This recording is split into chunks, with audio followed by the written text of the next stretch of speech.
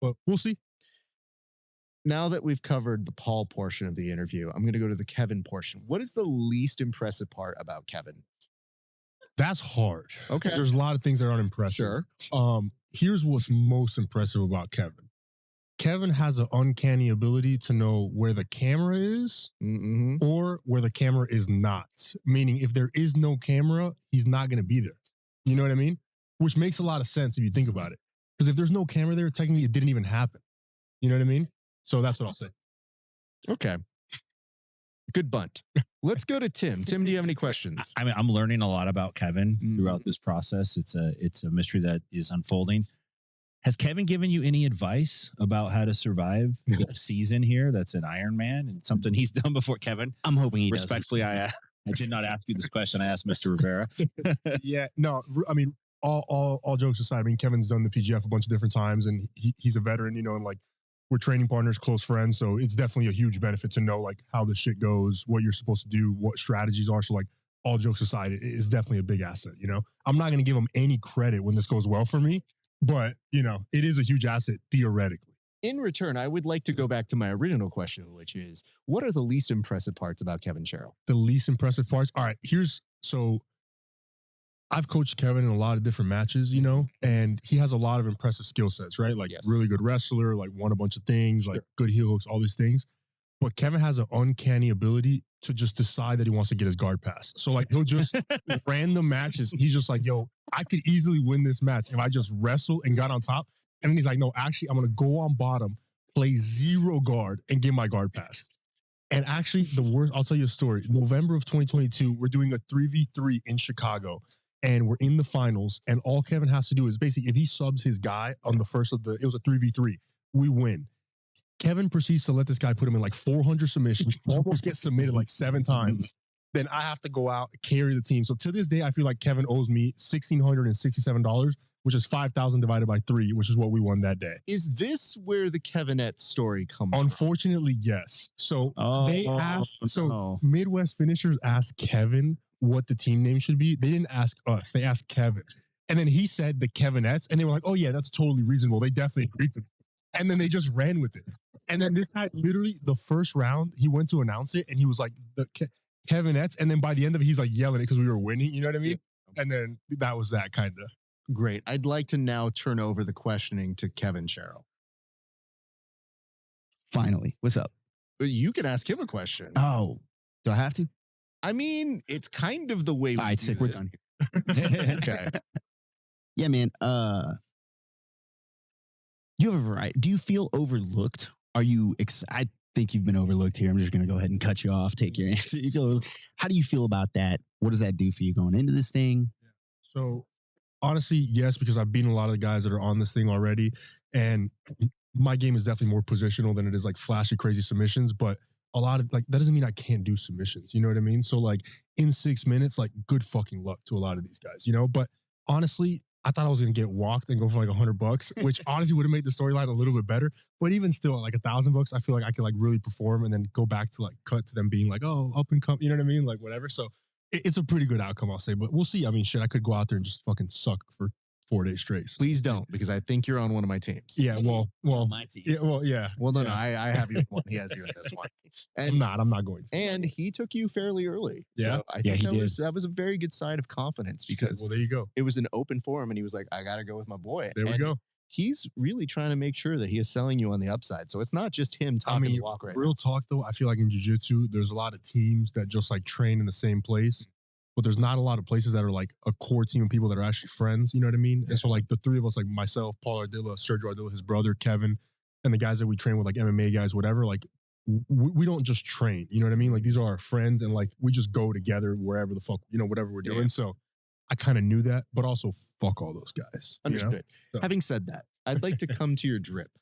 My drip? Yep. Okay. What you're wearing here So, today. you know what's funny about that is I got roasted backstage because I was standing next to somebody like, yo, that shirt's kind of short. And I was like, no, it's not. It's just hard to buy proper threads when you're tall. You know what I mean? Yeah. So I feel like a lot of people who are, 5'9" and below, like Kevin, they see a shirt like this and they're like, that's kind of short. It's like, actually, no, this is a large, but 6'2" people, that kind of thing. But no, I mean, people, that's a medium. That's the other thing. If you take professionalism, ability to speak to the mic fluently, dressing, and we'll say all other manners, our team wins by a lot.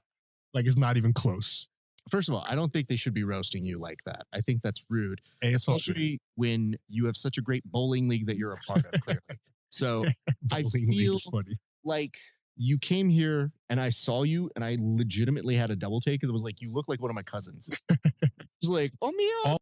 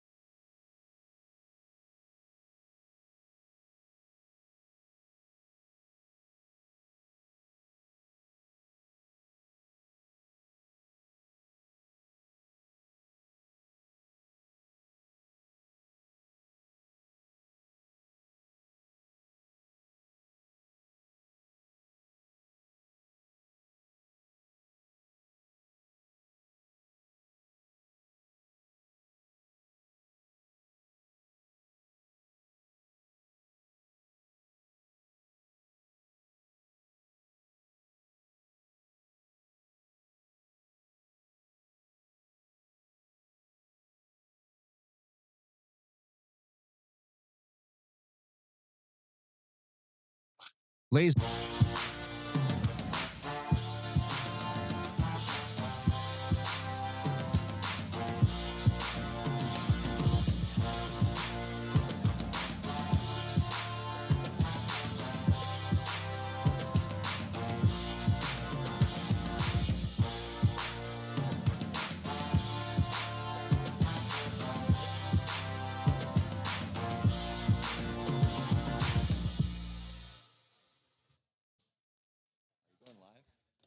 What is up, ladies and gentlemen? It is your favorite BJJ podcaster, your friendly one from the neighborhood, Rafa Esparza, coming to you live right now from PGF headquarters. It has been a great day for grappling thus far, and I am very excited to bring you back here. Guys, we have a lot to get to on this beautiful election day. Hopefully tomorrow we are done seeing ads on our television.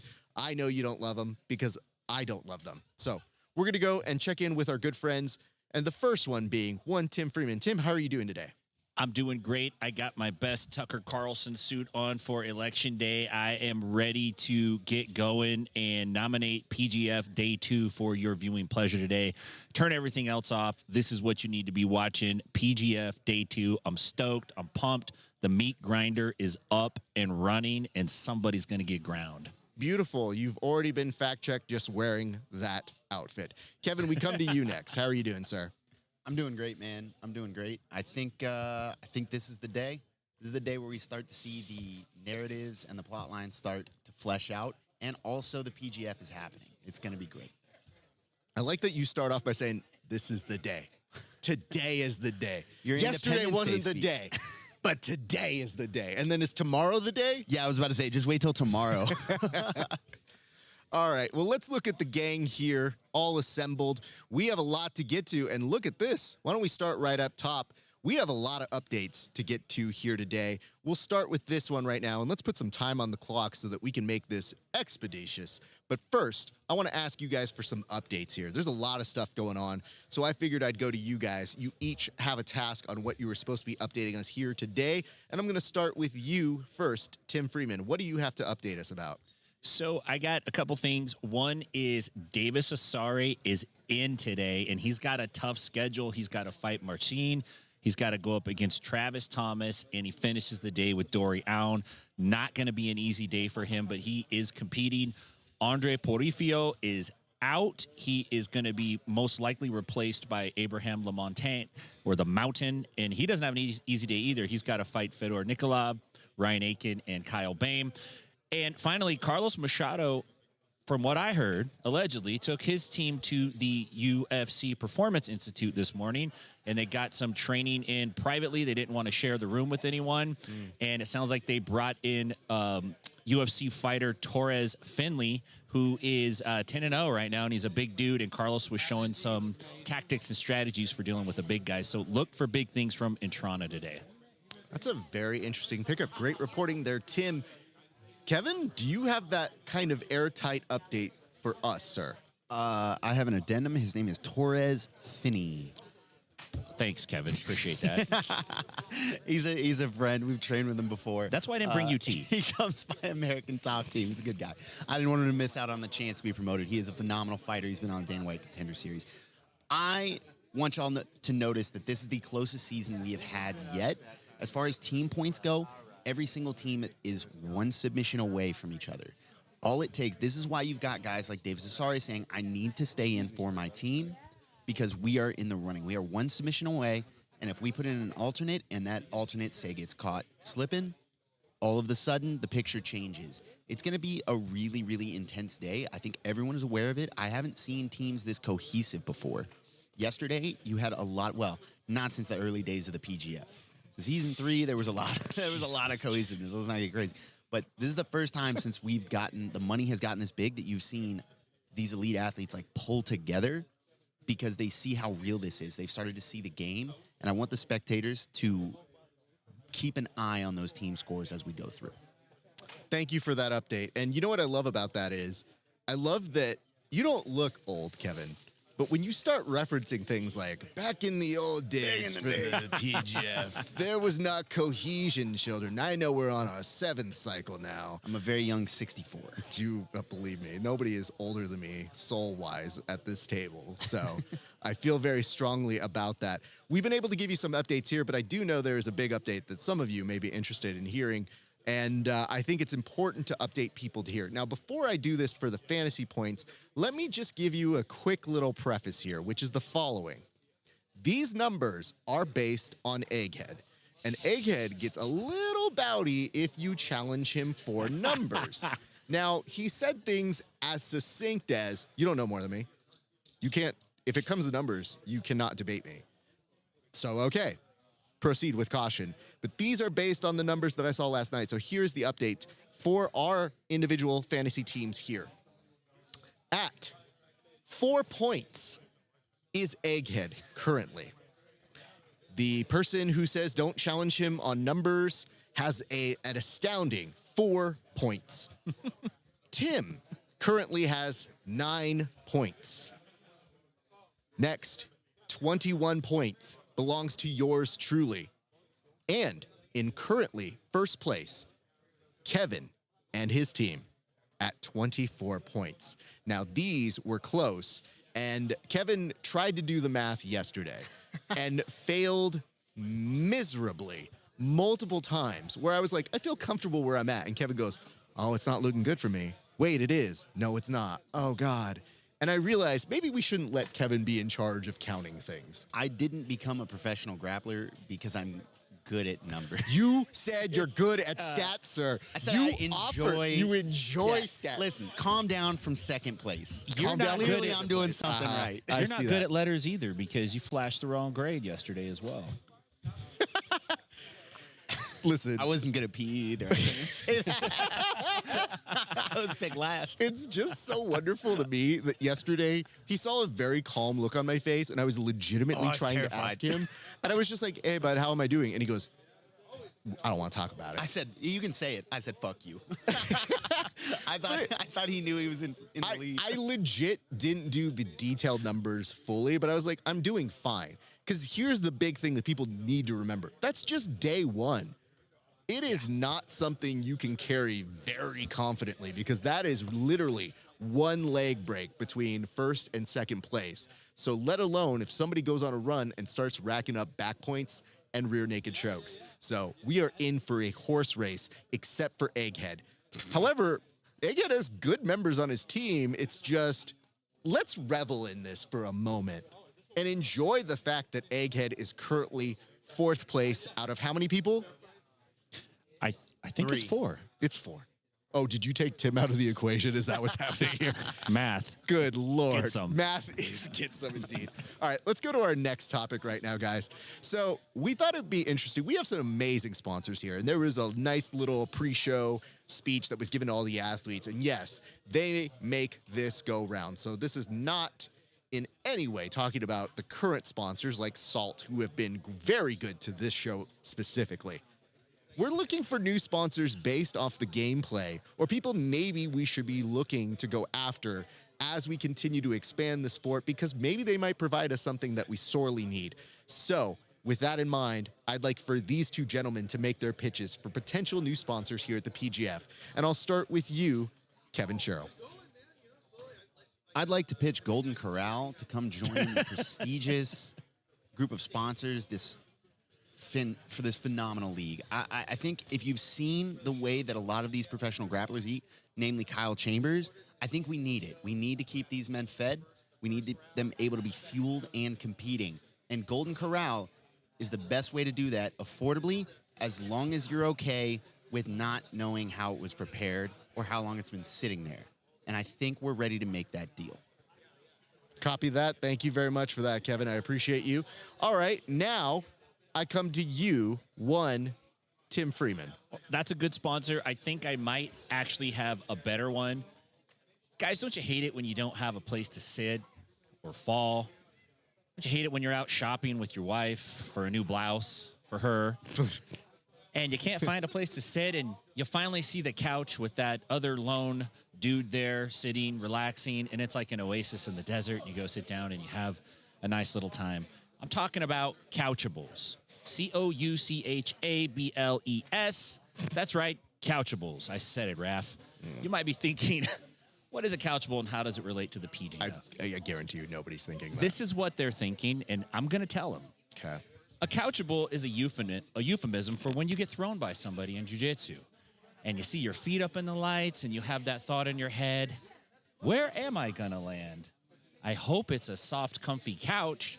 In the PGF, it is. It's also a nice, safe place for people to sit. We got a great line of Couchables. They have sliding casters on the bottom of them with break tension releases. You could have it slide 3 feet, 2 feet, or no feet at all. Fuck them. Let them get hurt. If you just sign up right now, Couchables, we got a 3-pack deal. It is the limited edition Andy Varela Couchable 3-pack. It's Scotch guarded. You don't want to get their staph juice on your body. Easy to wash. The covers come off. They go on. Perfect complement for your house and your dojo. We're talking Couchables. Take a seat. Thank you very much for that, Tim.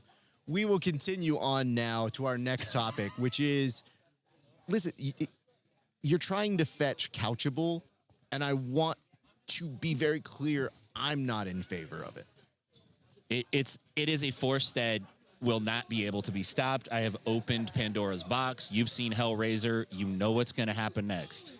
Yeah, Hellraiser 10. Like, they literally kept burning them out.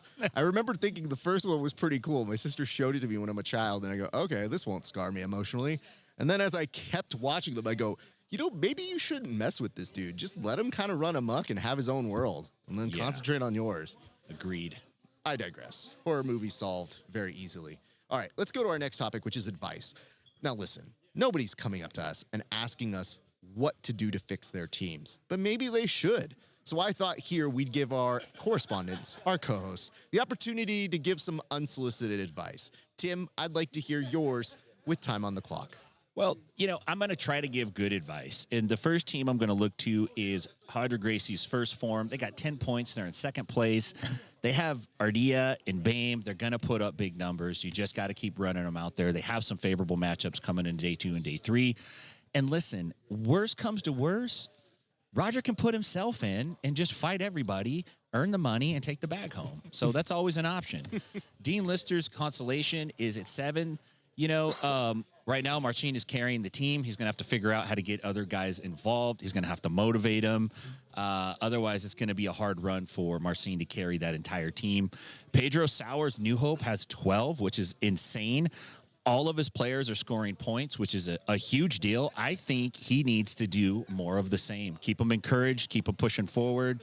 Let those guys do their thing. The team I think that really needs some advice in a good way is Carlos Machado's Entrana. I say turn Elijah Carlton loose. He's better off the mat than he is on the mat. He politics. He lobbies, he gets in people's faces, he can cross the aisle, he gets the deal done. Outside of that, you guys need to do some recovery. I'm talking, everything you could do. Cold plunge, heat plunge, the full Kevin Sherrill treatment, drink some salt electrolytes, stay healthy, and get out there. Thank you for that. Kevin. I think we need to talk about a spa day. I think we need to talk about the profound effect it can have upon your team. And you need to convince as many athletes from other teams to take that spot.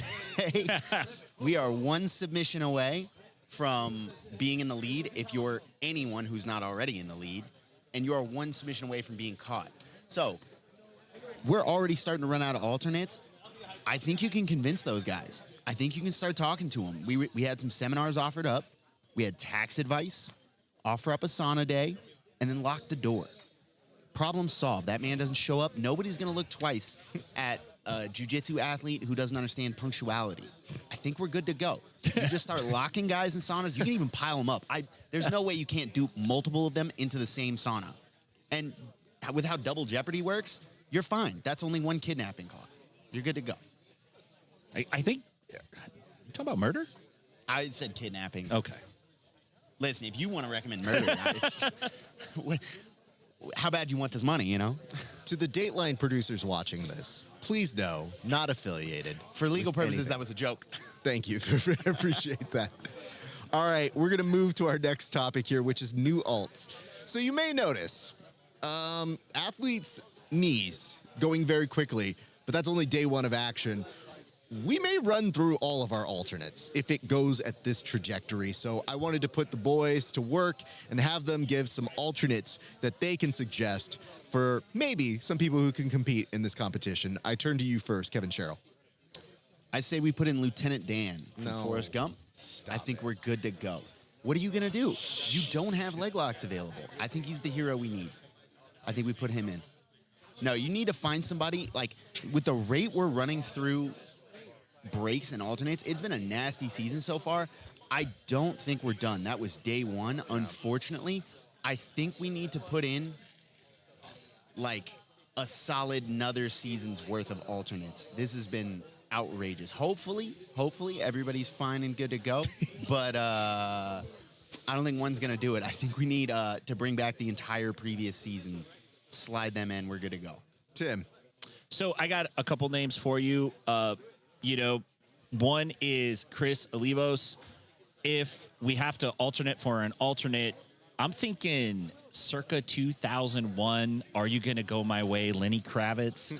He's got the glasses. He's got the faux jacket. I think he could pull it off. And Kravitz has got great defense. He can sing-song himself out of any submission. He could just be like, hey, got me in a calf slicer. I wrote a song about that. Would you like to hear it?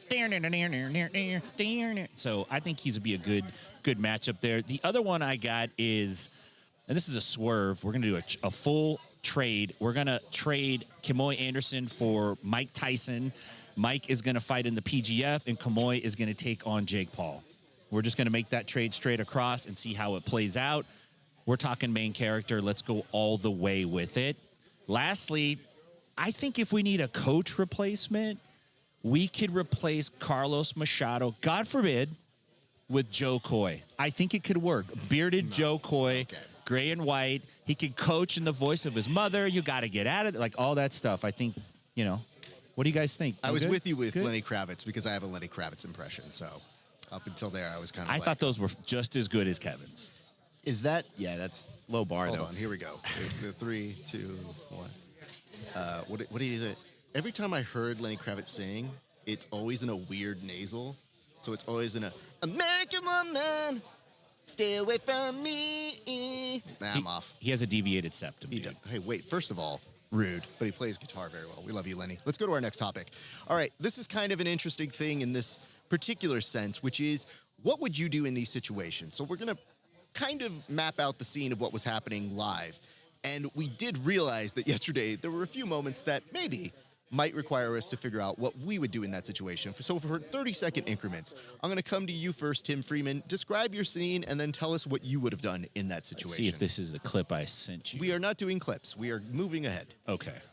What would I have done? Yeah, so describe the scene and then tell us what you would have done. So what I did was I opened up a salt packet. I pre-cut it open because I was going to pour it in and drink it as a bit, and I didn't want to have to deal with opening it up. I was so unnerved by the Fifth Circuit Court of PGF Season 7, their decision to go against me, that I got upset and I picked up that pack and I ripped it with my teeth, and as I did it, the whole thing fell in my lap. I'll tell you what I would have done. And it's controversial. It's highly controversial, but I would have showed up to court with no pants. That's what I would have done, because then I could have just stood up, dusted myself off, and walked away instead of having to dab myself down and clean my navy trousers up. And that court was out of line anyway. I don't even think I needed we're moving to wear on. pants to that Kevin, court. you now have the floor. What would you have done in your scenario? So if you watch at the end of the match with Ernesto versus Fedor, we saw a very interesting technique, jiu-jitsu being pioneered live, with Ernesto throwing about 6 hooks from the back, trying to open Fedor up. Fedor did the classic Home Alone defense to protect. He was on short time with inside of a body triangle with Ernesto on his back. Ernesto couldn't dig under the hands, so he just started swinging left and right, trying to wrap up the face. And to his credit, did get under the chin, ended up with a fully locked rear naked choke, didn't get the tap before the time ran out.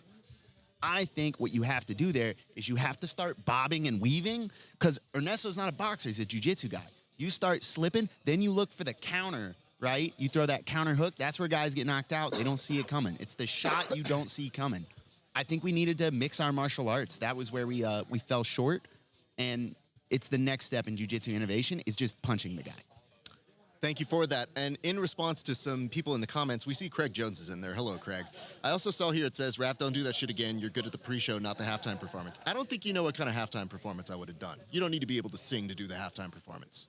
Black Eyed Peas. Anyways, let's move on to our next topic, which is vote. Hey, listen, I can think of no more important thing than a civic duty. Yes. So what I want to do right now is I want to turn it to a vote, and I think it's important. So in the comment section, if you guys would be willing to vote for the best pre-show element in grappling, we'd love to hear your response. So go ahead, put your vote in the comment section, and look at the following options. You got the PGF, which is us, for free.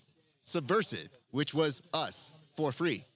The Bullpen, ADCC's CJI Super Show, for free $99. Or Flow Grappling, which you do pay $149 per year. I don't know what their show is called. I don't care for it. But I will tell you, it does exist. So if you get in your votes right now, we'll have it tabulated.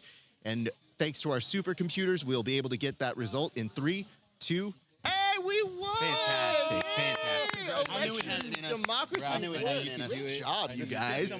Oh, that was brutal. That wasn't rigged. Hollywooded me. Anyway, let's storm the Capitol. Next thing, Bizarro. What we wanted to do for a quick little vote was talking about the effect of this. Yes, it is a no-gi, but Craig Jones, entertain us for a second here.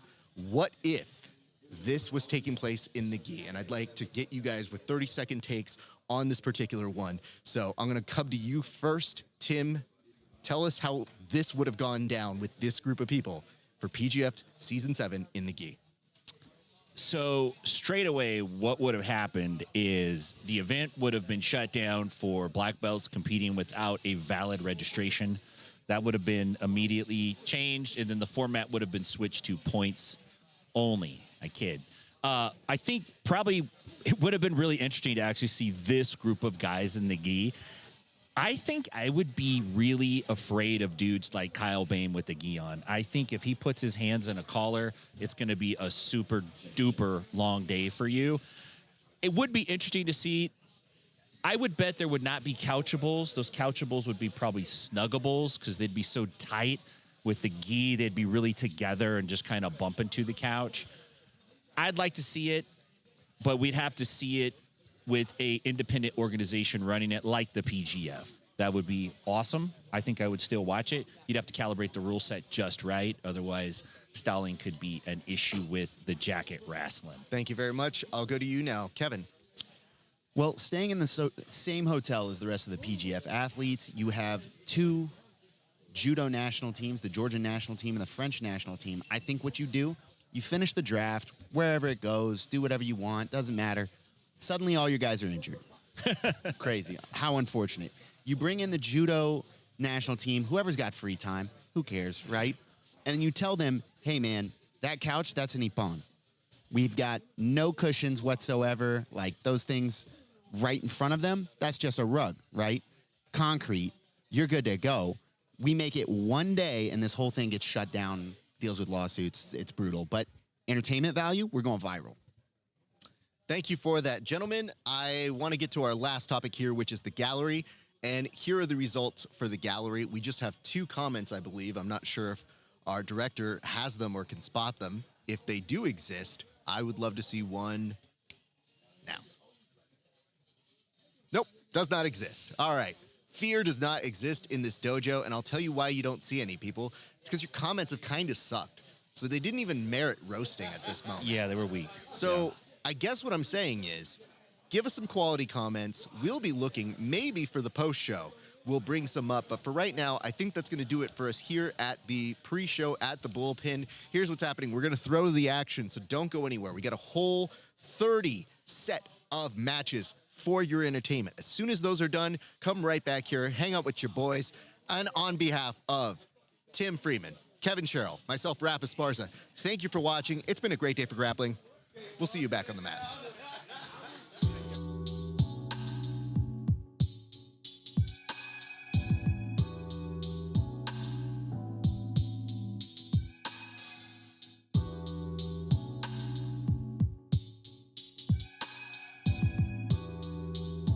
The bullfight critics, ranked in rows, fill the enormous plaza full. But only one is there who really knows. And he's the one who fights the bull.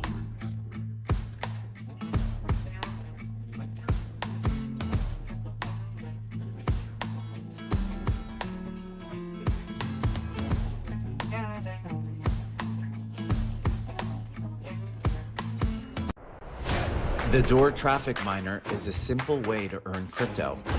There are 3 easy steps. Step 1, buy a DTM. Step 2, place it in a doorway at a home or business. Step 3, collect rewards in crypto for the data you provide. Join the revolution of datapreneurs mining real-time foot traffic data around the world. Brought to you by Door Technologies, made possible by Constellations Network. New hope is there for fighters and their families. You are not your diagnosis. New hope is changing the fight game. Heal faster, fight harder, compete for longer. New Hope Regeneration. Hope lives here.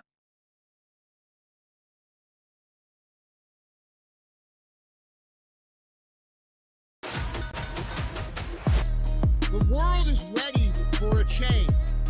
It needs people like you, people with drive, people with ambition. No matter how hard the road, no matter how long the journey, no matter what storms come our way, we cannot quit. It's going to be hard. It's going to take much longer than you wanted to. But if you don't quit, if you persevere, if you push through, it will be worth it. The world needs you.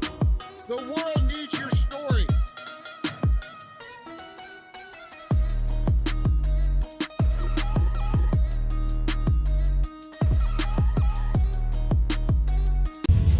Welcome to the PGF World, where the art of jiu-jitsu meets the thrill of competition. The returning warriors are here to reclaim their thrones.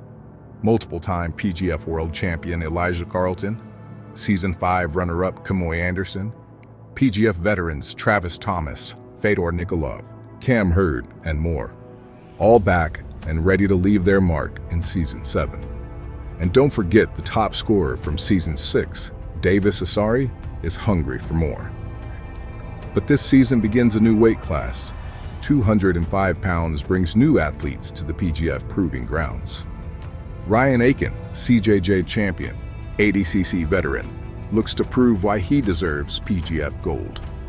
IBJJF silver medalist and CJI veteran Adam Bradley joins the fray. And ADCC, CJI, and EBI veteran Kyle Bohm booked his ticket in the Nashville qualifier. And we can't forget about jiu-jitsu standouts Kyle Chambers and Paul Ardea. These athletes are ready to shake up the league and leave their marks in the PGF history books. It all goes down in Las Vegas, the fight capital of the world, starting November 3rd.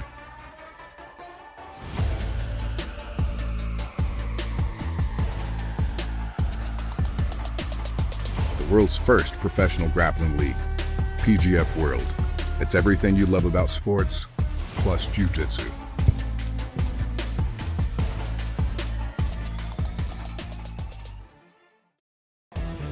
Las Vegas, Nevada, a city known for high stakes, is the site of PGF World Season 7.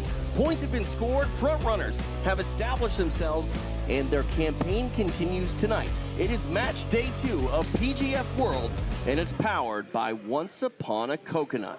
We are live inside a secret locale for match day 2 here of PGF World. Hey everybody, I'm TJ DeSantis along with the commish, BMAC, Brandon McCatherine, and apparently it's a casual Tuesday, BMAC. Where's the suit? Where's the tie? Listen, this is probably the most embarrassing thing that's ever happened to me. I got outdressed by TJ DeSantis.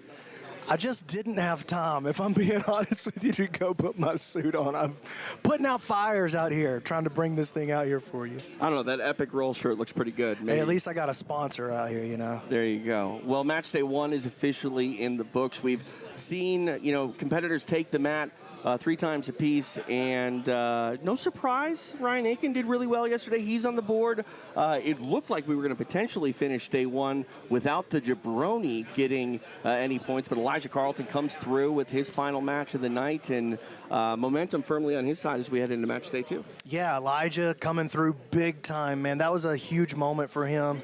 And again, just solidifying that he's the king of this rule set. He's absolutely the king of the PGF rule set.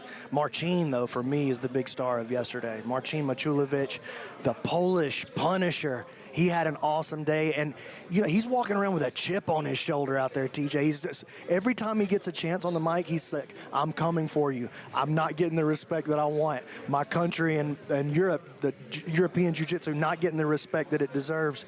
That guy's going to have a big day again, I think. Yeah, we talked so much about confidence and momentum, and I think he walked out of here, you know, maybe with the most confidence. You know, coming in, maybe not the most well-known, established guy. He said, "Listen, I'm going to make the world know my name." And after match day 1, safe to say, B-Mac, everybody in PGF world knows his name. We all know his name. Only a couple of us can say it, but we all know it. Yeah, absolutely. Looking back at the action, what's your biggest takeaways from match day 1? Anything that we should be, you know, keyed in on for match day 2? Well, I guess one of the big things for me is that first form team is not in first place. Right. They're first form, but they're not first place. Team New Hope coming in at number 1.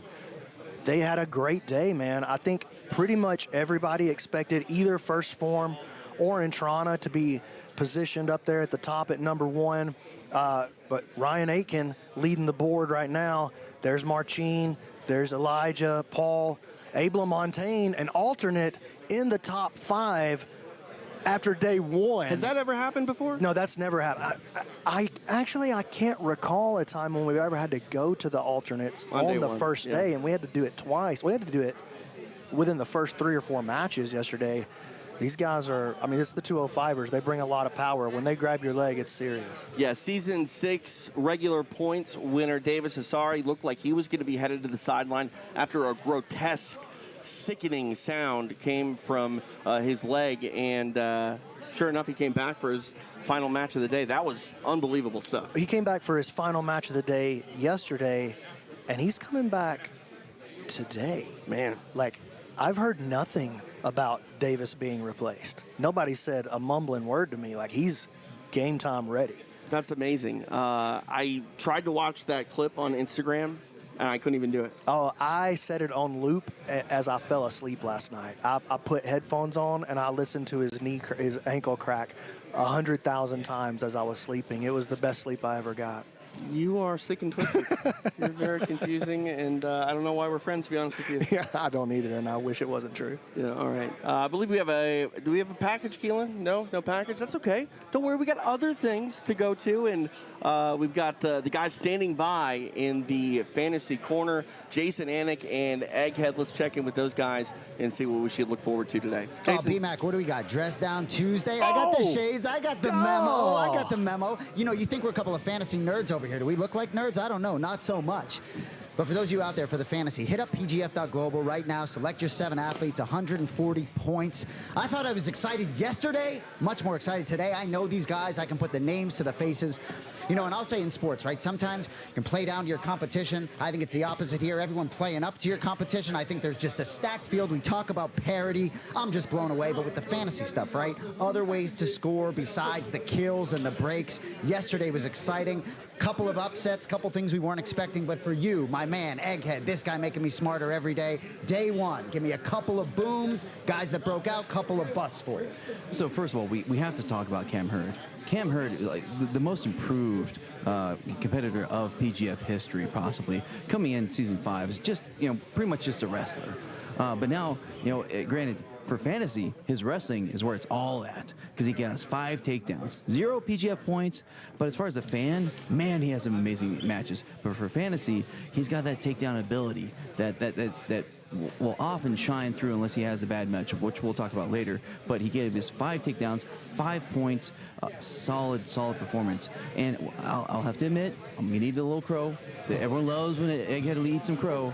I said, do not put Ryan Aiken on your team, because hey, you know what? He has some seriously hard matches. He was facing up against the hardest guys, against all of the other teams, and he proved us wrong. He showed why he is number 1, why, you know, Pedro Sauer and New Hope Generation saved all their money and got him with all they could, because, dang, 13 points against the hardest guys possible. Got a kill against Chris Wojcik, again, the top guy for Constellation. Got a break against Davis Asari, a sickening break that one of our broadcast people will not listen to. I listen to it. It's okay. It's fine. Don't fear it, TJ. But regardless, such a boom, so amazing. And so busts. Again, D Crow, I said you have to get Kamoy Anderson, season 5 runner-up, on your team because he knows that when he has a good matchup, he has to take advantage. He didn't. I said he was getting 15 points. What did he get you? -1, because he had stalling penalties. Yeah. So Egghead's team didn't do so well in that one. And again, I also said take Adam Bradley because again, he's a semifinal CGI.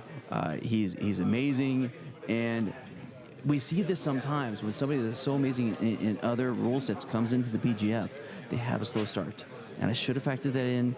I didn't, so it took until the third block. He did finally get a break. He got a submission, and now maybe, he's a player, but he didn't get the payoff that we wanted. Well, Aiken certainly looks like the class of the field now. And just to give you a little quick breakdown on the fantasy stats, right? Takedown, +1 point. Mount, +2 points. Back take, +2. Stalling. BMAC hates him some stalling, -1 point. Anything I'm missing on the scoring there? Well, that's all the extra fantasy points. But then again, every player you have still gets their PGF points. So if they get that kill or that, the choke, or neck crank, they get 6 points. So you still get that. And if they get that break, the arm bar, the wrist lock, which Egghead loves, or any type of joint lock, that's going to give you that 3 points. And if they get it within 1 minute, they get that elbow genie bonus point. So they still get all those things, but because we want to have a little more fun, because people want some extra points action going on, we got you those takedowns, those back takes, the mounts, and we got Matt Vega over here from Oast Nation, BJJ Balance Podcast. Shout out, Matt. He's the one making the call. He knows the rules. He's giving us the heads up, so we're making sure we do it all right. All right, so hit up pgf.global, pick your 7 fighters. As we spin it forward to day 2, 30 matches down, 90 to go, 30 more tonight. Talk to me, Egghead. Couple guys you're looking to start tonight, couple guys you're looking to sit on the couch. So again, Villa, pardon me. We keep getting the issues. It's Ardilla.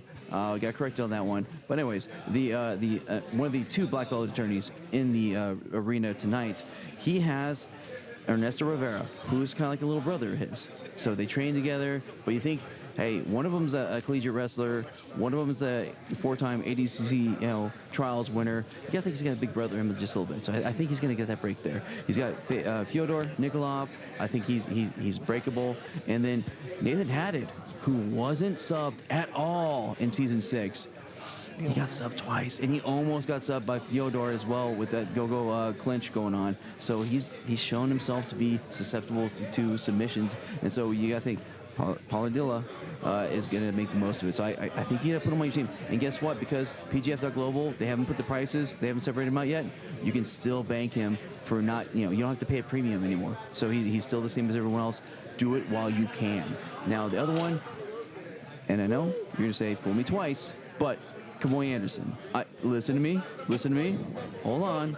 Okay, It's again, so funny. PGF Season 5 runner-up. He does know he has to make the most of the matchups. And again, Nathan Haddad, who showed he is submittable, he has him. Kyle Chambers beat him in a match a few years ago. He probably wants to get the whack, though, because that's a little more motivation. But he also faces Brad Schneider. And I don't want to pick on anyone, but Brad Schneider was submitted 3 times yesterday. Yep. So you get Nathan Haddad submitted twice yesterday. Brad Schneider submitted 3 times yesterday. You got the lineup? Yeah. You got to pick him. Brad sitting, and who else you got sitting today? Now, as we're sitting, Cam Hurd, big champ yesterday. Got all those takedowns. Love us some Cam Hurd, but here's the problem. He's facing 3 leg lockers that like to sit guard. You can't take down a guy that's sitting guard.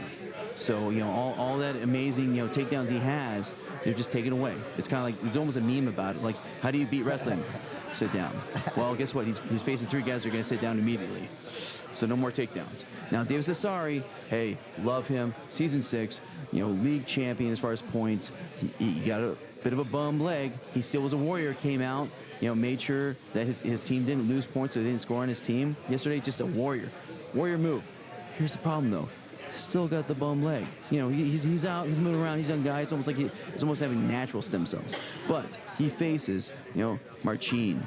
Talk about one of the littler guys against one of the bigger guys that's showing the Polish power. No, thank you, sir.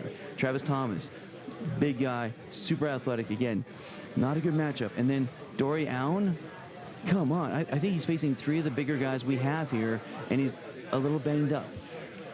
Not a good start. I mean, you want to, because we all love Davis Asari. Probably somebody you want to sit today. Well, I think the ankle's okay. Davis Asari, you can be sure, in my starting lineup. I'm looking for him to bounce back today. I don't know if we gave BMAC enough time to get dressed up. TJ, back to you, my brother. Anna and Egg, appreciate it. We will check in with them all night and all week long, for that matter, in the Fantasy Corner. We're in Las Vegas. Some stars in the house tonight. Saw Neil Magny a moment ago. Casually strolling through. In the chat, Craig Jones stopping by. Yeah, you know, shout out. Pretty good. And speaking of stars, we've got stars all around, one being one of our coaches. It is Dean Lister. He's standing by with our Alex Wendland. Yes, I am standing by Dean Lister, and we're not going to talk about what happened to him in his black eye because he almost started crying. So how are you doing, Dean? I'm okay. We can talk about it, a few bears, a few lions, a few kids, It's okay. It's a price to pay, but I did my job, you know what I'm saying? And using the black belt as a sling. Well, you have to improvise and use what's around you, right? I don't really have a sling, so I have a black belt. It's actually a friend's black belt, so got to improvise and adapt, overcome. Well, luckily your team is in much better shape than you right now when it comes to injuries. Martine was really the star of the show yesterday, getting those submissions in under a minute. So the Polish Power being a star for your team. Yeah, ironically, because I already knew his team, he told me, my coach, I faced his coach a long time ago in 2011 in England, and he actually went for my legs and really surprised me because I'm like, there's no way. Oh, he won't do it a second time. He did a second time. I'm like, if he tries it a third time, I'm ready for it, right? He almost caught me 2 times, so his coach was tough, and that's what this event is about, is people who go for submissions. I mean, I do respect point fighters. I respect them. That's fine. It's just a different part of the sport. So if you go for the submission, it's like a boxer that goes for the knockout. I'm not looking to just land more punches and run away from you. I'm looking to finish you, and that's what he's doing. I can tell by his eyes he has a lot of confidence, and yeah, he's kind of like the dark horse, like the mystery guy. And so I'm proud of him. All my team's doing real good. We're all tough, and that's what I like. I was looking for tough guys because at this point, everyone has to be tough. If you're tough, you can go very far. Yes, and Martine really said, you guys will remember my name after this tournament. And he has Davis Asari coming up, who had quite the injury yesterday. I know you're not going to completely strategize over his injury, or are you? No, I mean, it's a part of the game, but I feel personally like if you go after an injury on purpose, like I almost feel like you cheated. I feel like what if I didn't go for that? Would I have won? So I definitely don't make that a priority. I've had matches where guys I could tell were injured for sure on one side, and I want to make the whole game about their whole body and their whole system. I'm not looking at a weakness because I think that's you didn't really win, in my opinion. And the Slavic brother of Martine, Fedor, is also on your team, and he has a tough one coming up, but it's going to be against an alternate. So we're already seeing injuries this early on. Did you have any advice for him going in? Well, the thing is that Abe is very tough. Of course, everyone wanted him right away because he was the more known of all the alternates, and he had a good point. I submitted half the guys here already, and he has this special move. I saw it, but I couldn't really see it from the angle. It's like a spinning upside down, reverse toe hold. It's incredible. That's his one move.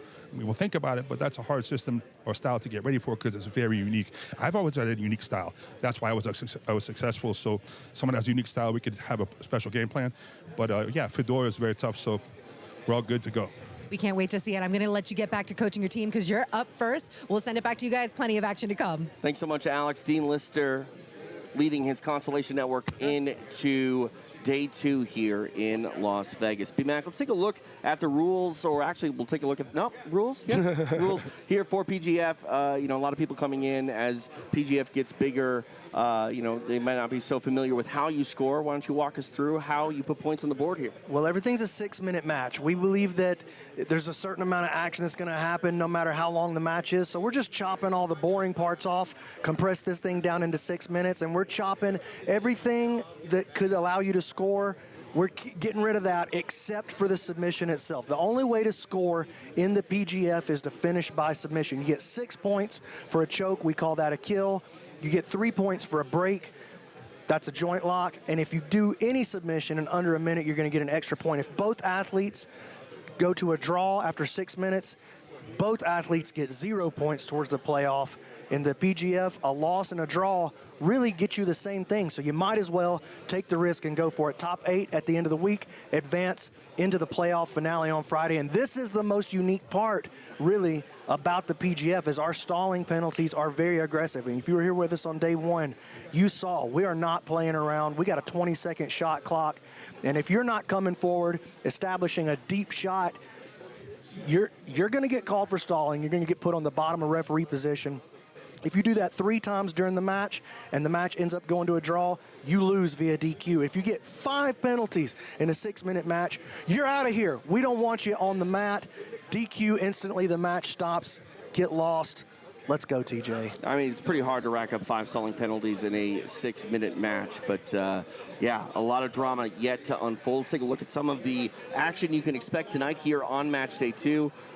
Big names out there trying to rack up points, not only for the playoff, but also that team prize of $100,000. Which matches are you looking forward to the most? Well, could we continue to see the rise of Abe LaMontagne off the bench straight into the game, and he's going to be playing off with Fedor right off the bat. And then right here, this is a matchup. If you've got Marcin on your fantasy, you got to be feeling pretty good. He's taking on the injured Davis Asari. Davis is coming out to play ball, but Marcin is coming out to take heads. Elijah versus Chris Wojcik. Kyle Chambers, Cam Hurd. That should be a super interesting one. Here's another one. Kyle Boehm looking to get a dunk on Brad Schneider. A lot of good stuff happening. Oh, and this one here I think is super interesting, actually. Adam Bradley and Travis Thomas. Travis coming in.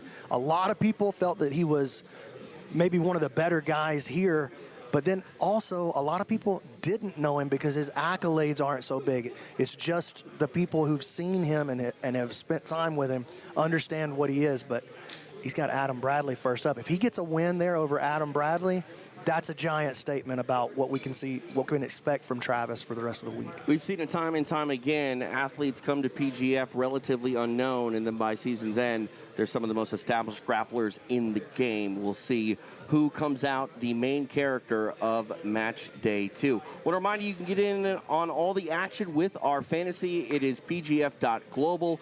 Man, it's a lot of fun to decide and draft a team. You can be your own virtual coach at home, and of course, it's always more fun when there's skin in the game. Yeah, and let me address this too.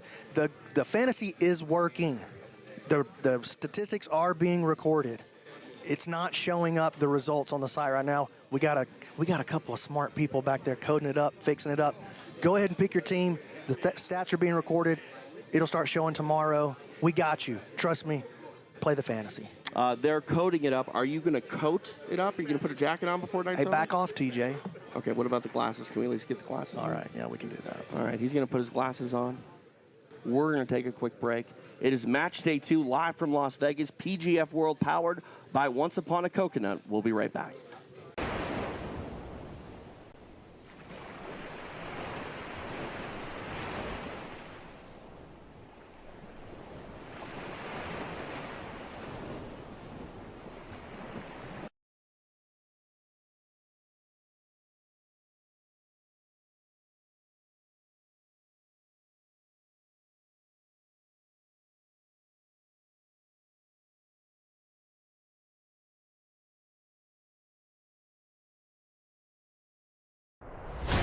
The Door Traffic Miner is a simple way to earn crypto.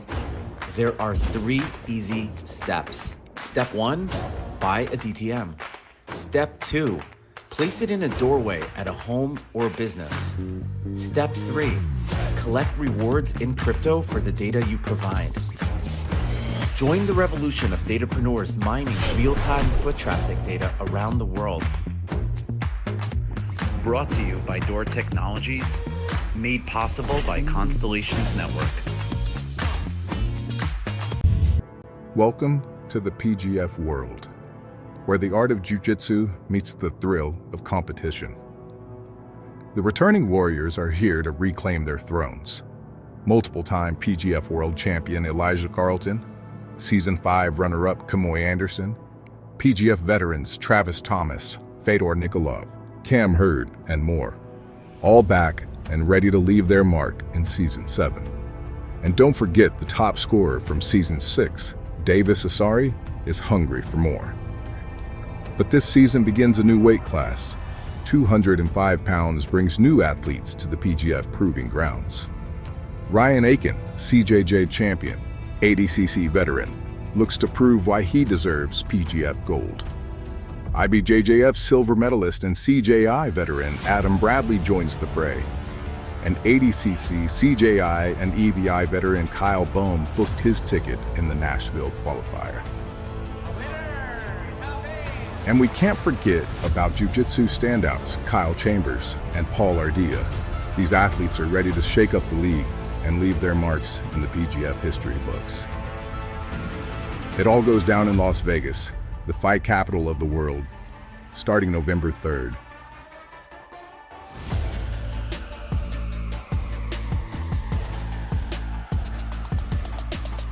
The world's first professional grappling league, PGF World. It's everything you love about sports, plus jiu-jitsu.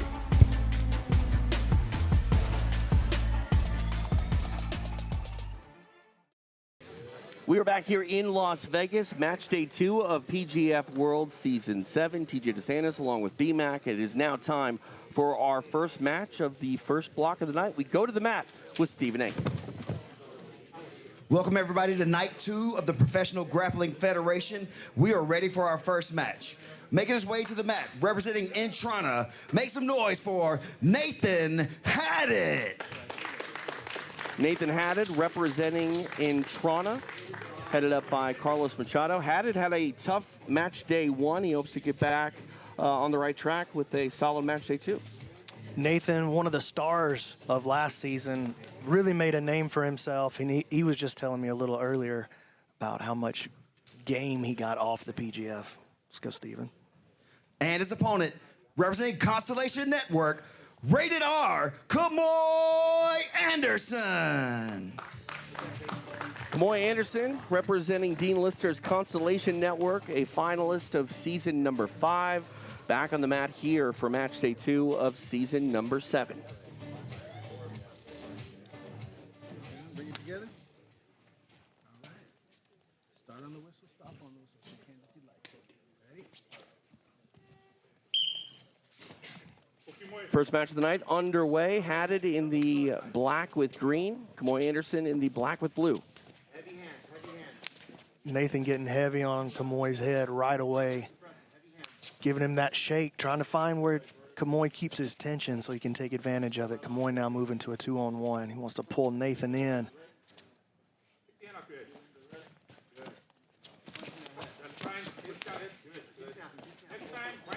Oh, nice little spin move there by Haddad. Already past the guard, but that's Kamoy's play, though. He likes for you to pass his guard so he can set up that truck play from bottom side. We saw him do it multiple times yesterday. Thought he had a twister yesterday. Yeah, that's what's interesting about PGF. You get to see all of these guys time and time again, and there's little tells that I think your opponents are scouting you out in the back. They kind of know what to expect, and you mentioned Kamoy definitely has a signature style when it comes to allowing people to pass the guard on the floor. Yeah, well, that is a super interesting thing about the PGF. We kind of saw that with Ben Eddy last season. You know, because you're going to jump out there 12 times, if you've got like a secret trick, right, that after 2 or 3 times, everybody's game planning for that trick, and these brilliant coaches are on the sideline showing you exactly what to do to avoid it. Nathan tried his famous slide by right there. Going to get a restart here in the center of the mat. We saw it yesterday. A few matches kind of took place primarily in the wrestling game, but they were incredibly entertaining. Well, Cam Hurd versus Caleb Crump yesterday was, I mean, I heard a lot of people saying they thought that was the best match of the day, and it didn't even end in submission at all. That's fine. Now go action. Now head down. Snap that head position on you. Kamoy holding the overhook.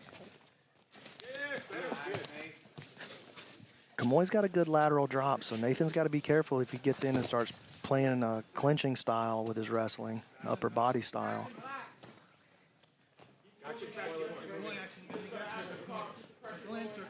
Just past 2 minutes of elapsed time here in our opening match of the evening. I want to remind you. Here's a shot by Nathan. Nice takedown. Solid stuff by Haddad. Going to get a reset here in the center. Little blast double. Want to remind everyone at home to join in on the conversation, whether it be Instagram or X. Use the hashtag PGF7. Had it working into a body lock. Nicely Easily done. passes, Wow. moves straight to the mount. And by taking the mount, he nullifies Kamoy's favored setup. Looked like Haddad was maybe thinking about Watch this trying triangle to choke. jump for that triangle. He's definitely thinking about it, but he needs to secure like a better position with Kamoy's right arm. Now moving towards an arm triangle. Halfway point of the match, 3 down, 3 to go. Do you like the aggression here of Haddad? I mean, a lot of time to work yet here, but he's going right after right away. Yeah, he should be. And this is a better position for Nathan to think about maybe trying to throw his triangle. The problem is Kamoy's got his ankle trapped, but that isolation that Nathan has over on his left side, he's got his knee up high behind Kamoy's arm, keeping that arm isolated.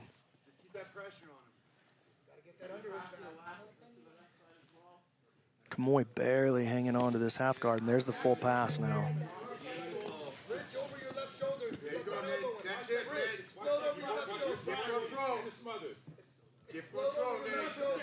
A lot of time here for Haddad to work.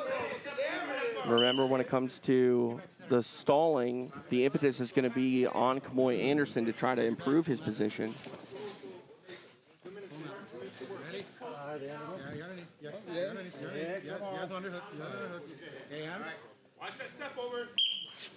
Action back underway. All right, Kamoy's got the shot clock on him here. He's going to have to make a big move.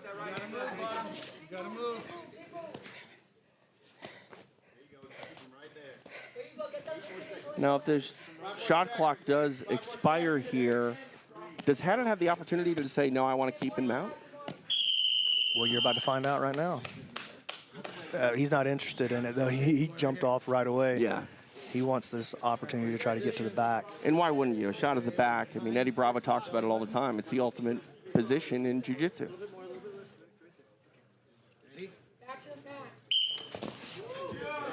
Kamoy makes a quick move. Nathan dragging him in, though.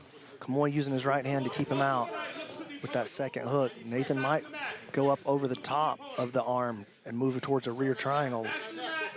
Anderson doing a good job at blocking it. That left hook, though, is secured. Now there goes the right. Trying to go belly down is Anderson.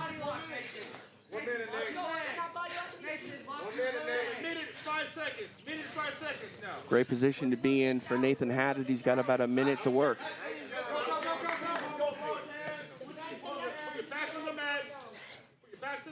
Kamoy's super good at this position. Defensively, at least. Very good in the overtimes. It's where we saw him beat Travis Thomas in the semifinals of the Season 5 playoff. Nice play here. Kamoy just able to get his hand on his other hand. Haddad trying to extend that arm. 30 Kamoy seconds is left. so strong, though. It's going to be hard to break his grip. He's starting to get an extension, maybe.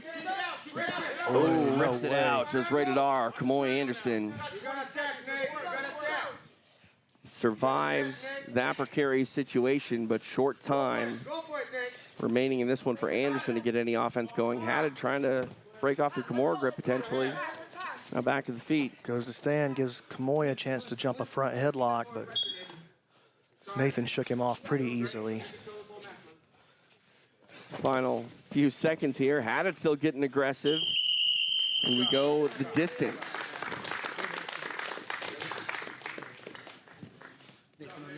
To make this one official, we go to Stephen Aiken. After 6 minutes, this match finishes with a draw. No points there between Nathan Haddad and Kamoy Anderson, but nice performance there by Haddad, who we mentioned had a tough day one. While he didn't get any points here to start day two, he was in some really dominant positions with a highly qualified and one of the standout competitors here in Kamoy Anderson. Yeah, he really had Kamoy on the back foot there that entire match. And at the beginning of it, Kamoy, you could tell he was kind of allowing Nathan, like once they got to the ground, he was kind of allowing Nathan to take the positions that he wanted, because Kamoy was trying to bait him into taking top side control, bottom side control, That's Kamoy's favorite spot to set up his truck, but because Nathan jumped straight over to that mount position and scored some fantasy points, nullified, not only did he get his points in the fantasy, he nullified Kamoy's favorite setups. Right, absolutely. Look at that. Everybody in the house tonight. It's looking good out there. Matt Wallstrom, the king of epic roll, on the sideline. You're here too. You're a Bobby star. Maximus. What did you call him the other day? The Incredible Hulk incarnate. Yeah, that sounds about right. Yeah. Matt Elkins, he might be the coolest dude in the room. It's funny that you went to Matt Elkins when Hodger Gracie's sitting right beside him. What's wrong with you? I know. You know what it is? It's the glasses indoors. It speaks to me sometimes, not in pleasant ways. And Matt Elkins, one of the coolest dudes in the room. Roger Gracie's pretty cool too. Both cool. Yeah, absolutely. All right, time for match 2. Back to the mat with Stephen Aiken. All right, for our next match of the evening, making his way, representing Intrana, give it up for Abe LaMontagne. Abe LaMontagne, the highly sought-after alternate, found himself on the mat in match day 1, and he is back here for match day 2. We'll see what he can do as he tries to put more points on the scoreboard. Back to Stephen Aiken. And his opponent, representing Constellation Network, the Russian Nightmare, Fyodor Nikolov. The 10th Planet product, Fyodor Nikolov, making the walk, representing Dean Lister's Constellation Network. See what he can do here on match day 2.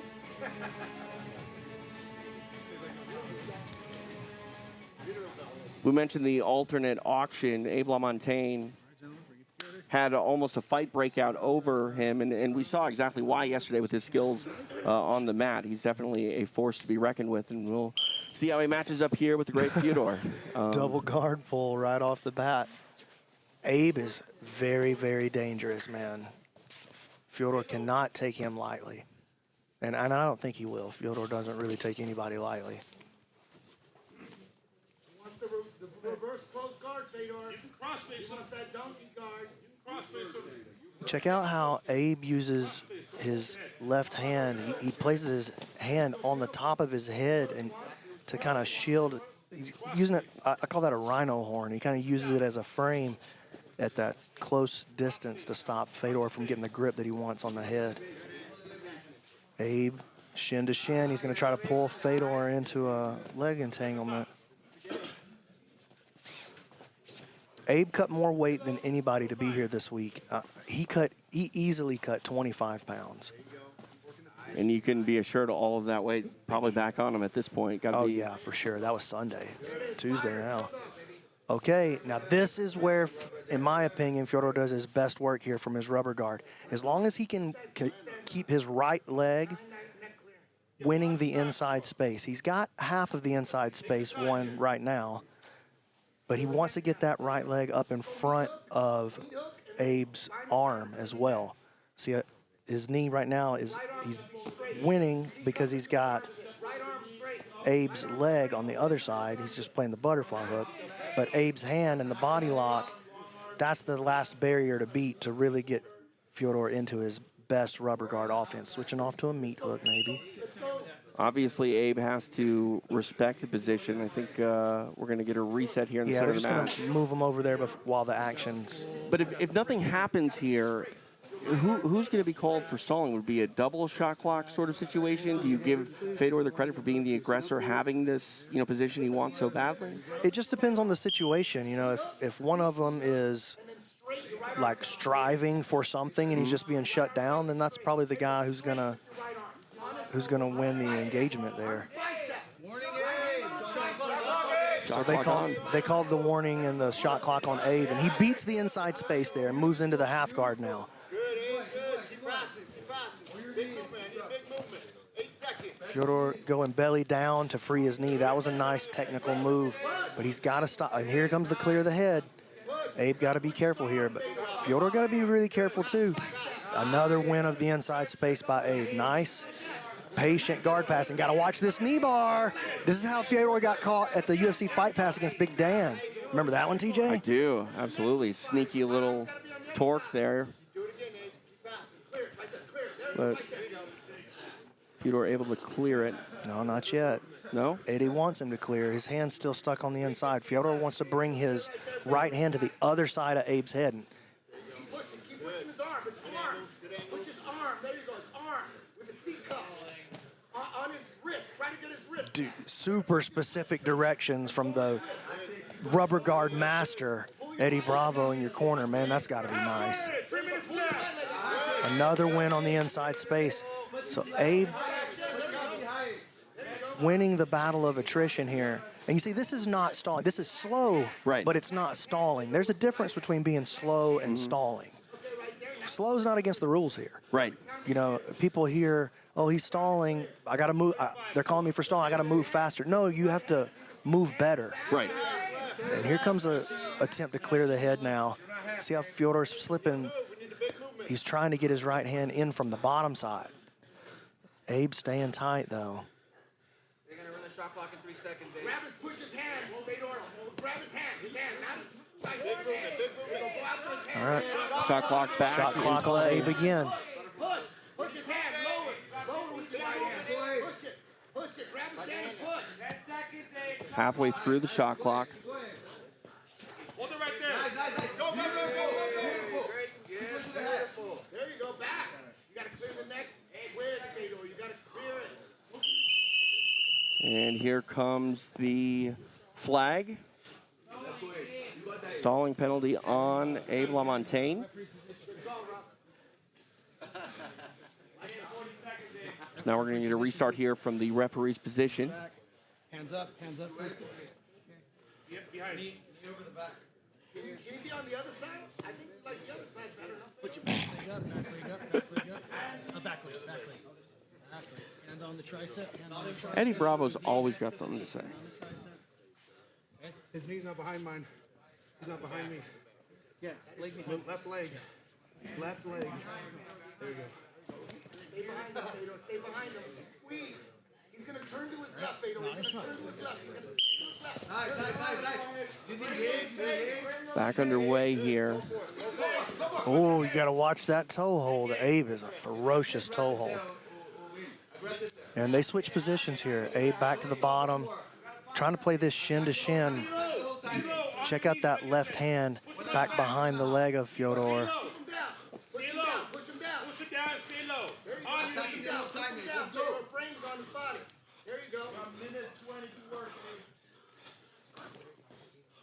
Look at the toe hold on that top leg. Watch your toe hold. Right there. 1 minute, Fedor. 1 minute. Now inside the final minute of the match. LaMontagne back to his feet.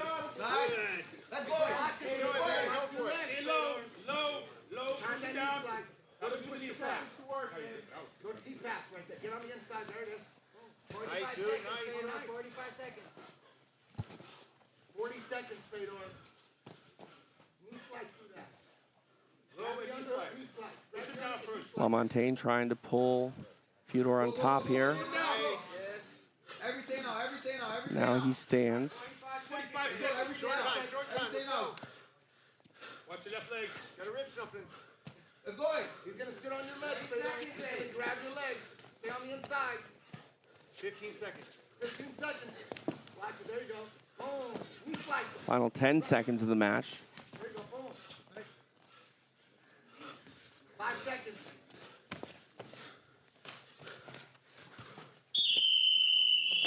That's a wrap. 6 minutes in the books. No points awarded. Let's go back out to the mat to Stephen Aiken. After 6 minutes, this match finishes with a draw. Really even matchup. Neither guy ever really able to get anything going or to take the lead, you would say, in the match. Obviously, there's no points to take the lead with, but neither guy ever really became the dominant offensive player. Yeah, I mean, styles make fights, and in that one, it was a bit of a stalemate. We'll see how they fare later on, as, again, we'll see both men 2 more times this evening. Time for our third match of this first block. We go back to the mat with Stephen Aiken. Okay, we're not going to go back to the mat with Stephen Aiken. Now we're going back to the mat with Stephen Aiken. Our next athlete making his way to the mat, representing in Toronto, Give it up for Davis Asari. Here he is. Davis Asari was questionable for his third match of the night, but no questions about it. He is back, just like he was for that third match. Match day 2, ready to get underway for Entrana's Davis Asari. Back to Steven.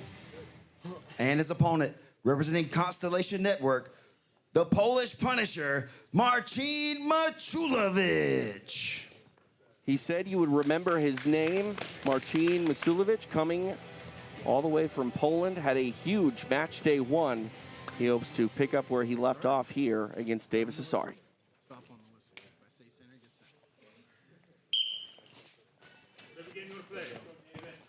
Davis got to be really careful here, but he's being aggressive. He's coming out. He wants to play ball with the big Polish boy. Oh, hell, it's a flying armbar. Marcin just shakes him right out of there. Davis is aggressive, dude. If you don't like watching Davis Asari do jiu-jitsu, you don't like jiu-jitsu. You know, all action is Davis Asari, but dealing with the Polish Punisher right now. Hey, I want you to be low now. Be low. Oh, Davis better be really careful with his legs here. We saw yesterday in that Porfirio match, Marcin is a serious leg breaker, man. He is very, very strong, much bigger also than Davis is. Sorry, trying to get free here.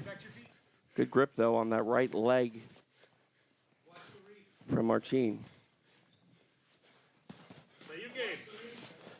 Ooh, nice job pummeling his foot over the top. Goes to the reverse X. Good balance by Asari, and now double outside Ashi. Davis got to be careful here. Oh my goodness. There's a tap. Smart play. Marcin getting it done. Gets the break over Davis Asari.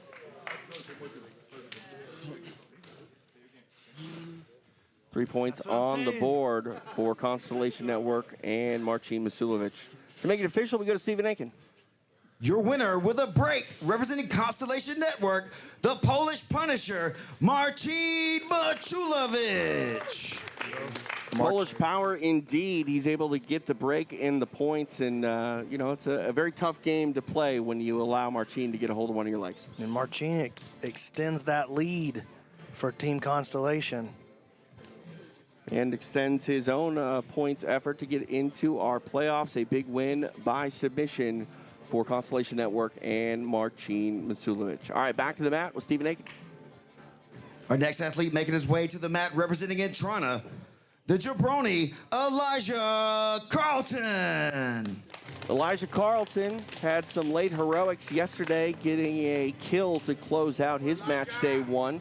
Most decorated grappler in PGF history. He hopes to follow up a solid match day 1 with more points here at match day 2. Steven Aiken. And his opponent, representing Constellation Network, Chris Wojcik. Here comes Chris Wojcik, representing Constellation Network. Dean Lister right behind him in support.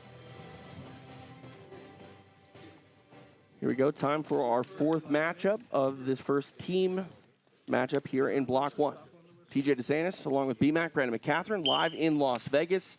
It is the site of PGF Season 7, powered by Once Upon a Coconut. This is a fascinating matchup. Chris, of course, one of the great leg lockers in the world in this weight class right now.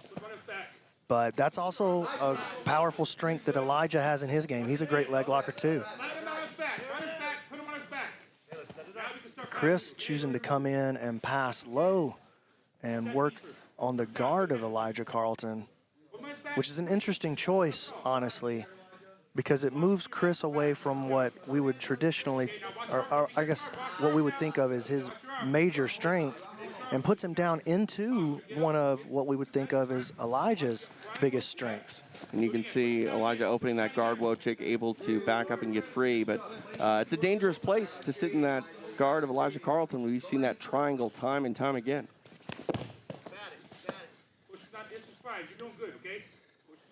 What a big win this would be if Elijah can find a way to get Wojcik out of there. Wojcik trying to body lock, and look at that powerful framing, lifting the chin. Just Chris decided he didn't want anything to do with that.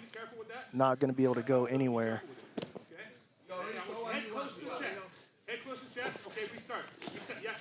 Now keep your head there close and start passing to your left. Heavy hips. Half butterfly here for Carlton. Hips down. I want your hips down, down. Ass to the ground. Ass to the ground. Open your legs. Yeah, he doesn't want that. Now start stepping over small. Watch the outbounds too. Breathe, to your left. Breathe, and let it forward. Watch the tilt to your left. As you step to your left, watch the tilt. Elijah pushing up on the chin here, trying to shut down this body lock pass. And there's a difference in the way that this body lock pass is working versus the way Abe's body lock pass was working. Chris is staying on the move with his, he's trying to pummel with his hips and find a place to get something going. Jason Anik and Egghead standing by. What are you guys seeing in this one? Egghead, talk to me, man. Pretty tough day yesterday. Chris Wojcik, just the schedule, tough for this cat. Another tough draw, day 2. Elijah Carlton. Yeah, definitely would not want to put him on my team, but I would like to take a step back real quick about one of the matches we had earlier, the first match. Nathan Haddad, oh my God. If you saw his match, he had 2 takedowns, he got the mount twice, and got a back take. He had 8 fantasy points. With that one match, he would have been in second place for fantasy for day 1. That was wild.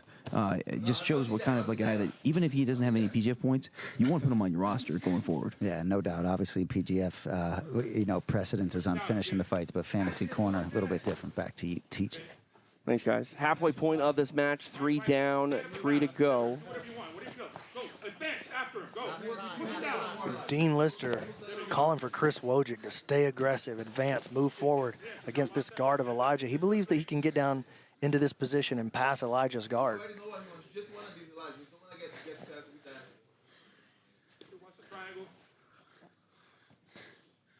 Wojcik drops his hip. Hips down now. Hips down, step over, big step. Wojcik hasn't been able to clear that butterfly hook yet. He's got both his feet on the, or both his legs on the opposite side of Elijah's butterfly hook now, though. Yep. Gotta be careful. I mean, as he gets closer and closer to the pass, he's walking himself directly into one of the strengths of Carlton's game, though. Carlton pushing on the face now of Wojcik. Let's go, Elijah. Push the pace now, Elijah. Push the pace now. Let's go. Last 2 minutes. Everything or nothing. Let's do it. Nice, buddy. Let's go. Believe in your thing. Believe in your thing. Don't give it up for free, though. Oh, look at that. Elijah gonna attack a leg lock. Play your game. It's fine. Trust in your instincts. Just careful the pound. There we go. That's grab his. Now Wojcik back to his feet. Touch over 90 seconds remain. 1 minute and a half. 90 seconds, guys. Let's get the half guard if we can. Knees down lower. Elijah caught Wojcik with a knee to the head as he came in, diving for that guard pass. 120. Just a minute left. Let's go. Looks no worse for the wear, though. Nice. I like that. I like that. Well, look at this. Elijah trying to move into a leg lock. Take it. You know what to do from there. You know what to do from there. You know what to do from there, Elijah. 1 minute now. Bails on it. 60 seconds left in the match. Let's keep shooting for that. Aggressive. 50 seconds. Carlton getting creative. Maybe a little attack from the top, Elijah. 45.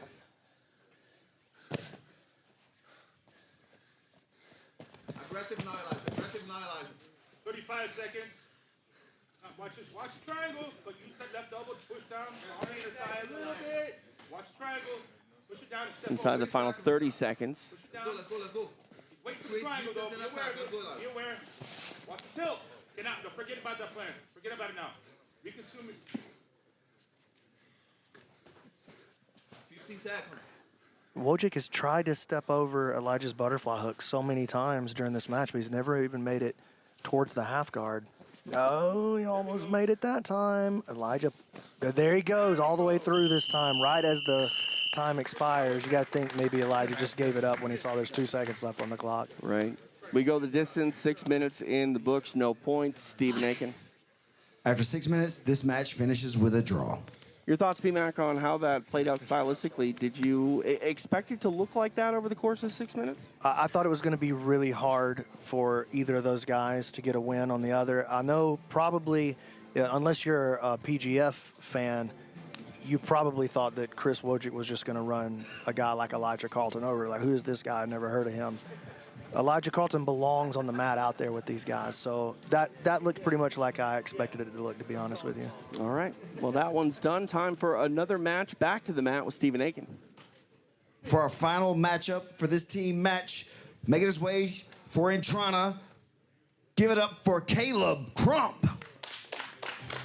Caleb Crump, very entertaining yesterday, especially in that match with Cam Hurd. We'll see what he can do here in his second day of Season 7. Back to Stephen. And his opponent, representing Constellation Network, give it up for Sebastian Attard. Sebastian Attard ready to get his match day 2 underway. Again, he represents Constellation Network. And Sebastian, if he can score this win, man, that would be a huge deal for Team Constellation. They're about to win this team matchup. If this goes to a draw, they're going to win this team matchup. If Sebastian gets a win, they're going to win the team matchup. So Crump really needs to put at least 3 on the board right here so that they can at least be tied with Constellation as they head into the bottom of the block. Okay, both these guys are very aggressive. I expect a very high-paced match. Sebastian's a finisher, though, man. He finds a way. He's a good leg locker. Very strong. He'll just we saw it at the qualifier, the Austin qualifier that he won. He'll just grab your leg and just start ripping, even if he's not in a great position to do it. And sometimes he'll get the tap out of it. Head position, head position. Great. This head there is really good. Nice, Caleb. Good job, Caleb. Shoulder crush here. Yeah, Caleb's staying low. He knows that Sebastian wants to get on his legs, and Sebastian's starting to set up that shoulder crunch there.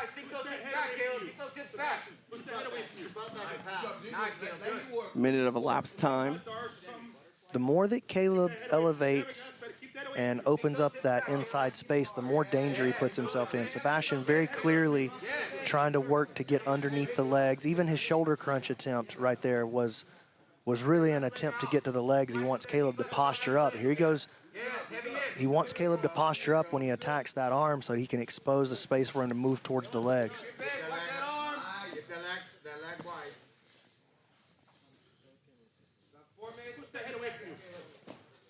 Good job, Caleb. Good job,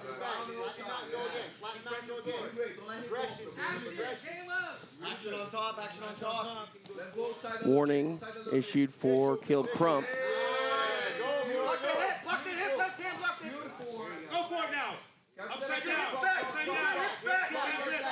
Here goes Sebastian, starting to build a little bit of momentum. Back step onto the leg. Didn't clear it, though. He wants to step his left. He wants to really elevate that left leg and back step all the way over, and there it is. There's a dangerous position to be in against Sebastian Attard.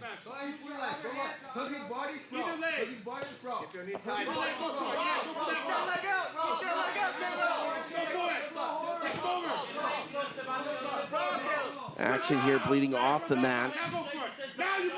I thought he had it right there. And look at that, Caleb navigates it.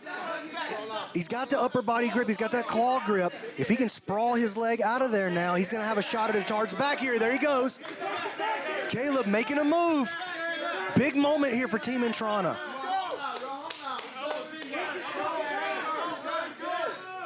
Trying to settle into mount here is Crump.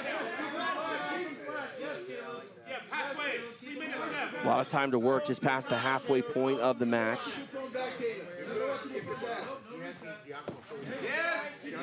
All the way into the mount, picking up those fantasy points.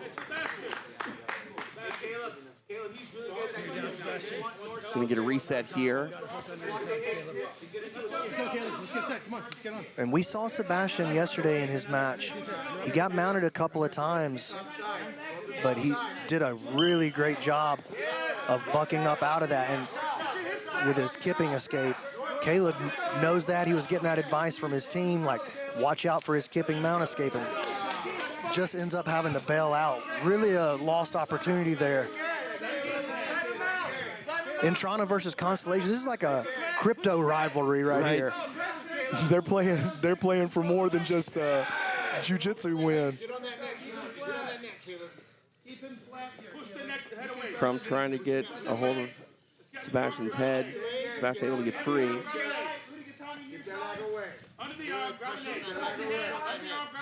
Keep him flat here, Caleb. Good job. Oh, look at this.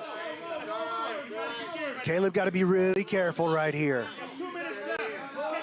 Sebastian trying to set him up for this triangle. He's going to get a look at it. Big moment here for Sebastian Attard. He doesn't have it locked up on either side. There's the reverse triangle. Caleb, oh, nice job. He slips.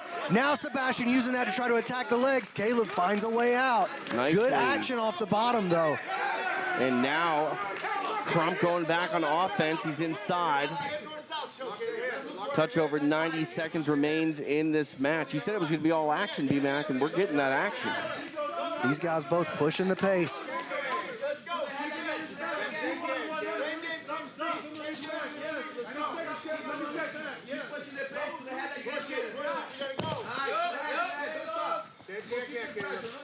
Crump trying to clear those legs. Watch your position, watch your position.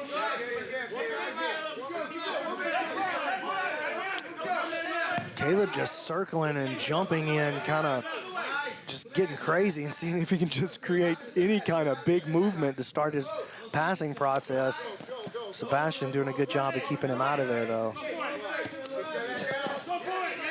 Okay, now Sebastian works himself into an arm saddle, but time is running out. Trying to make the Oh, he's got a adjustments here. triangle looked Yeah. up on the backside, though. Look at this, wow. Sebastian getting offensive. He's got a triangle choke. 30 seconds, a short time, but it's enough to put out the lights if the grip is strong enough. And Sebastian's definitely willing to sell everything to try to finish this thing. Oh my goodness. High drama here, now going for the arm. Sebastian Attard looking to close it out with 15 seconds left. Can Crump hold on? He does, and he passes the guard. Wow. Knee on belly, but time is going to expire. What a match between Sebastian Attard and Caleb Crump. Phenomenal match. It goes the distance. To make it official, we go to Stephen Aiken. Well, guys, impressive match. Unfortunately, this match, after 6 minutes, finishes with a draw. It wasn't for lack of effort, though. We saw a lot from both gentlemen and BMAC. It looked like we were going to see some high drama there and almost a stoppage from Sebastian Attard, but Crump able to navigate it. Yeah, Crump did a nice job surviving a couple of really tricky positions. You can see here that, oh man, he almost had that reverse triangle locked up. Used it to try to switch off to the legs, not really able to make it happen. Caleb continuing to just move around the guard by circling, and that was really the place where he found most of his success during the match. Really aggressive were both gentlemen, but it was Crump that survived, stayed out of some late danger, and that concludes our first team match of Block 1 of Day 2 here at PGF World Season 7, and not bad for Constellation Network. They're sitting pretty good as we head to the bottom of the block. Yeah, they just a little bit of an add-on to that lead that they got, just a touch of an add-on. All right, we're going to add on to our action with our second team matchup of this first block. Back to the mat with Stephen Aiken. We're ready for our second team matchup of the evening. Making his way to the mat representing First Form. Give it up for Kyle Chambers. Here comes Kyle Chambers representing Roger Gracie's First Form team. After the draft, BMAC, everyone was expecting First Form to be in first place after day 1, but that was not the case. Now Chambers, he's making a dramatic entrance. Oh, yeah, here he comes. There he is. Yes, clap now. Thank you.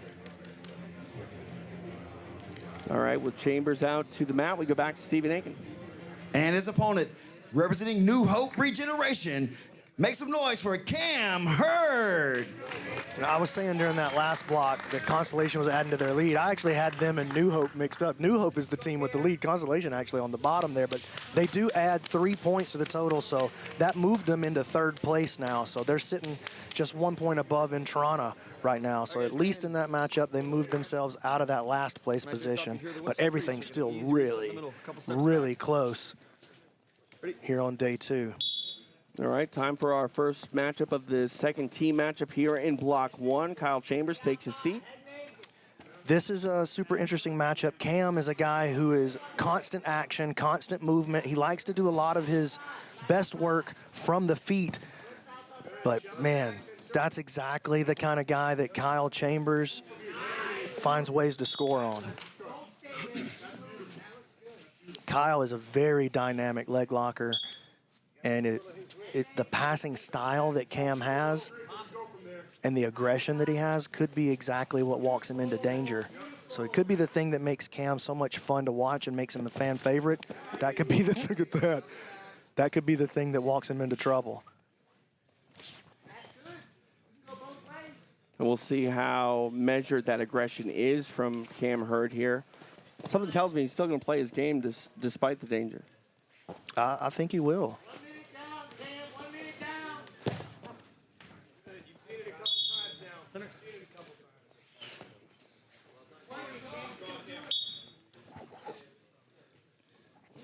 Cam Hurd has become a staple here at PGF, his 3rd straight season in number 7. And check out that grip that Cam keeps on the shin as he goes to the side. He's trying to get to the shin with his right hand, or depending on which side he's going to. He's trying to get to the shin with his hand and then get to the head of Kyle Chambers with his other hand. See that? Mm-hmm. Kyle, though, is so comfortable inverting, throwing his legs into different positions, like using his legs to pummel back. It's going to be pretty hard to pass Kyle's guard like that. Very tall guy is Kyle Chambers. I mean, he seems like he's almost doubly as tall with the way he moves, inverted, always like just very leggy, and all those legs are a problem. Uh-oh. Kyle has a grip behind the knee. Cam just a little too stubborn, a little too strong.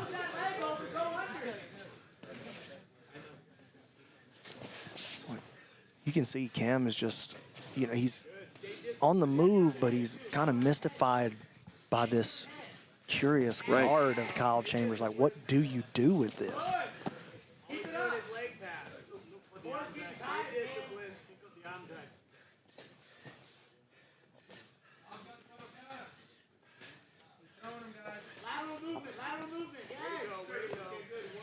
Cam trying to pin down that right leg of Chambers as he looks to pass. Yeah, but every time he pins the leg and tries to move towards the head, Kyle is so good at taking the other leg and pummeling back in over the top, either posting it on the shoulder or posting it to the inside of the arm.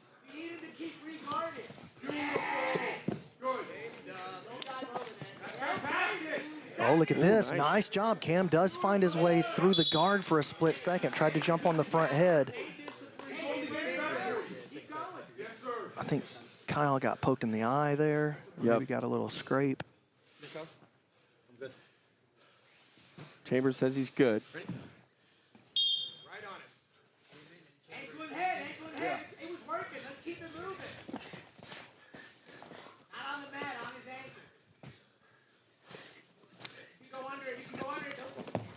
On a leg now is Chambers. Chambers trying to use it to come up to top position. He does, and they're going to reset him back in the middle, and they're going to reset with Cam on the bottom position, I'm pretty sure. It's a big sequence there for Kyle Chambers. They're trying to take note of everything, where everything needs to go, so when they reset, there's no debate. And shout out to our referees. They did such a great job yesterday at controlling those restarts and situations. Athletes always trying to get maybe a little more than they had on these resets. But referees doing a great job at making sure everything is earned and not given.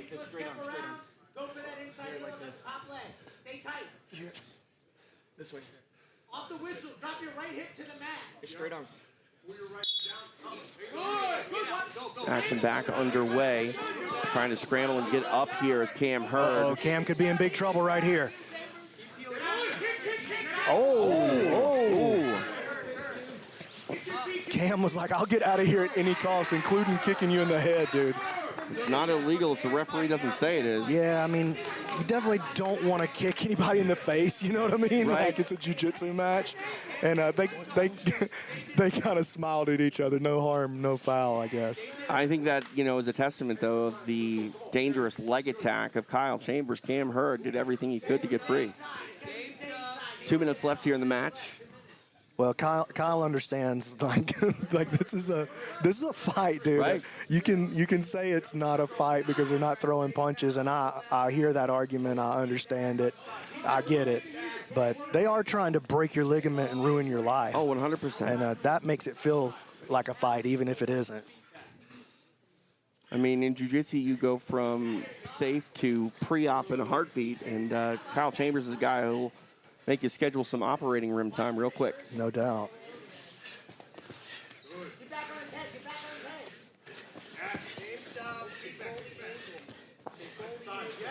Oh, here goes Cam around the guard now. Nicely done.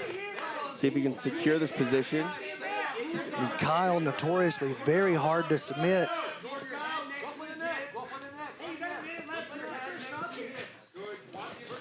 Great guard recovery, just patient.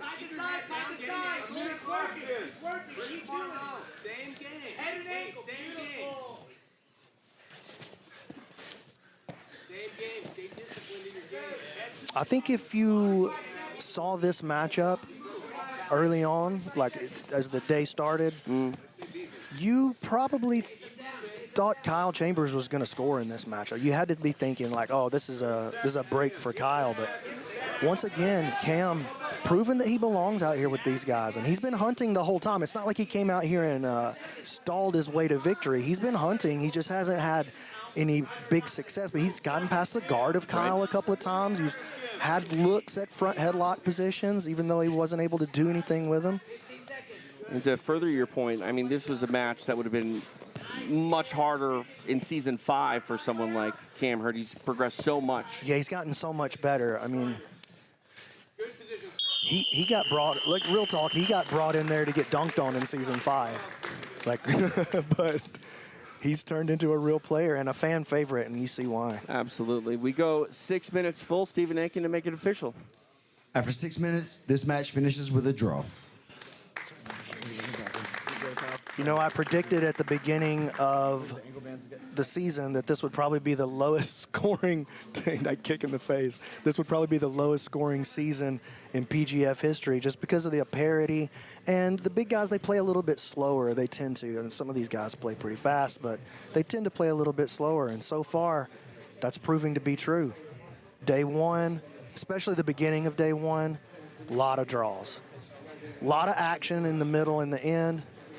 But we're starting out day two with quite a few draws as well. And check that out. Marcin sitting in first place right now with 11. Yeah, we're not done yet, but the point's always a factor here at PGF. And $100,000 on the line, 2 points separate First Form and New Hope Regeneration. So we'll see. And Team Constellation, they scored 3 in that last team matchup, so that actually pulled them up into third place. All right. Time for our action to continue here at match day 2. We go back out to Stephen Aiken. All right, we're ready for our next athlete to make his way to the mat. Representing First Form, give it up for Paul Ardilla. Paul Ardilla back on the mat for match day 2. He was the first man drafted on Sunday, also the first man to score some points on match day 1. We'll see what he can do in his first match here on match day 2. Back to Stephen. And his opponent, representing New Hope Regeneration, Ernesto Rivera.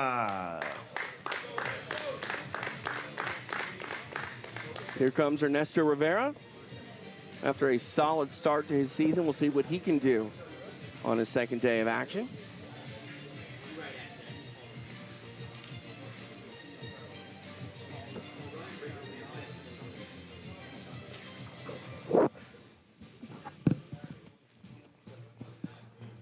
Couple of teammates about to square off here.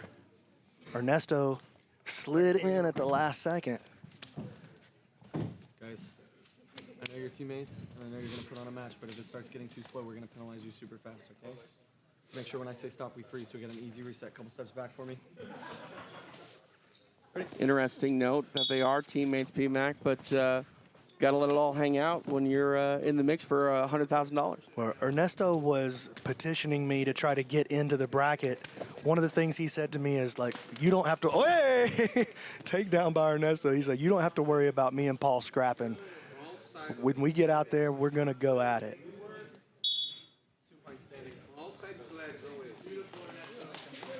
Supine standing. Stop, stop, stop, stop. Supine standing, no connection. Closer, closer, closer. Supine. Supine. On your back. I don't know what that Just means. on your You're back. Supina, espalda.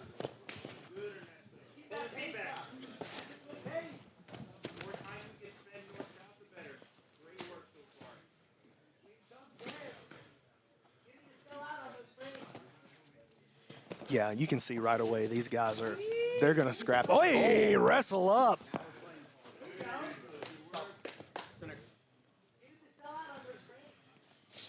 Supine, Paul. Jesus. He's like, if you say supine to me one more time.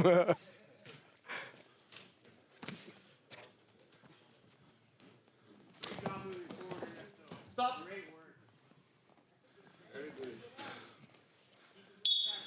Just past 1 minute of elapsed time. Oh, big takedown.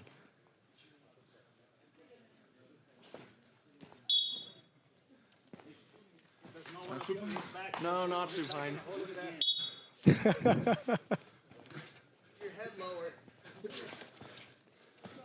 If Nunchuck Alex is watching, I just need a meme with Weird Al that says supine.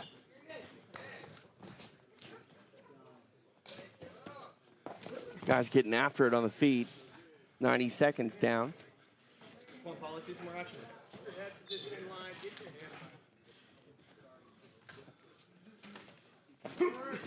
Ooh. Stop. Good job, Ref.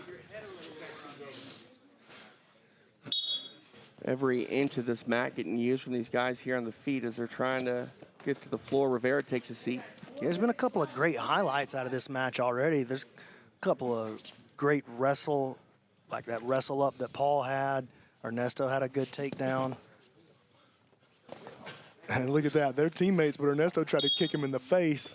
I mean, that's the thing about teammates. Sometimes when they square off, they're so familiar with one another that, you know, they get after it and they can nullify each other, but they can also, you know, get a bit aggressive. Well, you know you're still going to be homies when it's all said and done. Like, we're both out here to do a job. Right. And if I have to kick you in the face, that's just the way it plays out sometimes. If me and Keelan had to get out here and have a match, I'd try to rip his neck off. Of course you would.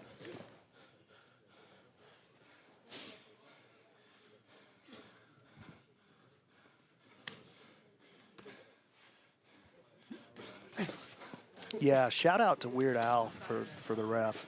Heath Masery. We all been calling him Weird Al, though. I just feel like it's the right thing to do, TJ. Yeah, he's the Weird Al of Jiu-Jitsu. Asked if he could play the accordion. He said no. I hate to hear that. First record I ever bought, Weird Al Yankovic's Bad Hair Day. That was the first record First you record ever I bought? ever bought, yeah. Dude, can we get somebody else on this broadcast? What?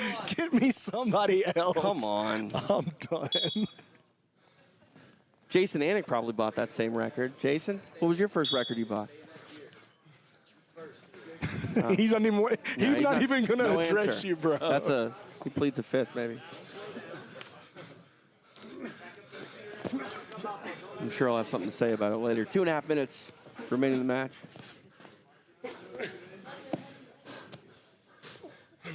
what a scrap. I mean, these guys are working. Yeah, there was that warning at the beginning of the match by the referee going, like, I know your teammates, but let's make sure we don't stall. Yeah. Oh, look at this. Wow. Paul stepping around for the arm lock. Oh, Rivera wise to it. Wouldn't that have been something? I like that aggression out of Paul, though. You know what? We saw Paul, yesterday we commented on it a couple of times. Paul just playing like a really calm, efficient, really measured jiu-jitsu. But he gets out here against his teammate, Ernesto, and he's trying to murder him. And I'm here for it. Supine. Keep holding. Supine. I love these guys, dude.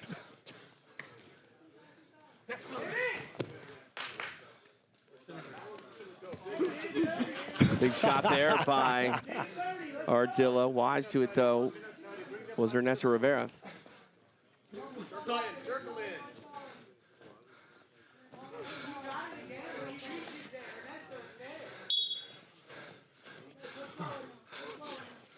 On his head, on his head.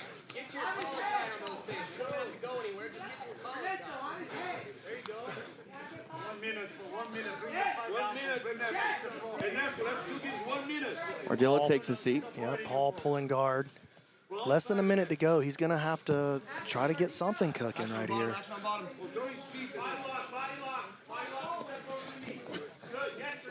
Oh, this is a good spot here for Paul.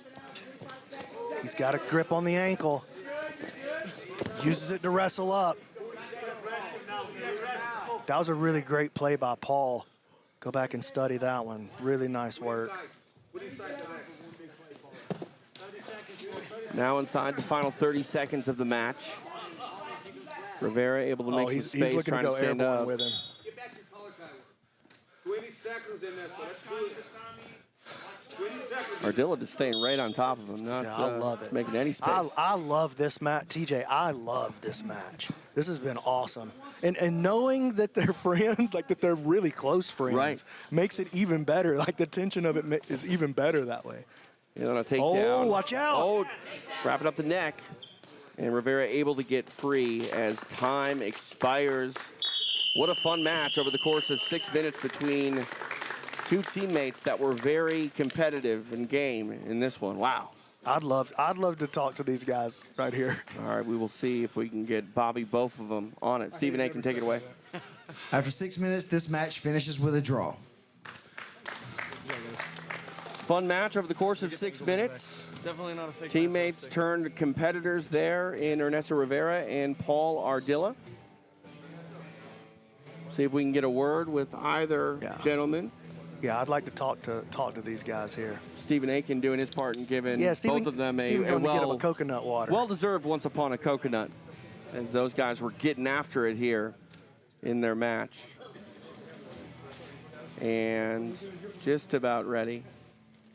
They're over there All right, guys. chumming it up with Hodger Gracie right now. Let's just do this Takes together if we precedent. can really quick. That was really fun to watch. You guys tried to beat the shit out of each other the whole time for our entertainment, and I really appreciate that. Is this how it goes down every day in the gym? Not every day, but we had like a bad day of work. Very likely, yeah. When you came out here today, did you expect to put up some points on Paul? So, in Spanish, there's this term called referencia. It's like a reference in life. That's Paul, and it's beautiful because if I win, he's happy for me, and if I win, he's happy for me. So there's no losers, you know. That's what's up, man. You guys put it down today. It was really good. What can we expect from you the rest of the night? Well, I think most people here know that I like playing on bottom more than anything, but I try to do something different. So, 'cause, I mean, he knew my game on bottom pretty well, so I try to do something different. But rest of the tournament, back to guard. Let's get some quick subs if at all possible. Thanks to my team, Coach Roger, First Form, and Once Upon a Coconut for the energy for this last 6 minutes against Ernesto. Thank you, Paul. We appreciate it, man. Ernesto, we appreciate it. How many points for you the rest of the night? At least 7. At least 7 the rest of the night. Thank you, Ernesto. Thank you. What a match between two teammates here BMAC, we're looking at some of it. A lot to pick through. I in these love replays. that wrestle up. Look at that wrestle up. That was awesome. Boom! Clip that one for the gram. What a match. Teammates turned competitors. That one in the books now. They will move forward in their own campaigns, and we're going to move forward with our night, which is powered by Once Upon a Coconut. You're feeling powered by Once Upon a Coconut right now? I mean, I've probably drank 40 of these so far in the first couple of days of the PGF. Oh, can you steal that one from Keelan right there? It's chocolate. I really want it. I would never take that from Come on, Keelan. please. Oh, we'll take one from Keith, though. Yes. Irish Keith, he can't stand a chance. Dude, how hard are these to find here? Those are gone instantly. Yeah, they are. No, it's fine. All right, this next match is yours. Let's go back to Stephen Aiken. Our next athlete making his way to the mat representing First Form, Kyle Bame. All right, here we go. Bame coming up against Brad Schneider. If you're playing the fantasy, you definitely had this match circled. Kyle, one of the favorites coming into this season, and he's going to be taking on Brad. Brad had a very rough day yesterday. Got dunked on 3 times, got subbed 3 times yesterday. So you're definitely circling favorite versus a guy who got beaten 3 times yesterday. You're definitely trying to pick Kyle up for your fantasy team. But, we expected Kyle to have a big win against Davis, and he wasn't able to make it happen. All right, back to Stephen Aiken. And his opponent, representing New Hope Regeneration, Brad Schneider. You mentioned the rough start to Season 7 for Brad Schneider. Well, match day 2 doesn't start any easier as he draws the big man in Kyle Bame. But there's a reason they fight him, and we'll see what happens here. And I say stop freeze, so we get an easy reset, couple It steps is back. Schneider versus Bame. We are underway.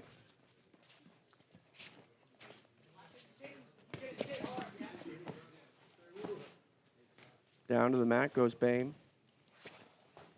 Cannot let Kyle get on your legs. Absolutely not. Ooh.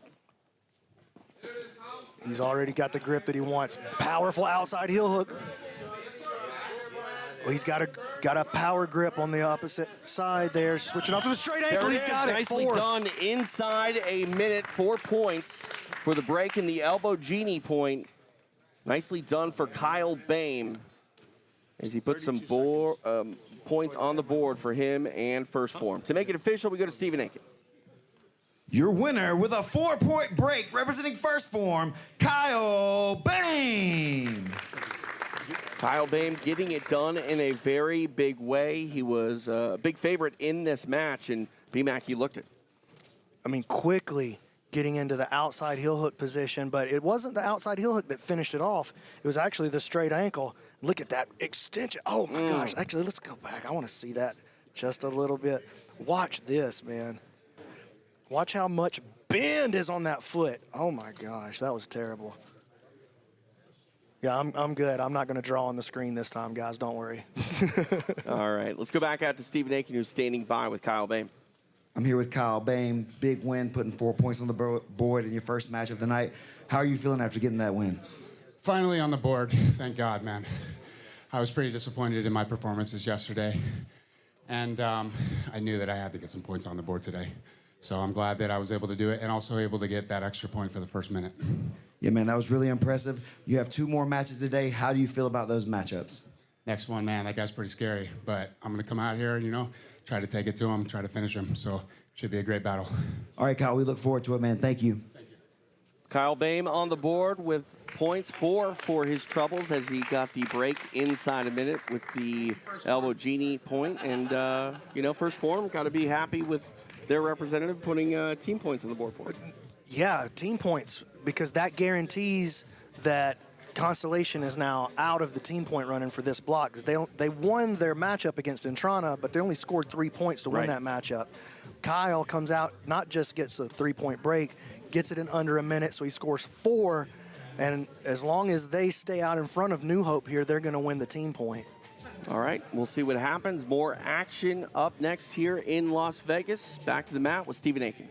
Our next athlete making his way to the mat representing First Form. Make some noise for Dory Own. Dory Own ready to get back to work here on match day 2. He represents First Form. Stephen Aiken will welcome his opponent. And his opponent, representing New Hope Regeneration, Ryan Aiken. Ryan Aiken, the last man drafted in that number 20 spot. Definitely a front runner here, though, in PGF Season 7. The CJJ and EBI champion wants to claim a PGF World title, and now he's ready to get his match day 2 underway. And this is actually a rematch. They just had a match not too long ago at AIGA. They went a full 15 minutes, 3 5-minute rounds. Ryan was not able to submit him. He's only got 6 minutes to make it happen here. Dory really tough. I think a lot of people were surprised that Elijah was able to get that sub over him yesterday, that 6-pointer with the triangle choke. Everybody was surprised except Elijah. Elijah knew. He said that coming into the match that he knew by the style of passing that Dory has. That was a great wrestle up and sweep by Ryan, but Elijah said he knew by the style that Dory has in his passing that he was going to be able to find that triangle eventually because he likes to pass with those double unders. Going to get a reset here in the center of the mat. We were talking about the style of Ryan Aiken. You know, a patient grappler, doesn't force anything, you know, but with this PGF format, it's a lot of, you know, sprinting in the 6-minute matches. And yesterday, I think we saw a very aggressive and motivated Ryan Aiken. His style, it's proven to be solid for this PGF setup. He's in a, oh my gosh, Wow. step straight over into the mount. Fantasy points for him. Dory recovering out of it.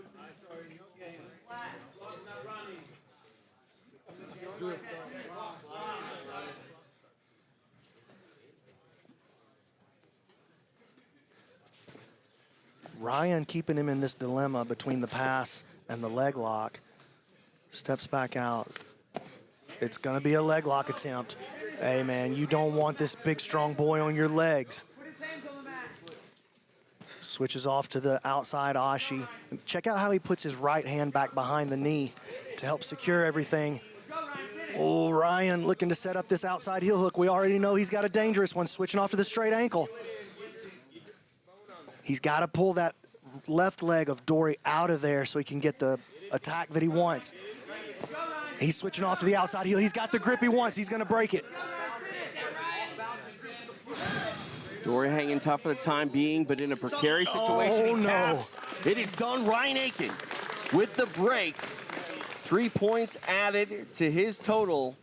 3 big points for New Hope Regeneration. Stephen Aiken will make it official. Your winner with a break, representing New Hope Regeneration, Ryan Aiken. Egghead, what was the time on that match? Right now, it looked like it was 4:35 left. So, So, okay. 125. So no elbow Past GD the points. elbow GD point, though. yes, That's and what I really needed to yes. So just 3. 3. Okay, so that makes this the team score then. First Form sitting at 4 and New Hope sitting at 3. So this one not over yet. Bradley and Thomas coming up next. B-Mac, walk us through the end here as Ryan Aiken takes home the break. Well, this is one of Ryan's signature plays. Check this out. He switches off to the offhand, what you might consider the offhand on his grip. You see that? It's hard to get a look at it there. Well, we can rewind it here. It's this arm that's hooking the heel, not what you would traditionally consider the dominant hand on a heel hook. He likes that power grip to finish. I'm going to erase that and rewind it just a little bit so maybe we can get another good look. See that? Okay, pause right there. Just a little bit forward, right there. Well, never mind. You know what? I'm learning to use the telestrator, guys. Back off. All right, back to the mat with Stephen Aiken as he's standing by with Ryan Aiken. All right, I'm with the winner from this match from New Hope Regeneration, Ryan Aiken. Ryan, big win against someone that you just recently had to go 15 minutes with and wasn't able to secure the victory. We heard that was one of your signature finishes right there. That's not true? No, that's just that Chase Hanna outside heel hook with the reverse grip. That's all. Oh, okay. Big points tonight. You put yourself and your team in a position to maybe secure the block points right here. If you can get the win, and your teammate can get the win in the next round, how are you feeling going into the rest of the night? Good, man. I got another tough match coming up in a few rounds. That was Dory. If you don't know, I just had a match with him a few weeks ago. That was much improvement since then. But so I know I had a lot to prove with Dory tonight. So props to him, much respect. He's got good passing, and I'm sure we'll see each other again soon. All right, Ryan, I'm sure your New Hope Regeneration teammates appreciate those points. All right, thank you. Thank you.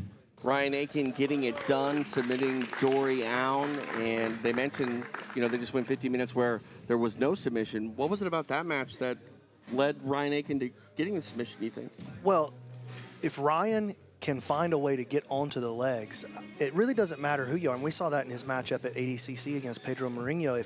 If Ryan can get on your legs, you can be one of the best guys in the world. Nobody is one of the best guys in the world when Ryan Aiken has their leg. And let's take a look. That win there catapults Ryan back to the front. And right now, it's just him and Marcin going back and forth, switching between that 1 and 2 spot. Elijah missed out on points in his first matchup. Paul missed out on points. Marcin, Ryan, both capitalizing on the opportunity. I'd like to can I see the team standings? Where are we right now in the team standings? There we go. New Hope still sitting at the front over this First Form team with 15. First Form right behind them with 13, but still anybody's game in the team standings. And remember, the team standings, this is the $100,000 prize here. Right. The individual athletes, they're definitely trying to get into the playoffs. Top 8 guys, of course, go to the playoff on Friday, exclusively on UFC Fight Pass.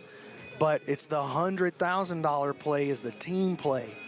Still anybody's game right there. Absolutely. We're talking about a 4th place team sitting there with 9 points. A kill under a minute for those guys would put them into first place immediately. And that could happen right here. Travis is a guy who can do that to anybody on the roster. Adam Bradley traditionally comes out a little slower. He plays like a little more of a reactive game. I think we'll see Travis come out really aggressive in this match and try to come out here and score this big, not just win for himself, but win for Team New Hope as well. All right, it's match day 2 here in Las Vegas for PGF World Season 7. Time for our final matchup of this first block. Back to Stephen Aiken.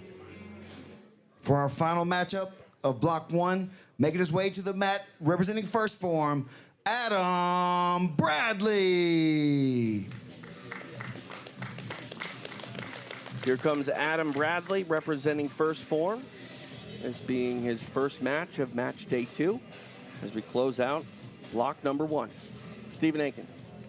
And his opponent, representing New Hope Regeneration, the Mantis, Travis Thomas. Here comes Travis Thomas, the Mantis, looking to get his match day 2 started. And this is a big matchup for Travis, not just for the PGF, but for his career. Probably one of the most highly touted guys he's ever had an opportunity to have a match against. Win here for him would look really good on the resume, but he's going to have a tough time putting Adam Bradley out of here. Adam, notoriously very hard to submit, and Adam getting into his deep half guard, going to this waiter sweep early. Adam has a fantastic deep half guard, awesome waiter sweep. Watch out, he's trying to get onto the leg on the other side. Awesome sweep. Finds himself in a triangle choke, though. Oh, navigates it. Great counter by Travis. All action here to start this match. Adam Bradley tangling with the Mantis, Travis Thomas, TJ DeSantis, BMAC, Brandon McCatherine, live here in Las Vegas. It is PGF World Season 7, powered by Once Upon a Coconut. That was my favorite sequence of the event, the whole event really so far. Deep half guard to the waiter sweep. Success on the sweep, but oh, look at that. Travis going to the can opener. You love that, don't you, TJ? If it's Chef Boyardee, I do. Of course you do. What?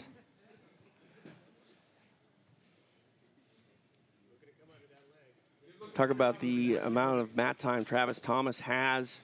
Still relatively new to jiu-jitsu, but incredibly accomplished. And sometimes I wonder if that works to his benefit to not get nervous. You say this is one of the bigger matches of his career. He just seems to be in the moment, doesn't psych himself up too much, and almost like he doesn't even know enough to get nervous. He's just doing his thing and doing it relatively quickly here in this Submission Grappling World. Well, it's just such a tremendous sense of self-belief.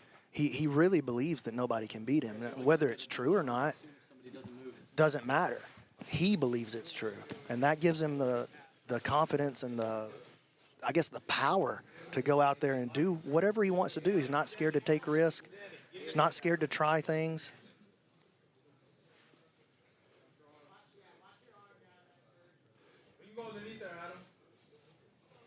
Adam has a pretty good grip underneath the leg on the far side. Wants to enter the legs. Travis staying low and trying to prevent that, though. Now slicing the knee forward. Bradley got to be careful here, but he doesn't get his guard passed. Nice job of guard retention by Adam Bradley. Now Bradley coming up in top position.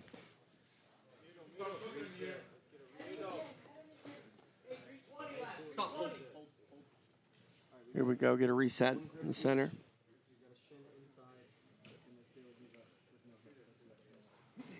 A lot of people really believed Adam Bradley was going to be a lock for the playoffs coming in.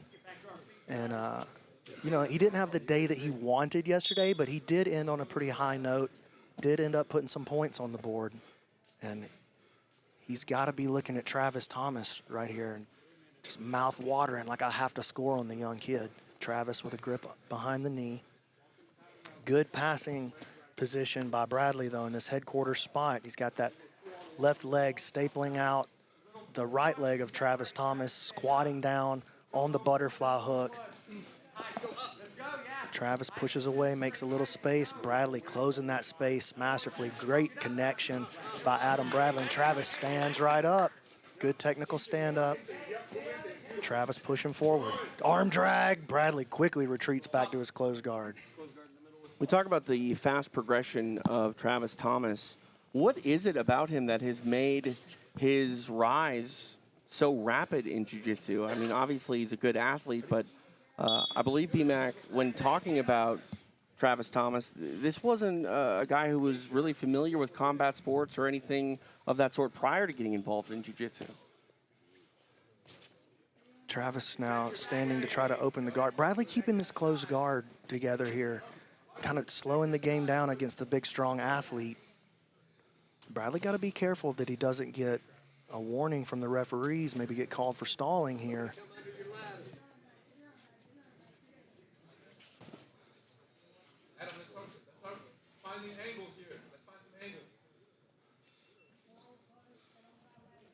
Back to that can opener. Action, let's move. I'm gonna ask that question again of you, BMAC. What is it about Travis Thomas that has made his rise in jiu-jitsu so rapid? Well, he's probably the most talented natural athlete that I've ever seen step out on the mats. You know, the hardest part about jiu-jitsu is learning, I guess, the connection and the flow, the sensitivity of the game. That's the part that it doesn't take long to learn the moves. It takes a long time to get a sense for the sensitivity. Right. Travis had that on the first day that he stepped on the mats. And he was able to start turning that into tapping black belts in competition before he ever even got his blue belt. I mean, he was 3-4 months into the game and he was tapping black belts in competition. That's what's so crazy. That's insane. Yeah, it doesn't even make sense. I mean, I didn't even tap a black belt until I was already a purple. Oh. Travis rolling through, attacking the front head. This is a very strong position for him now, switching around to the back take. The Mantis trying to make something happen here inside the final minute of the match. There you go. Step him down. Hey, step him forward. Step him forward. Keep his weight on his head. Precarious position for Adam, but Travis has got to get busy. 30 seconds. Do something crazy. 30 seconds. Travis going to have to take a risk here and open up. Trying to take the back here is Thomas. And he does. Short time action here on the edge of the mat.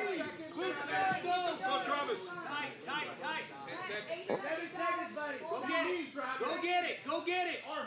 Stay aggressive. Go get it. Arm. That's a wrap. I'll tell you, not the points that Travis wanted on the board, but he does walk out of there looking like he belongs on the mat with the best in the world in this weight class. Absolutely strong Look showing. at that. Adam just gets up and shakes his head like, whoo, what is that? What is this kid? All right, to make it official, we go to Stephen Aiken. After 6 minutes, this match finishes with a draw. No points awarded, but a big statement by the Mantis, Travis Thomas. He was in business, full body triangle there, trying to get something out of nothing, but ultimately no points awarded. But again, there aren't many moral victories here in PGF, but that was a breakout performance, I think, though, for Travis Thomas. Yeah, there's not many right moral victories. There are no moral victories. True. None. True. So, draw. That's 0, dude. That's nothing towards the playoff. That's nothing towards your team. But I tell you what did go towards your team.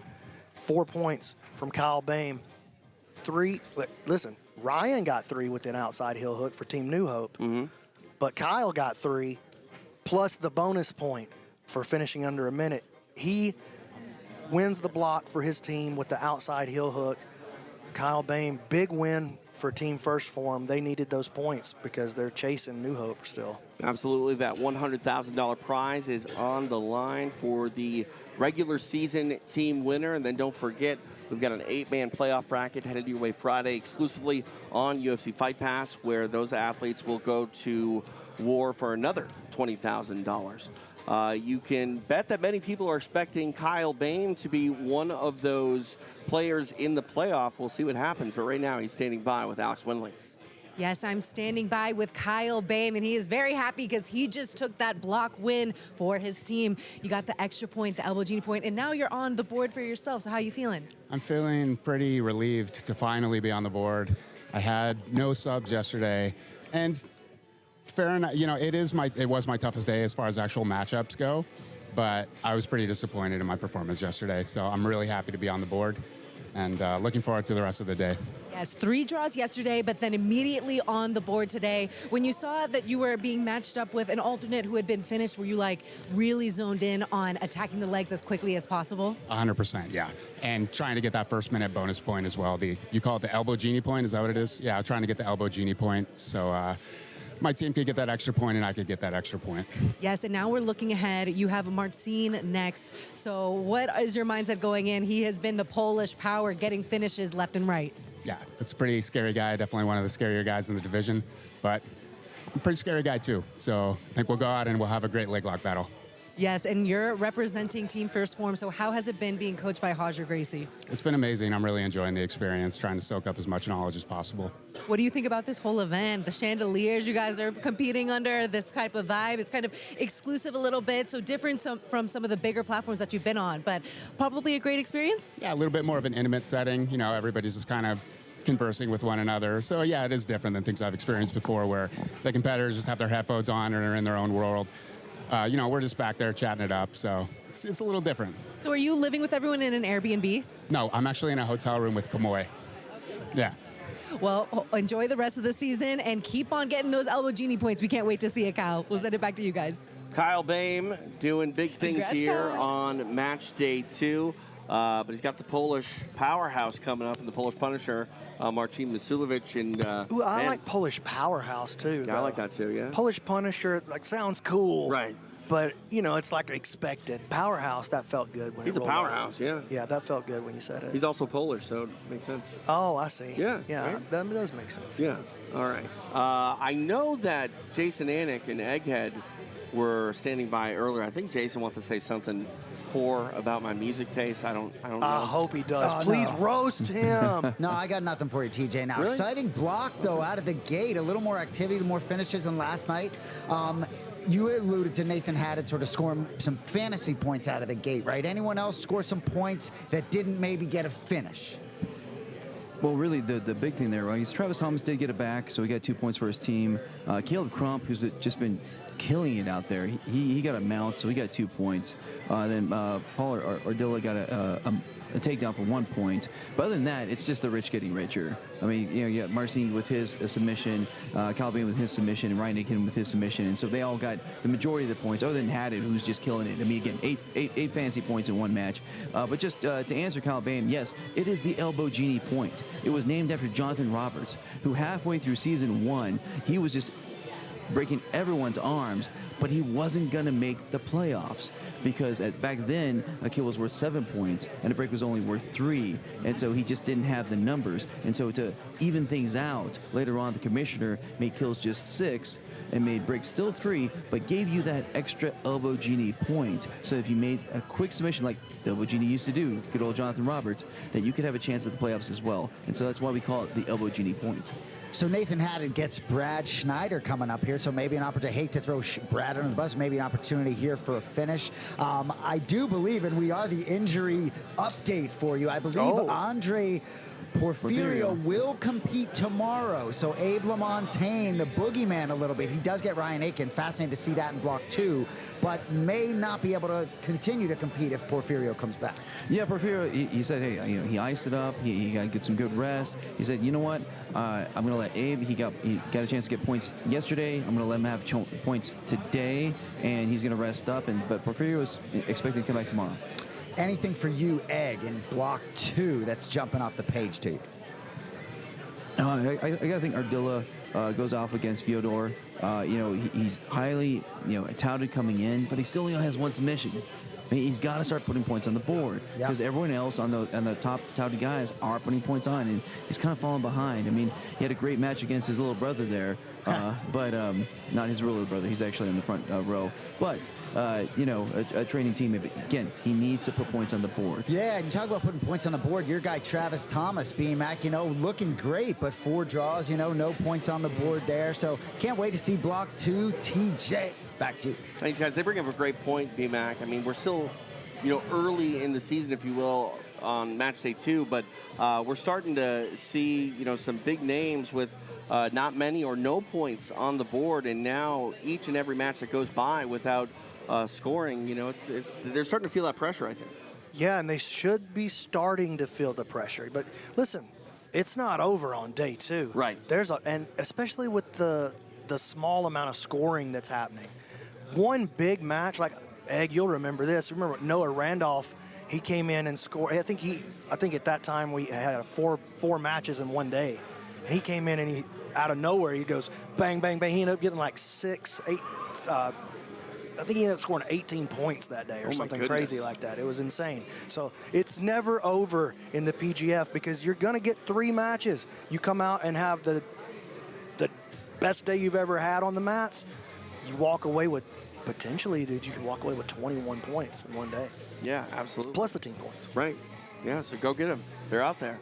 These guys going to try as we continue here on match day 2. 1 block down, 2 to go. We're running the gauntlet, and I believe we're going to run to break here real quick as our night in Las Vegas continues. You're watching PGF World Season 7, powered by Once Upon a Coconut.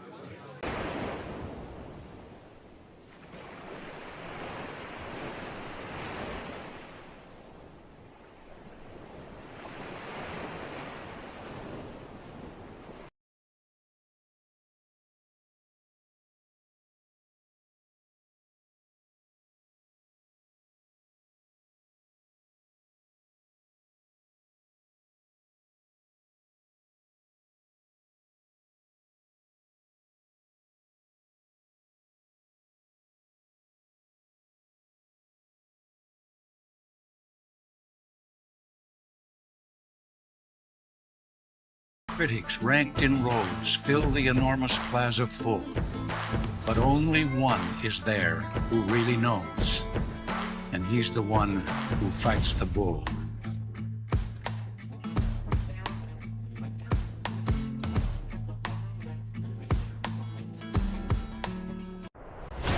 The Door Traffic Miner is a simple way to earn crypto.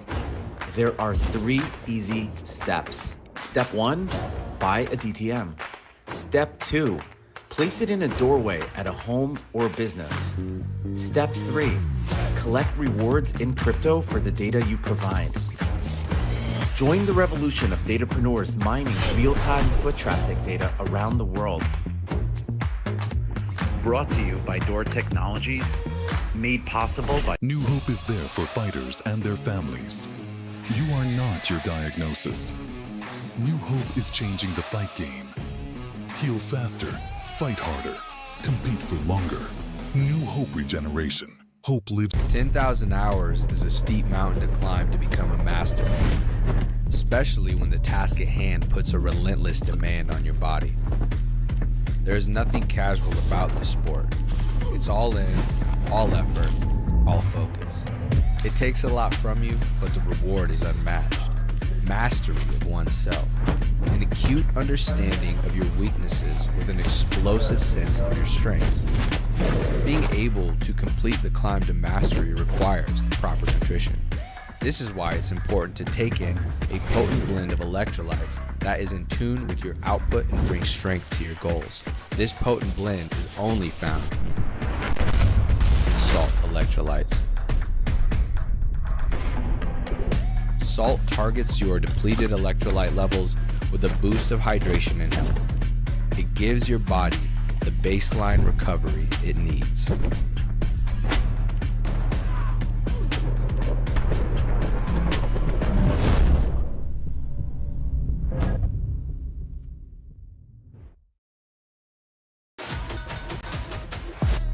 The world is ready for a change. It needs people like you, people with drive, people with ambition. No matter how hard the road, no matter how long the journey, no matter what storms come our way, we cannot quit. It's going to be hard. It's going to take much longer than you wanted to. But if you don't quit, if you persevere, if you push through, it will be worth it. The world needs you. The world needs your story.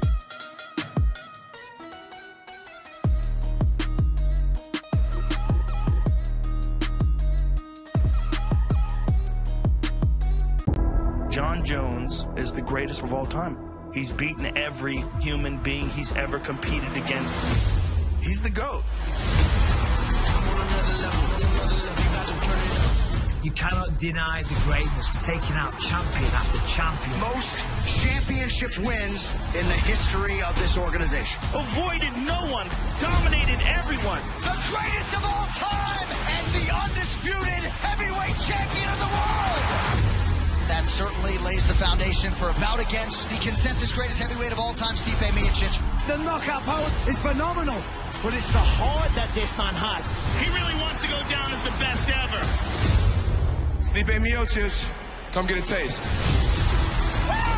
John Jones is back! The greatest mixed martial arts athlete we have ever seen. Stipe Miocic. His success in the octagon has been nothing short of extraordinary. I'll see you at the top. Iron Michael Chandler. He is an absolute animal. This guy has power for days. Charles Oliveira. The most decorated finisher in the history of the UFC. Such a destructive force. The world's most famous arena. Here we go.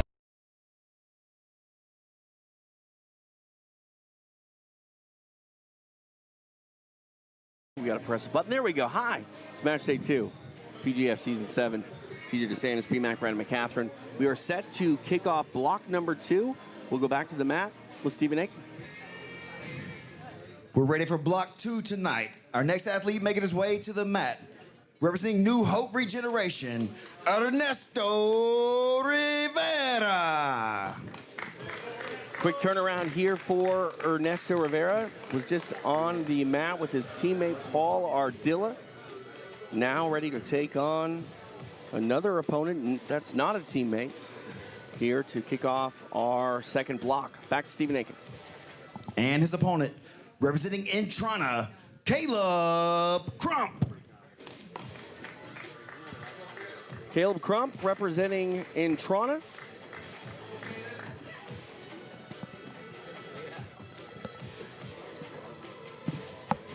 Here we go, our first matchup of this second block. TJ DeSantis, along with a man many people are familiar with, Master Eddie Bravo, kind enough to join me. How are you? I'm doing good. How you doing? I'm good, man. I'm good. Watching a ton of jiu-jitsu action, and we see Ernesto Rivera on the floor. A very aggressive Ernesto Rivera scooting towards Caleb Crump. Very aggressive. We saw him just take on a teammate.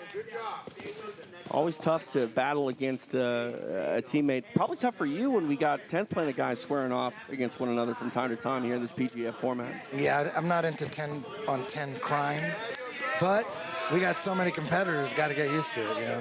Oh, damn, he's caught. Yeah, got him he in is. a triangle. Crump in a ton of trouble. This could be over here. Trying to wrap it up here within this first minute. 15 seconds left for that bonus point. This would be huge for Ernesto Rivera. I'm predicting he's not going to get out. That thing is tight.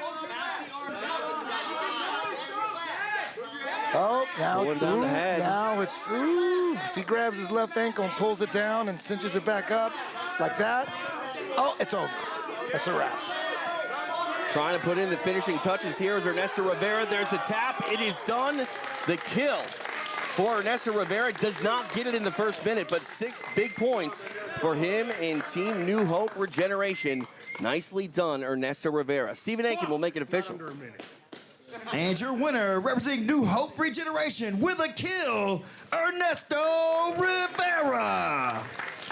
Well, he wrapped it up. Eddie, you said it looked like he was not going to get free. He did make the proper adjustments, and a statement made by Ernesto Rivera. 6 big points here with the kill.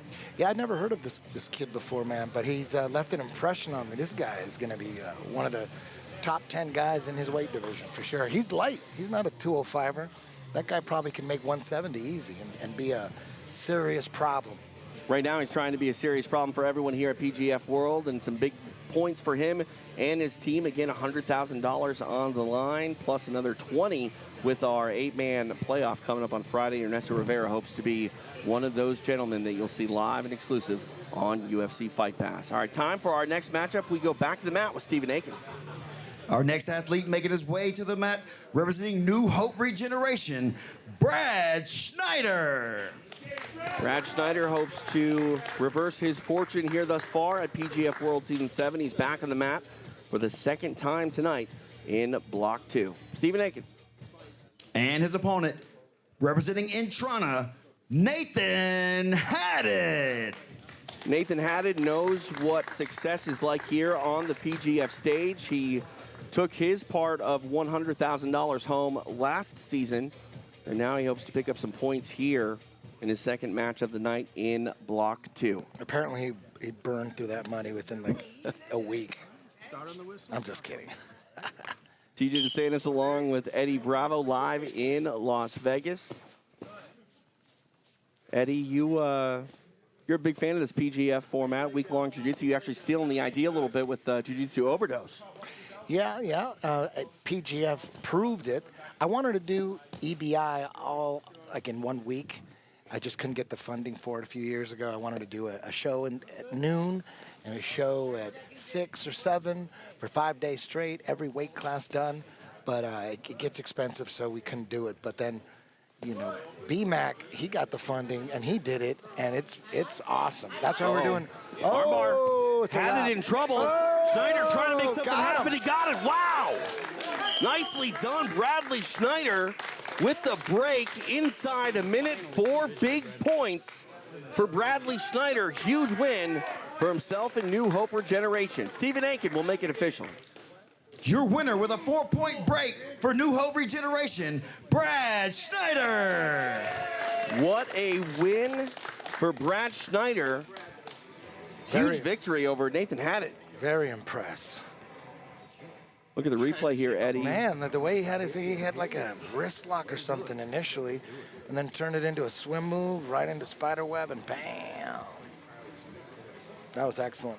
Haddad trying to hang out as long as he could, but that arm was bent in the wrong direction, forced to tap, and Bradley Schneider picking up 4 points, 3 for the break, 1 with the elbow genie. He's now standing by with Stephen Aiken.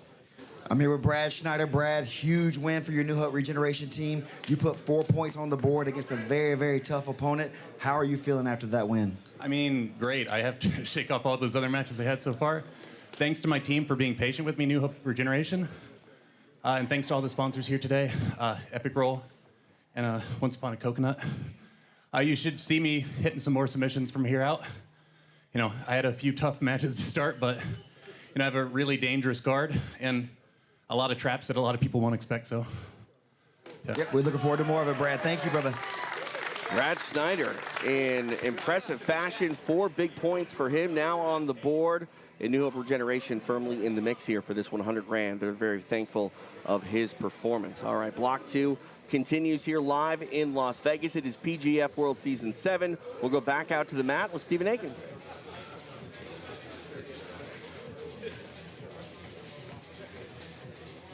Our next athlete making his way to the mat, representing New Hope Regeneration, Ryan Aiken.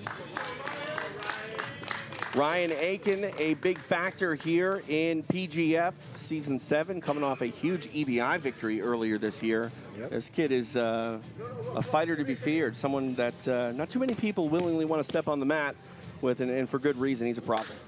2-time Combat Jiu-Jitsu World's Champion and our latest EBI Absolute Champion. Time for his opponent to walk, Stephen Aiken.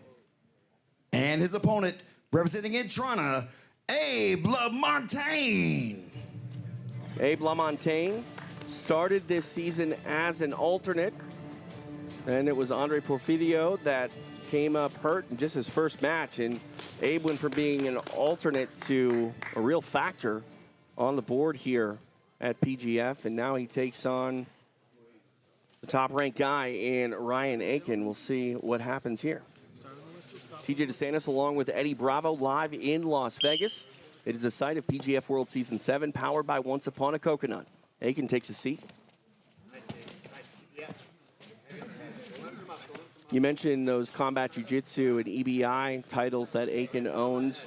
The question for Aiken was, what was his style going to be like here in PGF, where everything is amped up? It's very much a marathon all season long, but these matches, they're sprints. And so far, Aiken, he's used his style well. He's been very aggressive and has been getting submissions.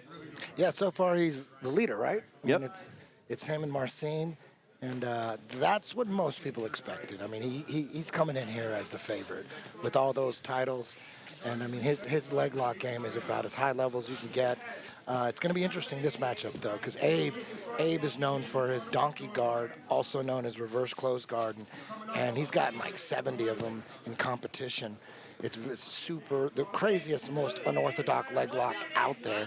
He hasn't been able to set it up so far in PGF, but I expect him to at least get one. This season all about the 205-pounders, and these guys, 2 of the biggest men in this field. Ryan Aiken, a really big guy, and Abe had to cut the most amount of weight among the competitors to come in at that 205 limit. Yeah, he's a thick boy. He's got tree trunk legs. His back is giganti. Shot clock here on for Abe LaMontagne. See if he can do something here halfway through that shot clock. Shoulder crush here attempt by Aiken, maybe? That's what he's trying. Oh! Trying to make something happen here is LaMontagne. Aiken wise to it. Nice sequence of action here. Yeah, he almost had it. That was smooth. 2 minutes in.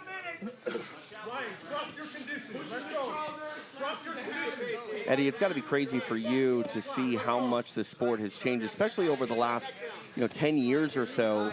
The EBI came in and really kind of took jiu-jitsu to this fight show type of feel with the one-night tournament. And now we get this week-long thing with PGF. I feel like jiu-jitsu is really starting to get its recognition that other combat sports do as far as like the entertainment value is concerned. Yeah, definitely. Jiu-jitsu shows are bigger than ever. And although EBI was the first show on Fight Pass, the first jiu-jitsu show on Fight Pass, I mean, we had Metamoris before that. And, and even Hickson had a show called Bushido. Rico Chiparelli had a show called Professional Submission League.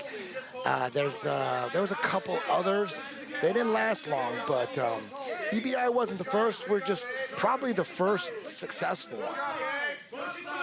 It's baby steps, you know, for many years to level up to what it's at now, and pretty exciting to see Jiu-Jitsu take center stage in the combat sports capital of the world here in Las Vegas, PGF World Season 7, the second PGF here in this calendar year.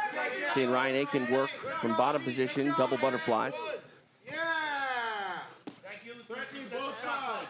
And we're seeing, you know, jiu-jitsu as a whole, in regards to the sport, it's kind of taking the same route as the UFC, because the UFC blew up, you know, when billionaires took it over and blew it up, and you know, the Fertitas brothers. That was the big change in the UFC, and in jiu-jitsu you're seeing that too with CJI. You know, although we don't know who the billionaire is, you know, there was a guy with a lot of money. They threw $1 million grand prize for 2 weight classes. And then, you know, PGF got some a force behind it as well. So we just need more billionaires to fall in love with jiu-jitsu, and then we'll start seeing it on CBS and on Fox. There you go. ESPN. Any billionaires want to get involved, I guess maybe they should reach out to Eddie Bravo. Yeah, oh yeah, I would love a billionaire to do a CGI type event at T-Mobile, but combat jiu-jitsu, imagine that. Oh man, that'd be imagine amazing. that. Combat jiu-jitsu, $1 million prize. I would love it. At T-Mobile. Maybe Jeff Bezos will get behind it. You never know. Elon Musk, maybe. You never know. Zuckerberg's all into jiu-jitsu. He might take it to the next level. He could single-handedly and then put it all over Facebook and Instagram. Are you kidding? Zuckerberg? LaMontagne back to his feet. Coming up on the final minute here of this match.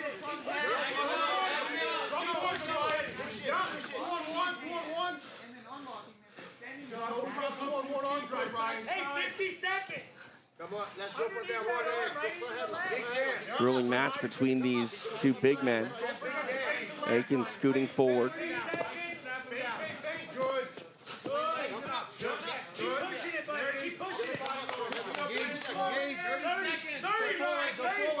Now into the final 30 seconds of the match. Good match, Ryan. Come on. Easy. Go in. Lock in. Lock in. You have that short arm on the far side, too. 18 seconds. Good. Yeah, this one's a wrap.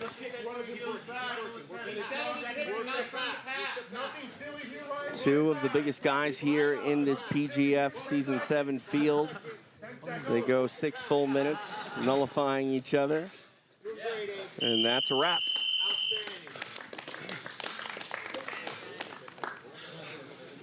No points. To make it official, Stephen Aiken. After 6 minutes, this match finishes with a draw. We go the distance. Ryan Aiken, Abe LaMontagne. Hard-fought battle, but again, no points awarded, and our night continues here as we are in Block 2 of Match Day 2, PGF Season 7 in Las Vegas. Back out to the mat, standing by, Stephen Aiken. Our next athlete making his way to the mat, representing New Hope Regeneration, the Mantis, Travis Thomas. Travis Thomas back out on the mat for his second match of the day. He represents New Hope Regeneration. Stephen Aiken. And his opponent, representing Intrana, Chris Olivo. Chris Olivo making the walk in alternate. He's now in for Davis Asari, who had to pull out after his last match. Many people expected Davis to pull out yesterday after a disgusting sounding crack in his leg. But did you hear it from up here? Yeah. Oh my God, that was right. It was right in front of me. That was disgusting. I was surprised he was able to make it back for his third match.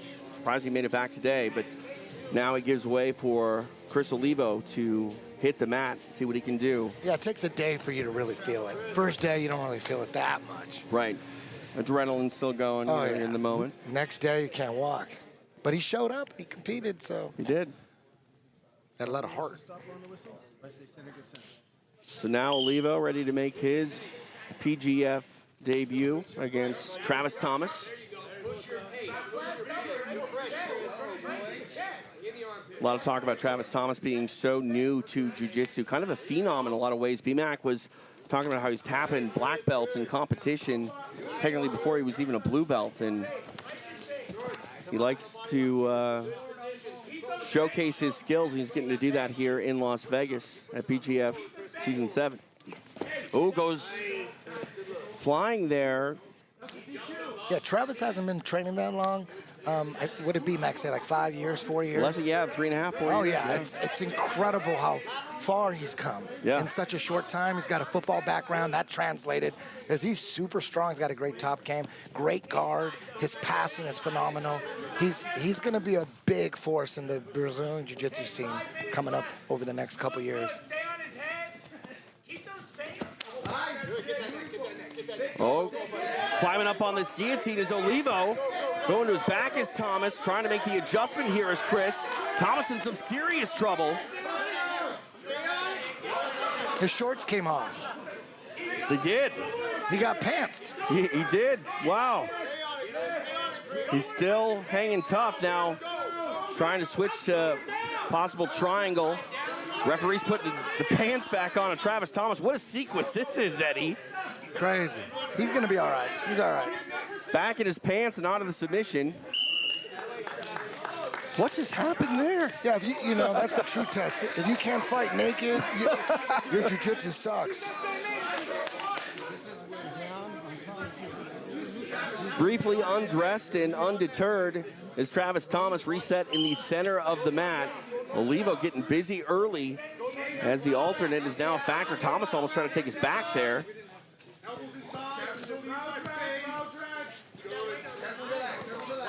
Going inverted here was Thomas. Olivo fails out of it.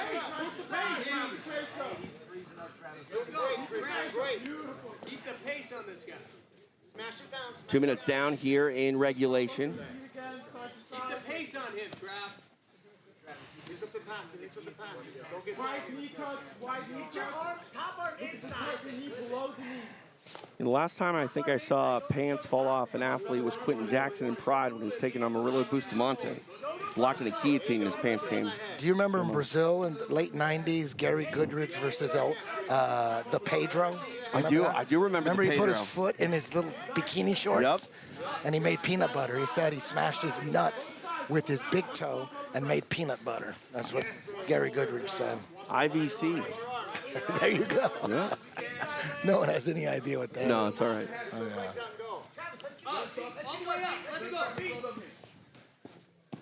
The Pedro. What happened to that guy? I don't know. Oh, there it is. That's deep. Oh, that's goodness. deep. Oh, trying to straighten out that's this leg is Travis Thomas. Olivo That's it. in some serious trouble. He's got knee bar. it. He's got it. Oh, great defense. Wow. Oh, he changed the angle on that leg. Nice. That was excellent defense. That was a very serious situation there that Olivo was able to navigate. Action continues here on the feet. What an exciting match this has been. Olivo pushed into the couch, back on the mat now. TJ DeSantis along with Eddie Bravo live in Las Vegas. Flying. Hey. Triangle attempt. Now he's going to put the pressure. Thomas just sort of threw him down to the mat.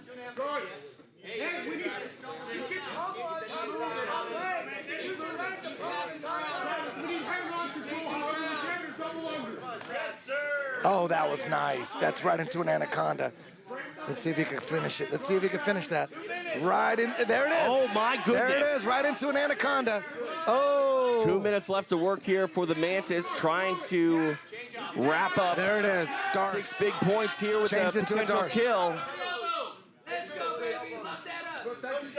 Oh, that's a wrap. He got it. It's over. Olivo hanging tough. Oh, yeah, it's over. There it is. It is done. Travis Thomas. 6 big points. Tarp comes off. And the Mantis rising up the ranks.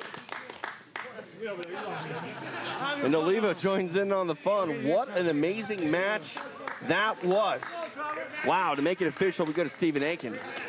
And your winner with a kill, Travis Thomas.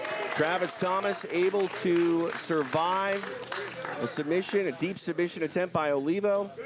Survived the removal of his shorts. Ultimately comes back, gets a submission of his own. And the points, he'll speak with Stephen Aiken. I'm here with Travis Thomas from New Hope Regeneration. Man, that was a frantic match through the whole time you guys were throwing down. You secured 6 points for yourself and for your team. Tell me how you're feeling after that. Man, I feel good. That dude's a stud for sure. He pulled down my pants, tried to change the party up a little bit. My guillotine defense is too good. Wasn't worried. The referee fixed me up and put him away with a good old arse. Man, that was really impressive. He had you in a couple really bad spots. Was there ever a moment that you were thinking, oh, I might have to tap right here? Nah. If you follow me on Patreon, Scaff and the Mantis, you'll see that we work on defense all the time. Thank you for New Hope, keeping me ready to go and sponsoring this event. Once Upon a Coconut and Bobby, both of them. He's always killing it on the mic. Hey, we love you, Travis. Thank you, man. Travis Thomas with a win that many of you remember for a very long time. Eddie Bravo, the amount of things that happened in that one match, it was all over the place. Yep. The pantsing was, not as exciting as the finish, but it was a close second. You can see that Anaconda wrapped up here. You knew pretty early on that it was just a matter of time before the tap was going to come. Yeah, this is his shit. And as soon as he hooked that leg right there, that's a wrap right there. You're pretty much done. Forcing the tap with the legs was Olivo, and might I just say the pants came off of Travis Thomas, and he was wearing red boxers, so red panty night for Travis Thomas and the Mantis fans everywhere. He gets points on the board here. All right, let's check in with our guys over at the Fantasy Quarter. Anik and Egg standing by. Guys, take it away. Oh, dude, how about Eddie Bravo, right? Like telling us twice in a row, Making 10 his way to seconds the mat, before it being a representing wrap. New Hope Regeneration, Cam Hurd. Well, Bobby, both of them, doesn't care what you have to say. Jason Anik and Cam Hurd making the walk, getting ready for his second match of the night. He represents New Hope Regeneration. Back to Stephen Aiken. And his opponent, representing Intrana, Elijah Carlton. Oh, shit. Here comes the most decorated man in PGF history, Elijah Carlton. Closed out night one with a big kill. He hopes to pick up another one against a fellow veteran in Cam Hurd.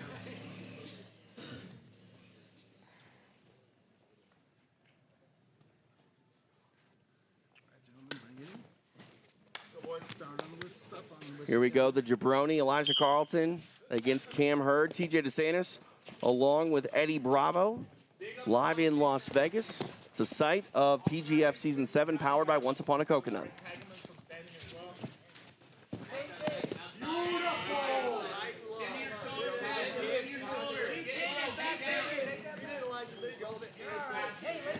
When you got that kind of flexibility, when you can get your knees to the ground while you're laying on your back, it's just almost impossible to pass. If I control one ankle always, I can never get triangle. Always controlling at least one. Yep, good. Yep. Cam Hurd coming off that last match where he had a hard time really solving the riddle that was Kyle Chambers. Now he's trying to solve the riddle that is the jabroni. Very similar guard flexibility and guard retention between Elijah and Kyle Chambers. Very similar games. Elijah's a little more into triangles than Kyle maybe, and Kyle more into leg locks, but they both have great triangles and both have great leg locks. Super flexible. It's kind of a prerequisite when you're playing leg locks. If you're not flexible, you probably shouldn't be playing leg locks. There it is. That's close. Oh, there it is. Potentially trying to attack that arm now. Switching off the arm bar was Carlton, but Hurd wise to it. We saw these guys tangle last season. It was Carlton that framed up a triangle then, trying to have history repeat itself here tonight. That was close. He had a shot at the arm there.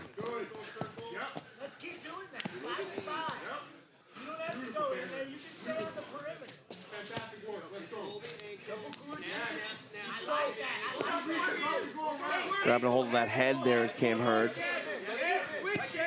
There it is. Got 2-on-1. You can suck him in.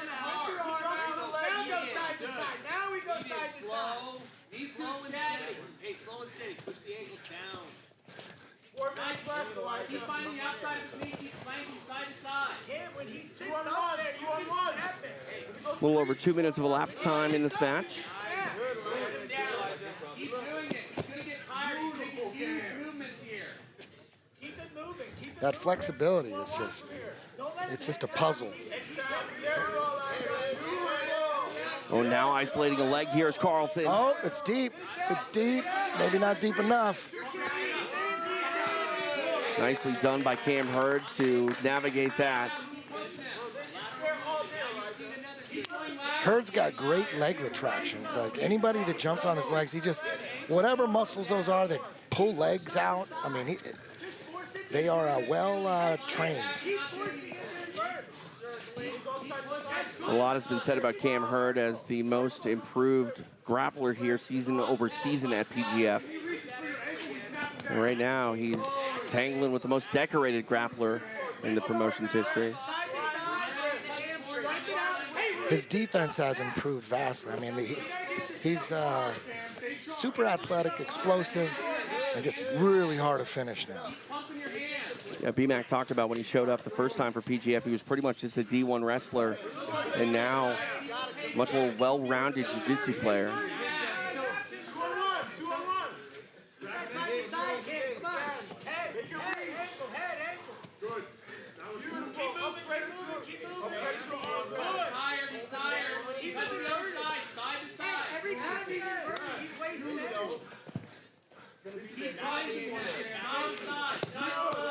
I feel a stalling call on its way.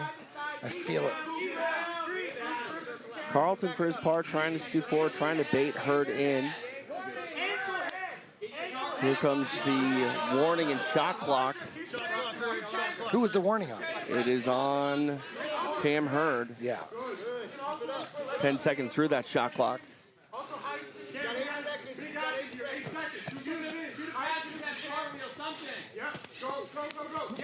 Oh, Hurd did just enough to avoid that shot clock from going off.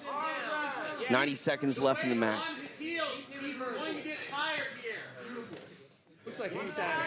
It's only 60 seconds. Stay disciplined in your position. Push the legs down, keep him inverted. You're gonna open him up. You're gonna open him up.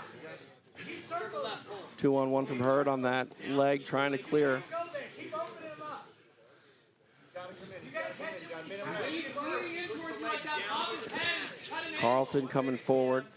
Head and ankle, head and ankle, head and ankle, side to side. Come on, 1 minute left. Lock the foot. Push the ankles down. Now pinning that leg to the mat is Hurd. Puts the shin across the calf.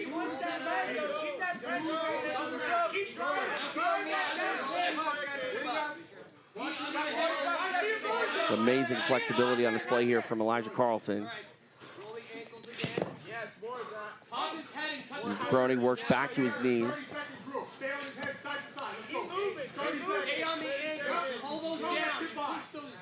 And grabbing a hold of the leg is Hurd. 20 seconds, Cam. 20 seconds. Let's send it. Let's send it. Let's send it. Push the ankles down. Hold them down. Hey, hold it down. Keep it right there. Coming up on the final 10 seconds of the match. Watch for the last minute anything. And Elijah Carlton biting on his own shin. And that's a wrap. 6 minutes in the books. These two veterans go the distance. No points awarded. Stephen Aiken, take it away. After 6 minutes, this match finishes with a draw. No points awarded between two PGF veterans.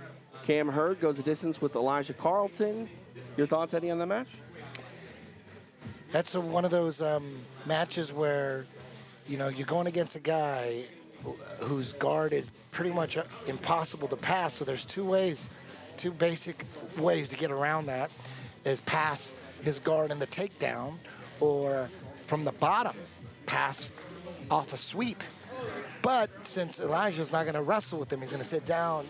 Cam's really, his only choice to pass that guard really would be to pull guard and see if Elijah will come on top. And if Elijah doesn't come on top and they both just sit on their butt and play footsies, he would have to like pretend he got swept by Elijah.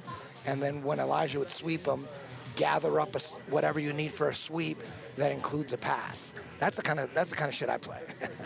Fair enough. Yeah. Halfway through the second block and halfway through our night live in Las Vegas, it is PGF World Season 7. TJ DeSantis along with Eddie Bravo. I think we got Jason Anik and Egghead standing by. Maybe we'll check in with them. We tried to a moment ago. Jason, you there? Oh, we're here, yeah. I was just saying, I wish I could live bet on this stuff. Eddie Bravo saying that's a wrap, and then it happens 10 seconds later. But yeah, halfway through, New Hope having a big night, huh? Oh, good Lord. 2 kills and a break within 1 minute. Look at the elbow genie point. They've added 16 points to their total. They now take a commanding lead. New Hope Regeneration has 31 team points. Wow. Putting First Form in second place, way behind. Less than half their amount of points. First Form has 14. Constellation has 10, and Trana has 9. Again, with this block, New Hope Regeneration takes a commanding lead, trying to get that $100,000 for their team at the end of the season. Yeah, and Thomas, with the finish, avoids Davis Asari there and gets the alternate and capitalizes on it, TJ.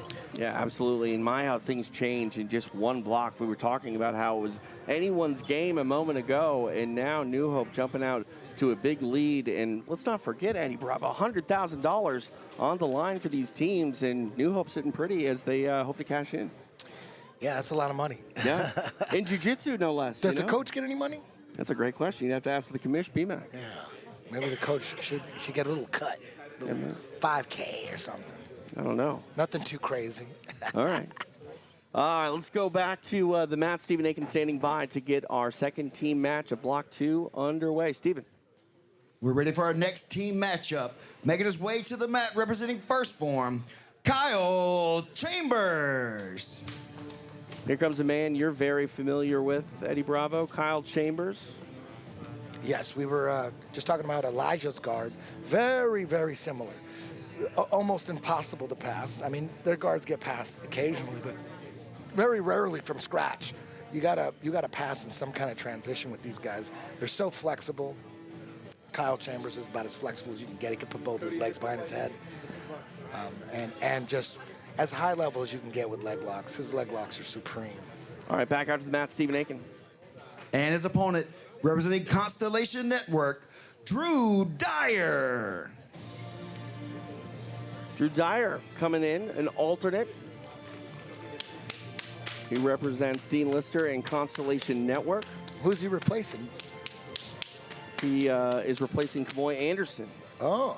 Interesting developments here. This is the first I'm hearing of it. See if we can get more information on that. But now it's Drew Dyer taking on Kyle Chambers. TJ DeSantis along with Eddie Bravo. It is PGF World Season 7 powered by Once Upon a Coconut. Appreciate you joining us as we're live in Las Vegas. Drew Dyer in the black with blue, Chambers in the black with red.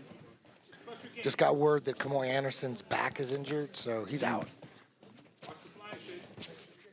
Try to find out more on that, see if he's out for the season, just for the day.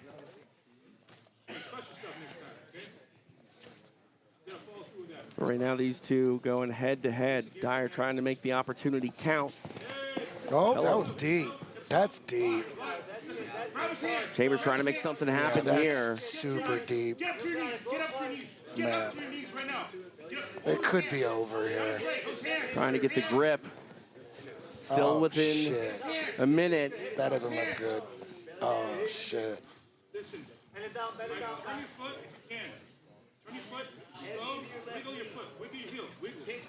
Kyle's so deep. He's not going to give up on that. He's right where he needs to be. Big movement there by Dyer trying to move and get free. He tried tracked his leg for a second, but it didn't go anywhere. A lot of time here for Chambers to try to make this work. Hey, Dyer's doing a great job of staying on top and basing out. Hold the wrist, hold the wrist, hold the wrist. Oh, double outside. He's in big trouble here. That's fine. That toe's not there, okay? You're fine. Relax. Now climb up a little bit. Wiggle, wiggle. Relax. You're fine.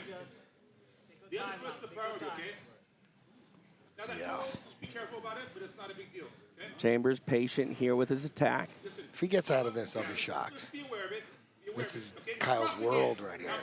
Right there. Dyer figure fouring his legs. Cross his legs. Okay, do it again. Cross your legs. Get up on your knees. Get up on your knees. Get up on your knees, goddammit.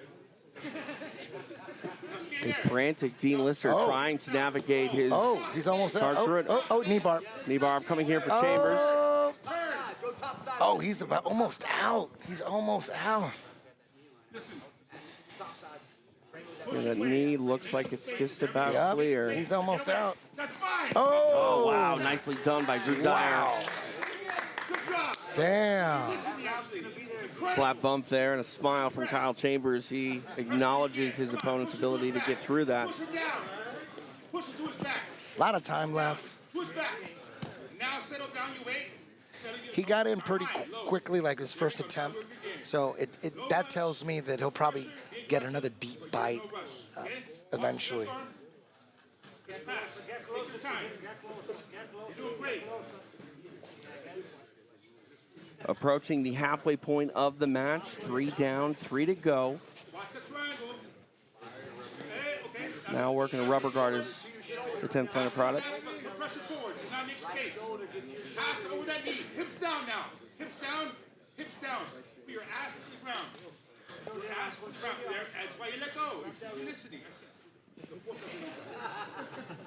Incredible. Okay, now hips down. Press that to your head. Take it off your head. Take that off your head. Now trying to pin down the right arm of Chambers with that shin is Dyer. Sprawl your hips down. Keep your hips down. Hips down. You're doing great, brother. Keep your arm there. It's fine. Watch your left leg. Your left leg. He's looking for your left leg right now. Kyle wants to get under that left leg. Bad. Action on bottom. Action on bottom. You're doing great. You're doing great. Keep your left knee down. Hips down. Warning issued for action for Kyle Chambers. Cross face. Left hand to his neck. And now push him Now back Dyer on the ground. stands. Push him back. Put us back on the ground. There we go. Now hips down. Pass. Shot clock's on, Kyle. Now the shot clock is on for Kyle Chambers. Cross face. You're doing great.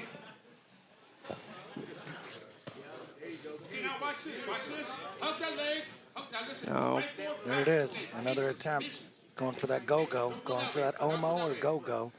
See what happens here. He's got to keep that foot in front of his head. that kills that shot clock warning. And now trying to There it is. get that shit into position. He's in a good spot. Under 90 seconds left in the match. You have a minute, 20 seconds left. You're doing good. Dyer was able to survive a precarious situation earlier in the match. Warning on top, warning on top. Okay, listen. If you get the warning, it's okay. Hey, stay there. Trust me. Stay there. Watch. Wiggle. Maybe a omoplata attempt here. Rolling through is Dyer. Grab your right leg with the right hand. 1 minute remains. On the hunt here is Kyle Chambers. Plenty of time. Plenty of time. Less than a minute. Less than a minute. Stop moving your hips. Move your hips away.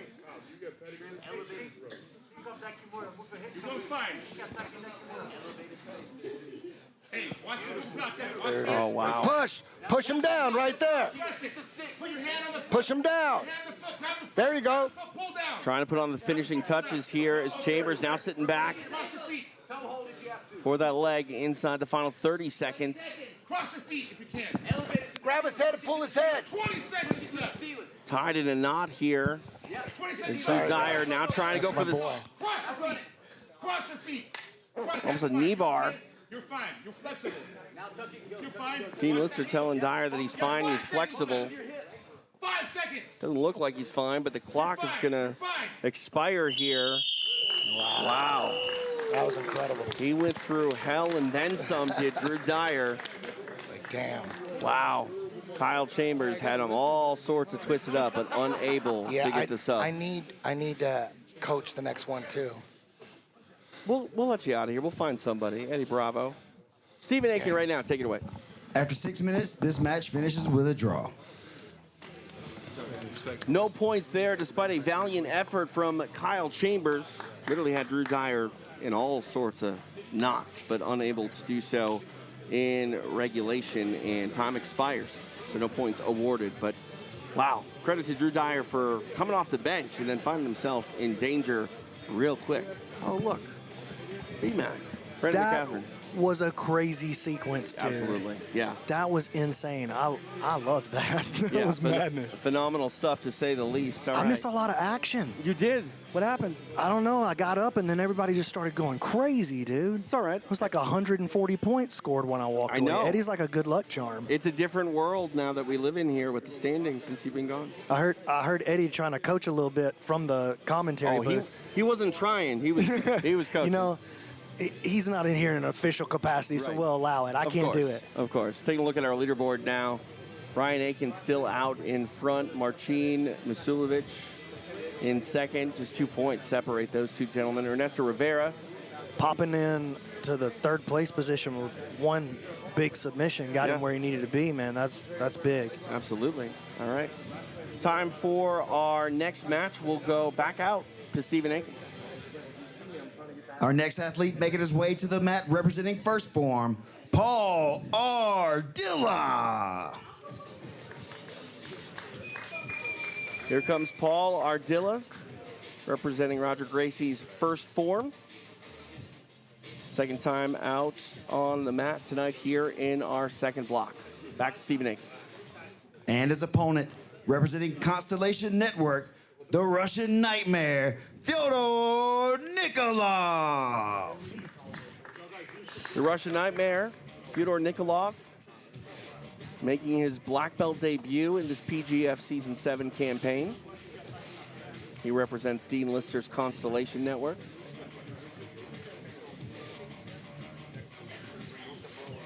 All right, guys. When I say stop, the whistle blows free, so we get an easy reset, a couple steps back. Here we go underway. Low. No, that's not low enough. Cross face him. Keep your feet in. Keep your feet in. Push him down. Paul definitely got to be feeling like he needs points right here. Fedor, for sure, feeling like he needs points. He hasn't gotten a submission yet. And we're already in block 2 of the second day. If you're thinking that you want to be in the playoff, I mean, we're getting into the time where you've got to start putting points on the board. You can't go into day 3 with no points on the board. Push it down. Don't let him sit up on you. Cross face him. Okay, watch your feet now. Action on top, action on Push top. him to his back to pass. There we go. Good job. Do it again. You want to stand up? Do it. Just watch your legs. You want to stand up? Do it. Just watch your legs. Past the first minute in this match. Push him down. Don't let him sit up on you. Paul looking for a wrestle up here. Oh, Fedor tried to jump straight past his guard into the mount. Press that. Take it up the head. Push it down. Now push it down. And then just pass after. Okay, now you can pass. Paul, he's going to bring it slow. Pass. Come up. And then off the come up, you have to Fedor just having a rough time with Paul's guard. Paul very relaxed and comfortable with his game. It looks like a totally different Paul than the one we saw fight Ernesto. Absolutely. This is the Paul we saw on day 1. The match that he had with Ernesto, he's a different human being. He tried to kill that guy. But he tried to do it with love as well, you know, respect between those two. But now, standing over the Russian Nightmare is Paul Ardilla.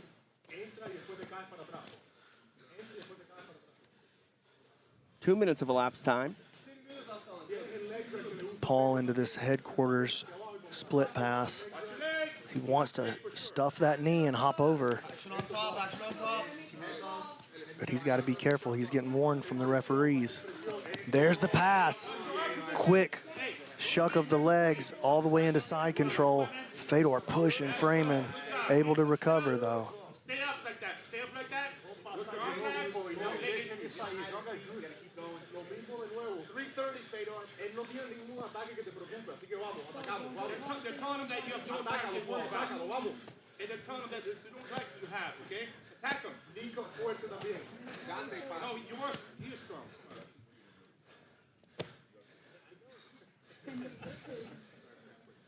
Action, Ardilla. Action on top, action on top. Nice pass. That was gorgeous. What a pass by Ardilla. We're at the halfway point. 3 minutes left. Less than you're halfway done. Check out how Paul pinning that arm here. Action on bottom. Fedor trying to shake that arm out of there, but Paul hanging on to it. Fedor's going to have to take a risk here.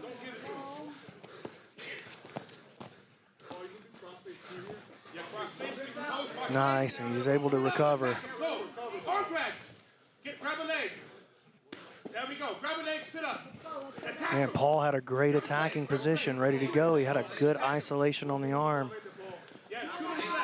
Fedor moving a lot, though, to try to get out of that position, able to get back to his guard and now into his knee shield once again. Push him away. Pressure back on him. Put pressure on him first.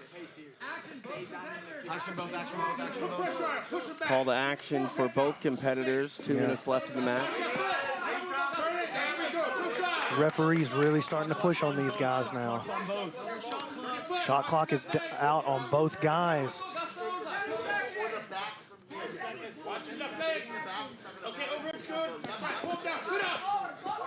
Paul up, changing positions.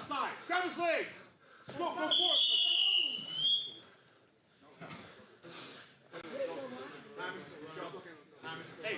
Shot clock expires. Waiting for clarification on who's getting the warning.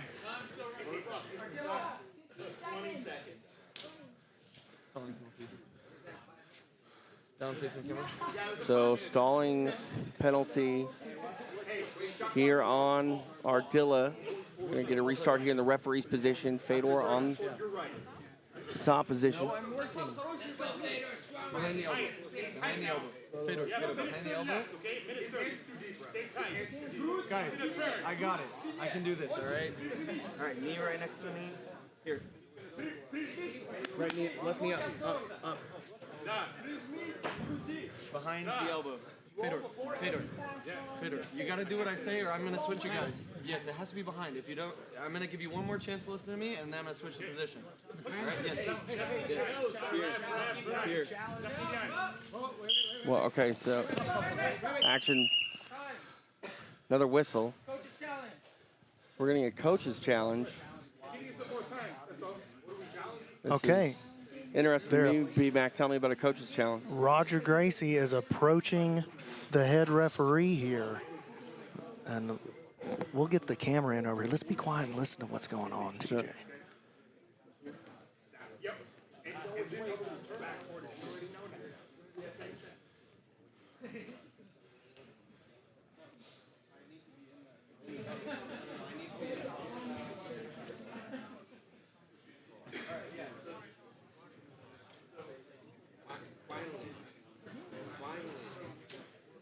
Well, I was hoping we would be able to hear what was happening over there, but we're just able to get a good look at what's going on. Yeah. So I think they're trying to determine who the stalling call is going to be on. So I've yet to see a coach's challenge here in PGF. Can you just walk me through that? Well, I've yet to see a coach's challenge as well. So be honest with you, I'm wondering what's going on and why they're doing that, TJ. Are you allowed to challenge? But I'm not involved in the officiating anymore, and so I'm trying to let them work this out. But in the rule book, is there a section that says a coach can challenge a call? There's not. Okay, so this is just sort of, I'm going to do something, and I guess the officials are going along with but we won't have that in play tomorrow. I'll have a talk with the referees, and there won't be any of that tomorrow. Understood. I'll tell you that. All right. Still discussion taking place Matt's side here. So it looks like they're going to take a look at the replay. There's a minute 38 left in regulation. These guys trying to sort it out.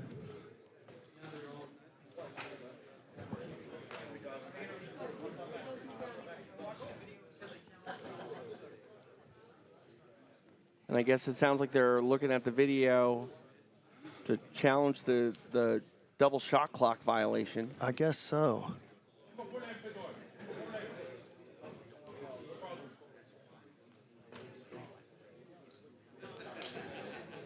All right.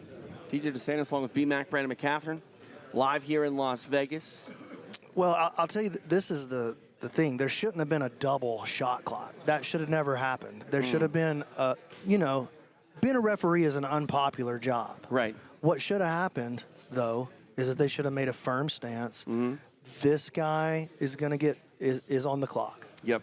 There shouldn't be a situation where this should never be allowed to happen, right? Right. They shouldn't throw a shot clock on both guys at the same time, because then if it runs out, then you end up with something crazy like this. Right. That's why in the rules, I don't have a double shot clock in the rules.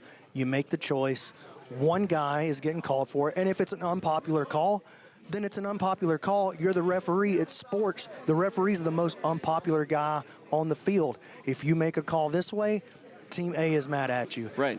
Team B loves you. You make it the other way, Team B loves you. You know what I mean? Like, there shouldn't be a situation where there's a double shot clock, but it's playing out this way because they made that double shot clock call. That will never happen again in the PGF, I'll tell you that. But it's happening in this one, and it's too late for me to roll it backwards. So I'm going to let them sort it out, and then I'm going to yell at them later.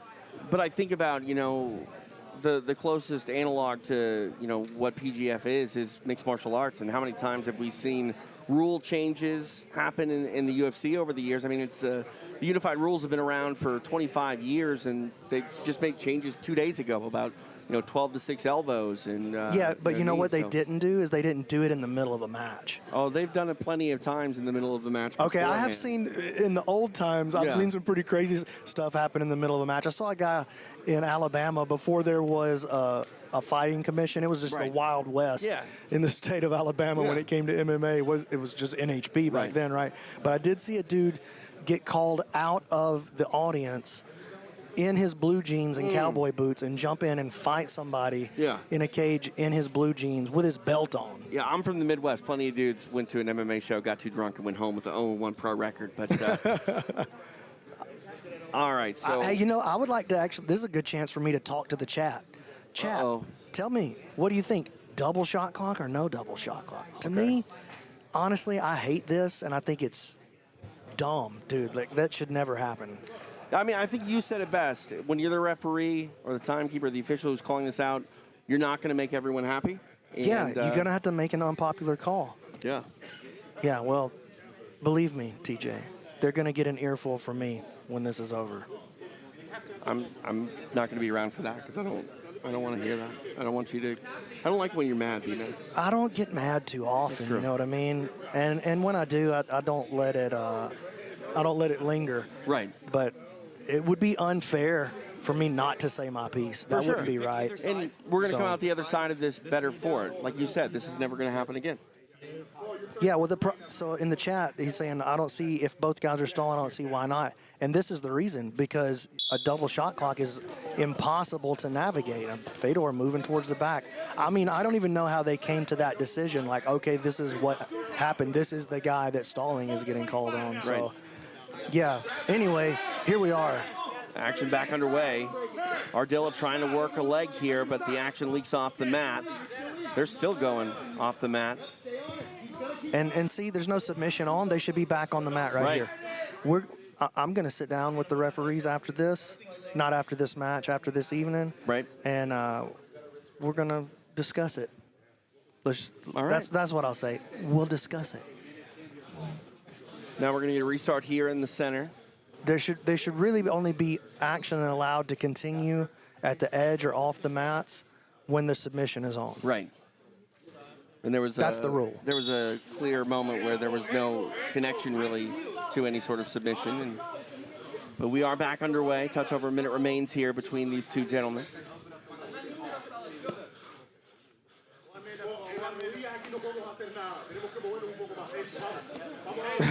Yeah, the chat said B-Mac's going to discuss it with a belt. Yeah, somebody getting whooped after this, that's for sure.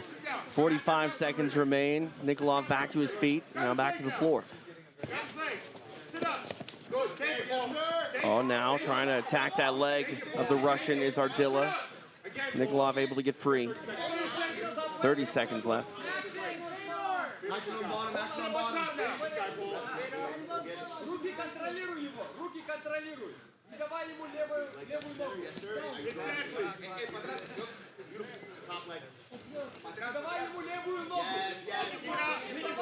Now again on that left leg, but Nikolov able to get it back.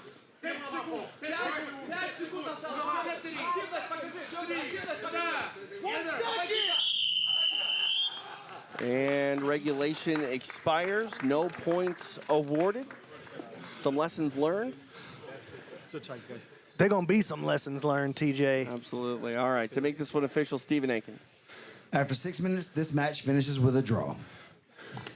You know, in Season 6, PJ Barch came in as the #1 ranked guy and found himself on the outside when the playoffs rolled around. Worked his way in because we had a Ben Eddy ended up withdrawing himself from the playoff. So PJ did end up in there in that 8th spot. Paul Ardilla coming in arguably as the top ranked guy. Could he be this season's PJ Barch? We'll find out. We've got a lot left to go. We got a long way to go, but it's looking tough for Paul out there. I'll be Absolutely. real. Yeah. Points are hard to come by this season at PGF World Season 7. The action, though, it continues, so maybe some more points to be added right now. We will find out. Back to the mat, Stephen Aiken. Our next athlete making his way to the mat, representing First Form, Kyle Bain. Ooh, this is a killer match here, huh? Bain versus Machulovic. Kyle Bain got on the board for the first time earlier tonight. He hopes to put some more points up, but as you mentioned, the Polish powerhouse stands in his way, Marcin Masulovic.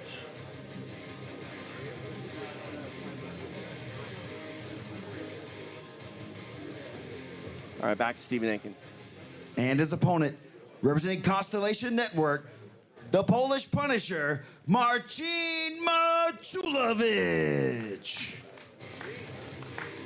Here he comes, Marcin. In that second place spot right now in the overall playoff hunt. All right, guys, make sure when you hear stop or whistle, freeze. So we get an easy reset, couple steps back. And here we go underway. TJ DeSantis, BMAC, Brandon McCatherine.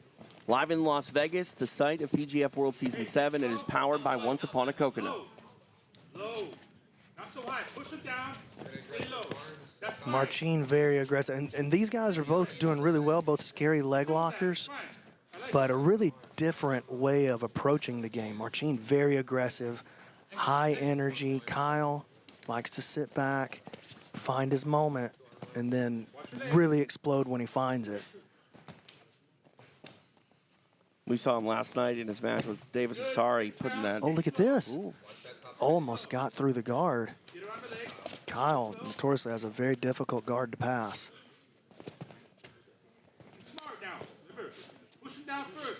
As I was saying, one of the lasting memories of this season will be Bain putting the squeeze on Davis Asari, just squishing his face in and wasn't able to get the sub. Now he's out there with a very powerful Polish grappler in Marcin Masulovic. The Polish powerhouse, you dubbed him. I like it. I like that name.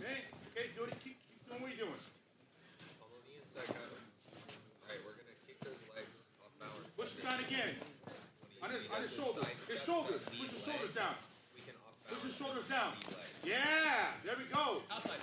Oh, keep that. You're doing fine. Oh, sits back on the leg. Do it again. Kyle extracts. Action on bottom, action on bottom. Keep doing what you're doing. Push it down again. Pass again. Push it down again. Marcin Push it down again. feeling the momentum turn his way when they said action on bottom, calling for action against Kyle. How fired up is his coach, Dean Lister, right now? Dude, he was getting after, who was the last guy that was up that he was yelling at? Drew Dyer. Yeah. He was like, put both your knees on the mat. Oh, yeah. Oh.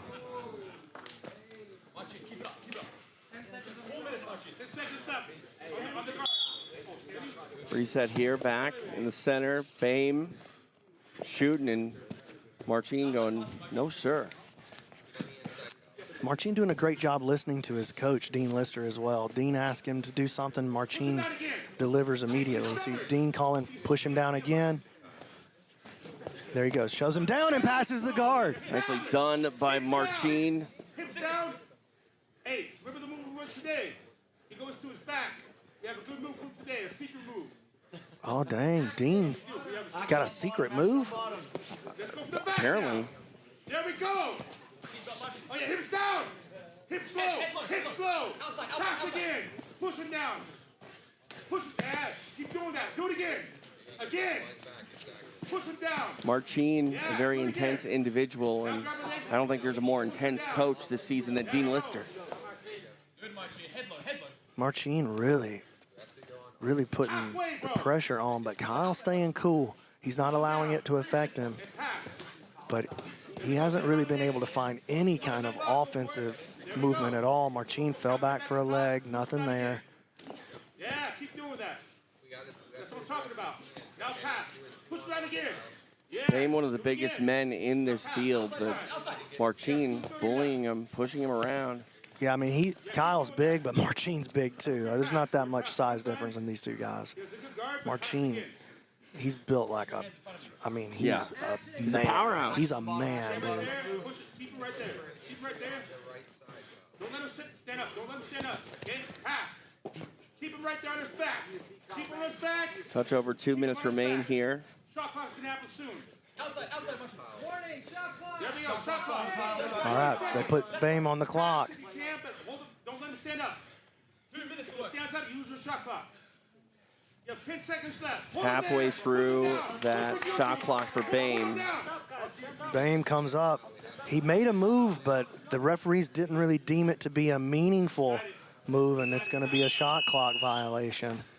So Bame. Wrestling out doesn't stop the shot clock? It's gotta be a deep shot, Kyle. You got to connect your hands around. Referee telling Kyle.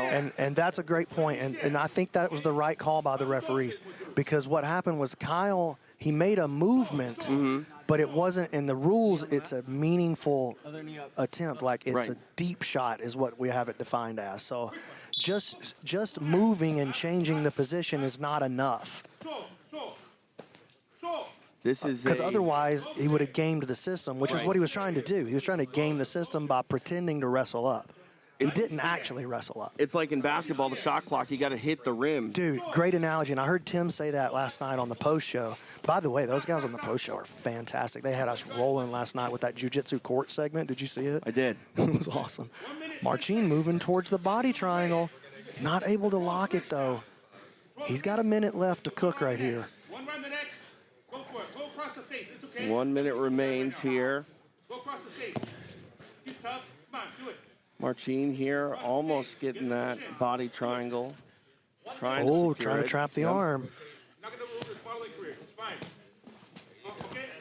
Pass again. Nice escape by Kyle. Same thing. Good job. Yes, push him down again. Again. Center. Good job. And see, that's the way that that's supposed to be handled. The action was getting close to the edge, but there's no submission on. Move him right then. Push him down again. Trust me. There we go. Inside the final 30 seconds. Very good. Action, Kyle Bame. Action on bottom. Action on bottom. Kyle, you gotta move. Take a stance. Get around the guard. Go for a leg lock. Do something. You have 10 seconds left. Go for a leg. Go for a leg. Go for a leg. Go. Do it. Go for it. Go. Go. Turn. Put your pressure in right now. Go. Trying to make a run at this is Marcin. Short time, though. Oh, he actually made a pretty good shot right there. He went all the way belly down with it. Time expires. How do you step? We go the distance, no points awarded. Stephen Aiken. After 6 minutes, this match finishes with a draw. Back. 6 minutes in the books between the Polish powerhouse, Marcin Masulovic, and Kyle Bain. No points awarded. Still here inside block number 2 on match day number 2. TJ DeSantis along with BMAC, Brandon McCatherine. Hey, throw me over to that fantasy tape. I want to ask him a question real quick. So I had to step out. Eddie Bravo steps in. Yeah, I'm ready. Tell me about that Ernesto versus Caleb match. I know we had a finish. What was the finish? That was a triangle. Oh, yeah, Began with a triangle triangle. choke. Okay, Yeah. so I'm just taking my notes over here. So triangle choke for 6. Check. And then the next match I also missed. Bradley that Schneider was got an Schneider armbar. and Haddad. Schneider got an armbar within 1 minute, so we got the elbow genie point, so that's 4. Inside a minute? Yes, sir. Off the Schneid. No Come pun on. intended. Yeah, Man, Brad, so tough beginning, but he comes up with an elbow genie point. There you Let's go. go, Brad. Finally on the board. And then Travis Thomas got that Darce for That another 6. one I saw all of. That was a crazy match. But that's the crazy thing. You almost saw all of Travis Thomas, too. The pants came off. Dude, I know. That's going to be the best clip of the night for sure. That's going on the gram. All right, thanks, guys. Just had to ask. How are y'all doing over there? Everybody Oh, we're good? doing great. You know, it's Yeah. interesting when Fyodor was fighting, having Eddie Bravo and Dean Lister sort of both going at him, giving him feedback. We have Dean Lister doing a little stand-up comedy on the side, too, right? Talking about going across the face, don't worry about his modeling career. No, Lister's pretty quiet during the draft, not so much. And you notice more noise in the building, things getting a little more intense night 1 to night 2. Let's go. Hey, just a quick note here. Because we've had 3 draws in the second half of this block, right now New Hope Regeneration has secured the team points for this block. They have 16 points. They doubled their team points overall, but there's no way with only 2 matches left in this match that either one of these remaining teams can get that team point, can win the block. New Hope coming out of nowhere, huh? Yeah, big night for New Hope Regeneration, and we're not done yet. Still to put the finishing touches here on block 2. You can see the schedule of tonight's action still yet to come here. And let's get to it. Let's go back out to the mat with Stephen Aiken. Our next athlete making his way to the mat, representing First Form, Dory Aoun. Here comes Dory Aoun, making the walk for First Form. Stephen Aiken. And his opponent, representing Constellation Network, Sebastian Attard.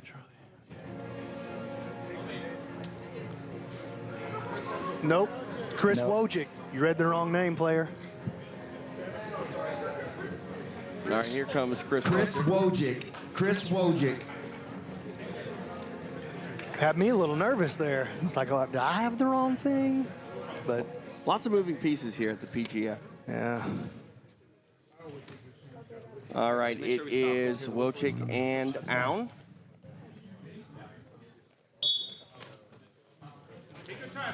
Action back underway here to start this match. You know, I thought that coming into this season, Dory was going to be basically impossible to submit. But he's gotten submitted twice so far. And he's got his hands full right here with Wojcik for sure. Wojcik, definitely a finisher. And I think a lot of people were really expecting Wojcik to be up near the top of the leaderboard already by the end of day 2. How many points has he got on the board so far? We'd have to check in with Egg, you know? Wojcik has 0 submissions so far. He only has 1 team point. That has to be probably one of the biggest surprises of the PGF Season 7 so far, is that Wojcik is halfway through day 2, no subs on the board yet. He's got a grip here on the leg, has the bell on it. Dory jumping on the straight ankle. Just controlling right now, no submission in play.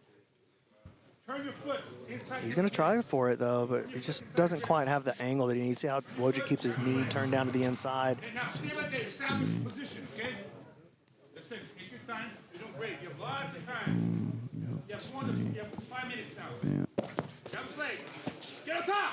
Get on top. Push him down. Stay there. Now Wojcik here in top position. Hip slow. Okay, now posture up. Close guard for Aoun. Let's open this guard. This is for leg now, okay? Grab a leg. Take this Uh-oh, this could be trouble here for Dory. Chris, very dangerous once he gets into that spot. Man, Dory just slipped it so easily, though. Hey, get back on top if you have to. That's it. Get on top. Get on top. All right, do it again. You're fine.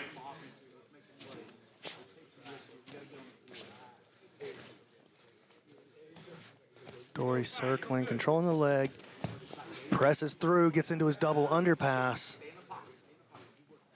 Wojcik hooked around the leg, or around the arm, excuse me. Back to the center they go. Your leg lock is good, okay? Play it. Get on top. Grab his leg first if you can. Grab it first. I know it's under your head. Just charge his arm. Grab his leg. Grab it. Grab it. Grab his leg. Commit. Take a chance. It's fine. Do it again. Do it again. You're fine. You're chasing him. You're doing great. Do it again. Sit up and grab. Okay? Here's that double underpass again. Press that. Press it.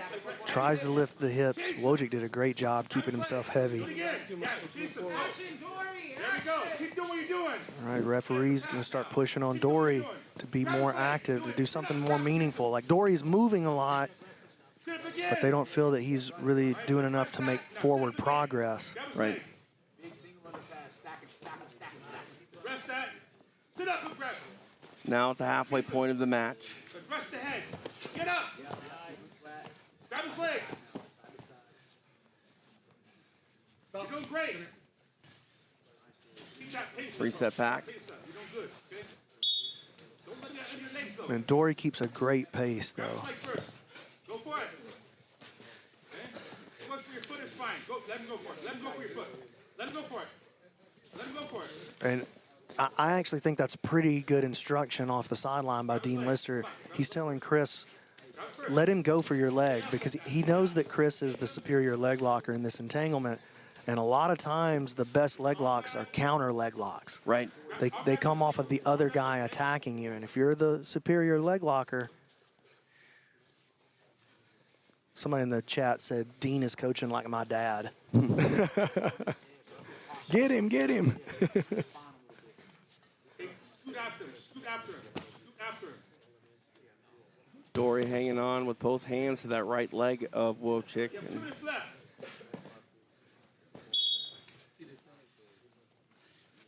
Another restart here. Wojcik. Chase him. Chase him. Okay? You're doing good. Sit up and grab a single. Arm grab a single. Arm grab. Take the arm grab. Take it. Take Action on top, action on top. There we go. Keep doing what you're doing. Another warning called out for Dorian. And again, they're calling for action. They're not calling for him to move more. He's moving plenty. Right. But he's not creating anything meaningful, and that's the problem. They want you to create. Oh, there's a wrestle up from Chris. Gets on the legs and drops him down, and that's what Dean Lister has been calling for out of him. No! Oh, that was a brutal, and that's exactly what I'm talking about. Once Chris grabs onto a straight ankle lock of any variety, oh my gosh, that was so brutal. And so fast, Wojcik getting 3 big points. And that's his Aoki lock. And I want to take a look at that one, fellas, after this is over. All right, let's go ahead and make this one official. Stephen Aiken. And your winner with a break, representing Constellation Network, Chris Wojcik. Chris Wojcik getting it done. He submits Dory down. Dory's Sorry, still TJ, I very interrupted ginger you. on his feet. All right, let's take a look at this, P-Mac. Walk us through. All right, so let's go back and have a look at that wrestle up first, because it was so beautiful. Here he goes. So, boom, up off the knees, behind the knees with both hands to the wrestle up. And now watch this. This is nasty. Look at the angle. So this is not a straight ankle lock. Look at this here. This is not a straight ankle lock. This is an Aoki lock. The heel, we don't have the angle for it, but I think I'll be able to walk you through it. The heel is actually on the inside. It's sitting right on the chest of Chris Wojcik. And he's driving his pressure. It's more like an inverted heel hook. You see the bend in the leg here? Okay. It's more like an inverted heel hook. So he's pressing. Dude, watch one more time, TJ. Look at this grip. Here we go. I'm gonna get better at the toe straighter, I promise, but I want to see. Yes, there it is. It's that downward pressure to the side here. Right. Oh my gosh, dude. Yeah, the foot's going Oh, outward. see, look at this Yeah. angle Yeah. that's coming up here.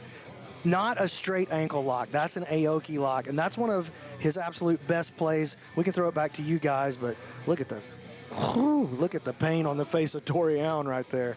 Yeah, nicely done. Chris Wojcik standing by with Stephen Aiken for a post-fight interview. All right, I'm here with Chris Wojcik. Chris, big win, 3 points on the board for you here in Block 2. You've been battling all week long so far. First 3 points for you there. How you feeling after that win? Feeling good. You know, Dory's super tough. Big shout out to, first of all, to Coach Dean for, yelling at me to keep wrestling up, because I think I got to believe in that more.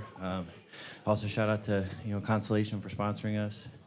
Once Upon a Coconut is delicious. That's the reason I haven't cramped up yet. Cool, man. Yeah, and like you said, we saw that you finally wrestled up, grabbed like a double leg, and then as he hit the ground, that's when you attacked the foot with the Aoki lock. Is that one of your favorite setups for that move? Yeah, I think one of the best times to attack it is when you get them, going backwards. And so definitely once I get the grip, I feel like I can break it from anywhere. And if you want to learn how to do that, my BJJ Fanatics instructional is dropping soon. Enough said. Thank you, Chris. Attaboy. Go make your money, Chris Wojcik. You deserve it. Points on the board for Chris Wojcik, complimentary of his coach and Dean Lister about that wrestle up, and that's really where it all started, B-Mac. Without the wrestle up, we probably don't see a submission there. No, we wouldn't have seen the submission there for sure, and he's right. The chat was kind of having a good time with Dean, being persistent, saying the same thing over and over, but that same thing over and over is what led to the finish right there. And man, I hope Dory is okay. I said that's an Aoki lock. It's not a straight ankle lock. Straight ankle lock, you can kind of walk off a little bit. I mean, there can be some pretty bad ones, let's be honest. I've been in a couple. Mike DeWitt put me in one time that I thought ended my life. But, you can almost walk off a straight ankle lock, even if you do get tapped with it. That Aoki lock ends up putting pressure on the inside of your ankle and on the inside of your knee. So it feels a lot more like an inside heel hook than it does a straight ankle. It's a much more serious lock. And, man, I hope Dory's okay. I'll have to go check on him here in a little bit. Yeah, we'll see if he's able to make it for his third match of the night. All right, we are ready to continue our night here in Las Vegas. We go back out to Stephen Aiken. We're ready for our final matchup of Block 2. Making his way to the mat representing First Form, Adam Bradley. Here comes Adam Bradley, ready for his second match of the night. We await his opponent. Back to Stephen Aiken. And his opponent, representing Constellation Network, Sebastian Attard. Sebastian Attard walking with his coach, Dean Lister, right behind him. Final matchup of Block 2. All right, guys. Guys, when the whistle blows or I say stop, freeze, so we get an easy reset. All right. And we are underway. Adam Bradley in the black with red. Well, look at this. False reap attempt early by Attard, and he's into a pretty good position here. Bradley, very good defensively, and he'll navigate this well, most likely, but this is a great open to the match by Attard. Bradley driving his head into the chin. Check that out. That's awesome. Making Sebastian very uncomfortable. He's going to make him want to let that go. Yep, check it out. Very uncomfortable. You can't be stated enough. You're not allowed to headbutt really in any combat sport, but the head can still be used as a weapon, as is this. Leg attack. Oh, what an upset this would be. Bradley trying to slip this knee line, starts to get out of here. Man, nice defensive navigation by Adam Bradley, but a good opening attack in the first minute by Attard. Right hand, grab his knee. His other knee. His other knee. Right hand, grab his other knee. You can pass this way closer. Right hand, grab his other knee. You're fine. He doesn't have a heel up there. He doesn't have one, okay? Right hand, disengage. Grab his knee, other knee. Okay, yeah. Yes. Right hand, yes. It's too shallow now, okay?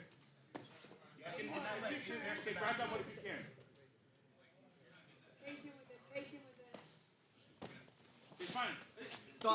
Two men separate. Now we're going to get a restart. Standing supine. You know supine? Beautiful, Sebastian. Keep it up. Same game.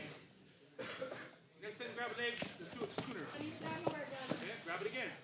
Attard's going to have to be very careful right here. Bradley had a really good look at a guard pass right there. Didn't ultimately capitalize on it, but he threw Sebastian's legs off to the side really strongly on that redirect. Just didn't change levels and close the distance with it.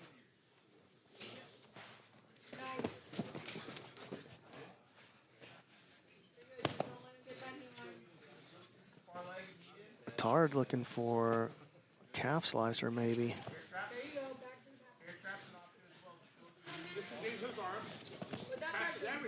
Sits up, tried to hit him with that dummy sweep.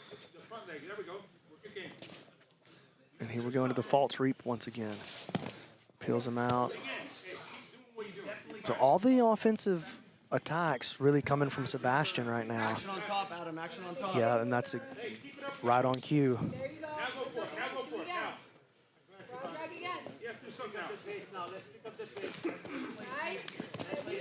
Bradley now starting to get a little more active. Hey, Sebastian, scoot after him. Grab his leg. Scoot after him. Now do it. Keep going. Heavy pressure. Dean telling Sebastian, scoot forward, move after him. He wants to give the appearance that Sebastian's the aggressor and that Adam's running away from him.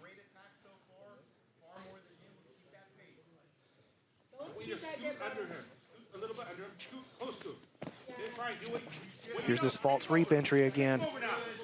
Oh, this is a pretty good entry here. Nice. Again, though, man, Bradley is just so hard to deal with. He navigates the submission attempts from every position so well. Sebastian taking the double wrist grip. Under 2.5 minutes remain. Bradley into a pretty good knee cutting position now. Bradley's got to step on the gas. Grab the other leg. Sit for a single and grab the other leg. If you have that, you have that. If you know what you do. If you have it, take him over now. Cross your leg. There we go. Now go. We're trying to Now cross your legs with the heel. isolate that left leg of Bradley. Here is Attard. But he's got to be careful with both his legs on the outside. This could be a really good back-taking opportunity for Bradley. Oh, he navigates through, passes the guard, now the knee on the belly. Attard very easily, though, bumps him out of that position. 1 minute 40 left, okay? That's it.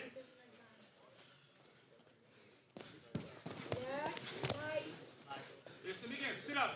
Listen, do the same thing, but next time you cross your feet, take them down, okay? Do it again, yeah. Grab that leg, grab it. Action on top, action. Grab it, sit up, grab it. Another warning issued for Adam Bradley. There we go. Now listen, get under the other leg. Now, scoop the other leg, scoop it. Yeah, he doesn't like that. Grab the other leg, grab it. Shot clock's on, Adam, shot clock's on. And now the shot clock is on. Yes. You have a minute left. Yes, sir. Good, yes. Get up, grab his leg. Halfway through that shot clock. Grab his leg. Keep it up. Sit up. You're still on. Do it. You're doing great. Come on, man.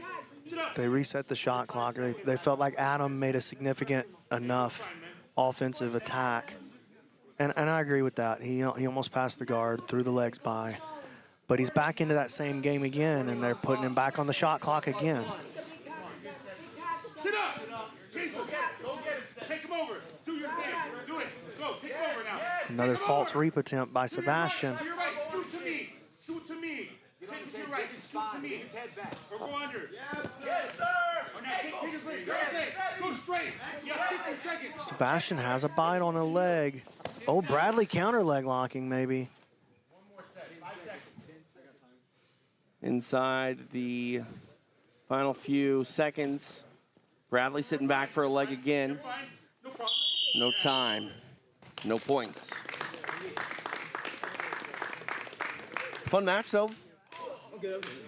Trying to make things happen. We're both gentlemen, but both evading. And now we'll make it official with Stephen Aiken. After 6 minutes, this match finishes with a draw. And there we go. We are through our second block on match day 2 here in Las Vegas. It is PGF Season 7, powered by Once Upon a Coconut. TJ DeSantis along with BMAC Brandon McCatherine. And, man, what one block can do for the overall landscape of our season. Block 2, man, it kind of turned everything upside down, and we see New Hope really running away. Yeah, they put up 16 points. That's more than any team had already collected through the entire event so far. Yeah. They did it in one block. And they did it in 4 matches. 3 out of the first 4 matches all ending in sub. Rivera with the triangle for 6. Schneider with the arm bar with the elbow genie for 4. And Travis Thomas with the Darce choke for 6. Serious points put on the board by New Hope. And TJ, walk us through that leaderboard right there. Yeah, we see Ryan Aiken in top position. Trailing just behind by 2 points is the Polish Punisher, Marcin Masulovic. Ernesto Rivera on the board with 9 points. Paul Ardilla, he's got 6. Kyle Baim scored his first points of the night. He's got 6 now. Elijah Carlton, the jabroni, he's in that number 6 position. And, of course, don't forget our regular season. It gives way to our playoffs coming up here on Friday night, live and exclusive on UFC Fight Pass. Another $20,000 is on the line. That in addition to our $100,000 regular season team prize that is up for grabs. And speaking of that team prize, dude, can we throw the team points up there on the board? I'd like to take a look at that. There we go. 31. Wow. Dude, all of a sudden they're just running away with it. Yeah, New Hope lapping the field at this point, more than double the points of the second place first form. So, yeah, they're the team to beat, but hard to do so, to say the least. All right, Alex Wendling standing by on the mat. We're going to go to her. Alex, take it away. Standing by with the Mantis, Travis Thomas, and we were just talking about how yesterday you were having such dominant performances but not able to get the submission, and today you're on that scoreboard. So how's it feel? Man, it feels really good. I want to thank New Hope and everybody out here for just helping out and supporting the PGF. But yeah, it feels good to finally get on the board. I know that I've been working a lot on my jiu-jitsu, and I knew that it would just take something to put it together, and now I'm on the board, and I'm super excited to see what comes. And a lot of people have been putting up points for you guys. You guys are coming off of the best block that you have had so far. Your team's really in the lead. So were you expecting for your team to be in the lead this much? Man, I think in the beginning when people seen our team, they thought that, you know, we didn't have the most spectacular team, but at these team training events, or like when we come and practice, we've really had like a lot of team chemistry and morale, and I think that our team looks the best in here. Our coaches are doing a really good job of getting us motivated and keeping us on game, so man, I feel great about our team. Yes, I heard a little bit of the talks after your guys' last block. So how are they keeping you motivated now? Man, they're just really telling us professional things, staying off our phone, keeping our energy on the matches and staying warm, and then just like keeping a team, looking out for each other, warming each other up, and like giving insight to our next matches. And for your upcoming match, what are you looking to do? I'm looking to dominate, looking to be exciting. I want to be exactly what the PGF wants, and that's a marketable athlete, whether it's on the mats or off the mats. Yes, you said you came here to be an exciting fighter, and you've definitely done that so far. Good luck on the rest of the tournament, Travis. We'll send it back to you guys. Thanks, Alex. Appreciate it. Travis Thomas, the Mantis, doing phenomenal stuff here on the mat, and very complimentary of his team, you know, managed by Pedro Sauer. It is very much a team-based week here, and doesn't get any better than New Hope right now.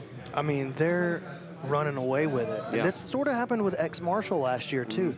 They had a team that not everybody, you know, they didn't have the big superstars on their team. Now, New Hope does have Ryan Aiken on their team, and a lot of people felt like he was going to be the #1 guy, and he's definitely delivering points. But, man, it was Brad Schneider coming out and putting points on the board. Yeah. Ernesto Rivera coming out and putting points on the board. A lot of people thought Travis was going to put points on the board, but Ryan didn't put points on the board. You know, so in the last block at least, he's leading the dance right now with 13. Marcin coming in with 11. This top 8 here, this can change quick, especially the last, let's call it the last 7 spots, right? Or I guess 6 spots can change pretty quick. It's those top 2 starting to drag away, pull away from everybody else. Yeah, absolutely. And the bubble, you know, becomes more and more important. On the outside looking in, that's not where you want to be.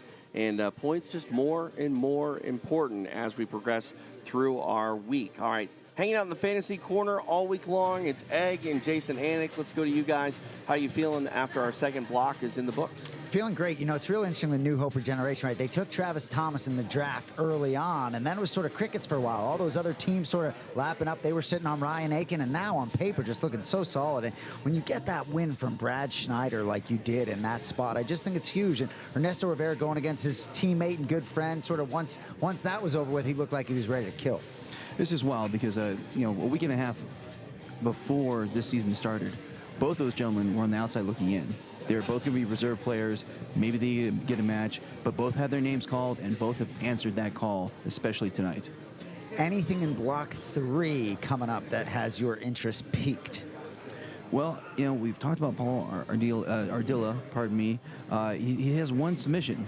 Man, we're almost done with day 2. We're almost 50% done with the PGF. If he wants to make it to that playoffs, he's got to get some more subs on the, you know, happening there. But of course, Marcin versus Ernesto. Ernesto, as we said, has had a big day today, had a big day yesterday, but he's going up against somebody else who's made a real name for himself here in Season 7, Marcin. I'm really interested to see who wins that one. Couple matchups I'm looking at: Kyle Bame, Abe LaMontagne coming up, and then Adam Bradley, Elijah Carlton should be interesting. TJ.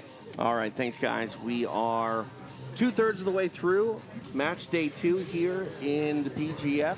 B-Mac, anything you want to say before we throw it a break and get ready for block number 3? Yeah, I'm looking at that Constellation New Hope team matchup, and I'm seeing Travis Thomas, but he's supposed to have Kamoy Anderson right here.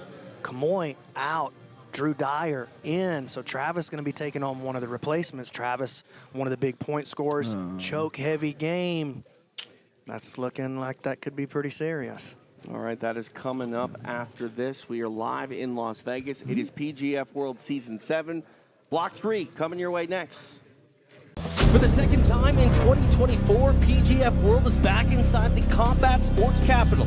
We're at a secret location in Las Vegas where 20 grapplers are said to be drafted upon one of 4 teams, all with one common goal in mind. That is cashing in on a potential $100,000.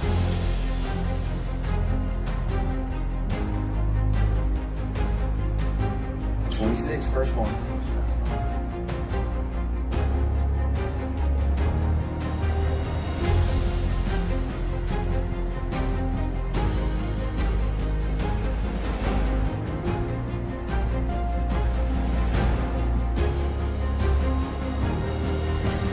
Yeah, thank you for what you've created and really, truly the future of what I think your kids will be.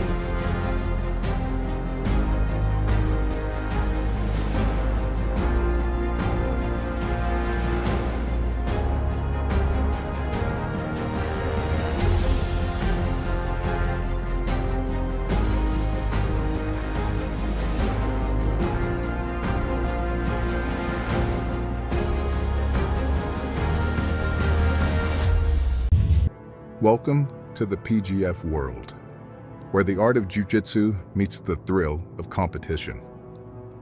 The returning warriors are here to reclaim their thrones.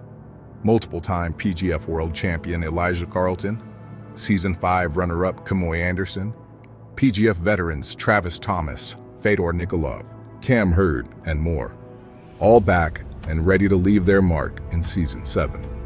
And don't forget the top scorer from Season 6, Davis Asari, is hungry for more. But this season begins a new weight class. 205 pounds brings new athletes to the PGF Proving Grounds. Ryan Aiken, CJJ champion, ADCC veteran, looks to prove why he deserves PGF gold. IBJJF silver medalist and CJI veteran Adam Bradley joins the fray. And ADCC, CJI, and EBI veteran Kyle Bohm booked his ticket in the Nashville qualifier. And we can't forget about jiu-jitsu standouts Kyle Chambers and Paul Ardilla. These athletes are ready to shake up the league and leave their marks in the PGF history books. It all goes down in Las Vegas, the fight capital of the world, starting November 3rd.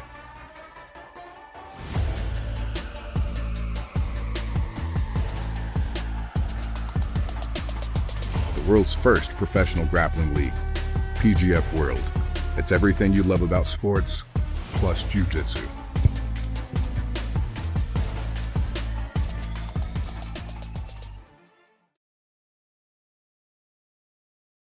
The bullfight critics, ranked in rows, fill the enormous plaza full. But only one is there who really knows. And he's the one who fights the bull.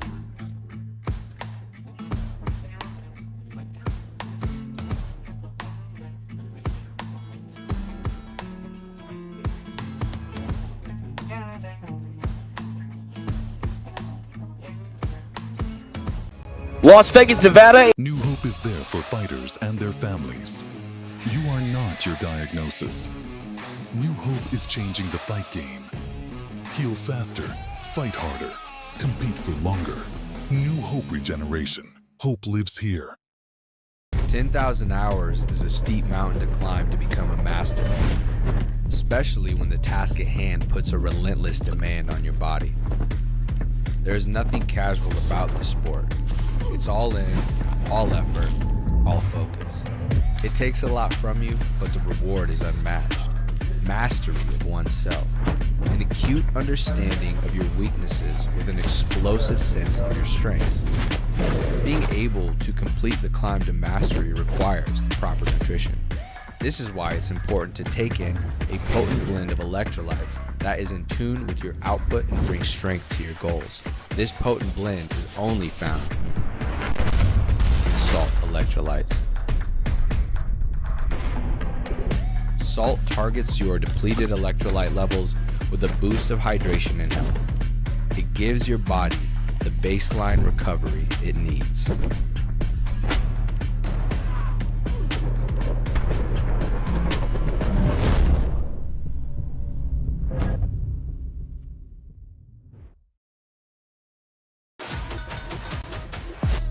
The world is ready for a change. It needs people like you. People with drive. People with ambition. No matter how hard the road, no matter how long the journey, no matter what storms come our way, we cannot quit. It's going to be hard.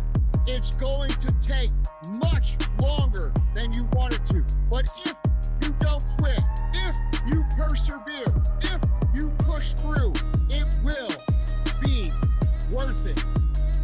The world needs you. The world needs your story.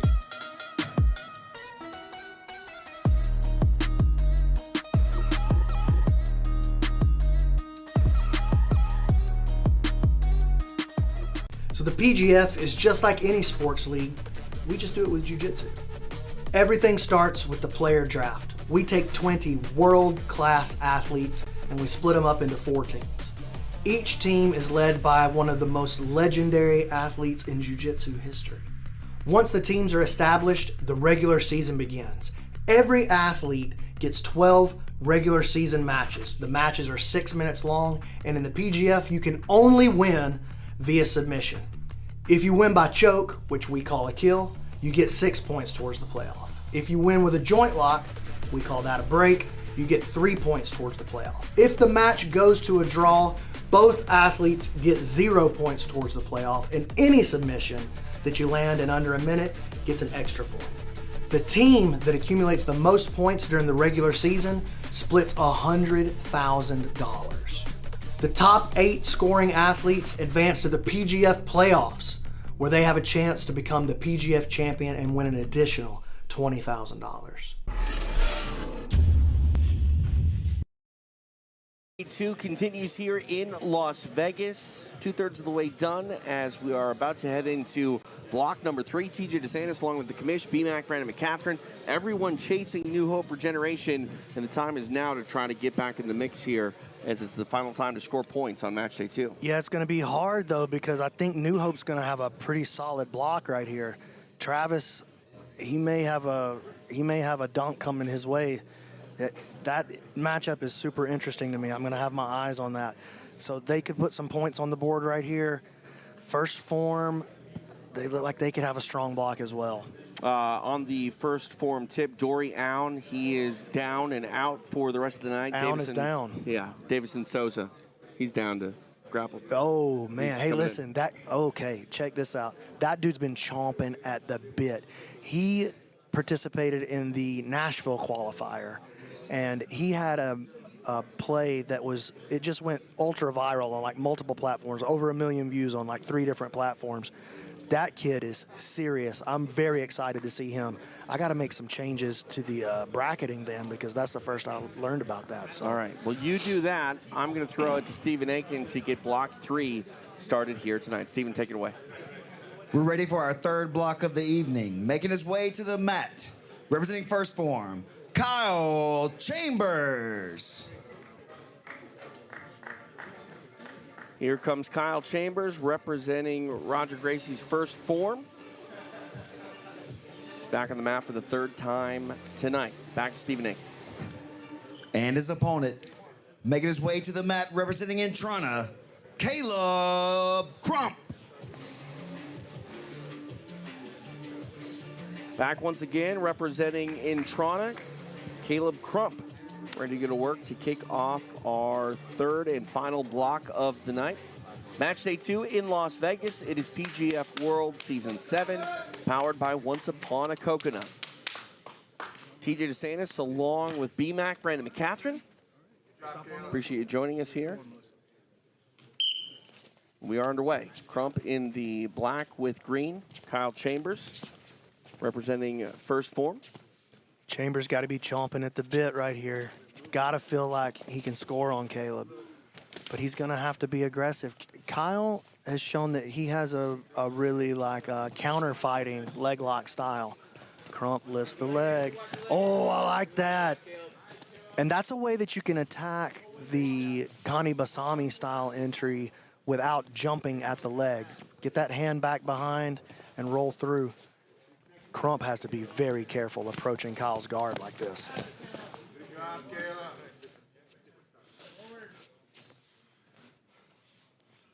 Calling Kyle back out to the center.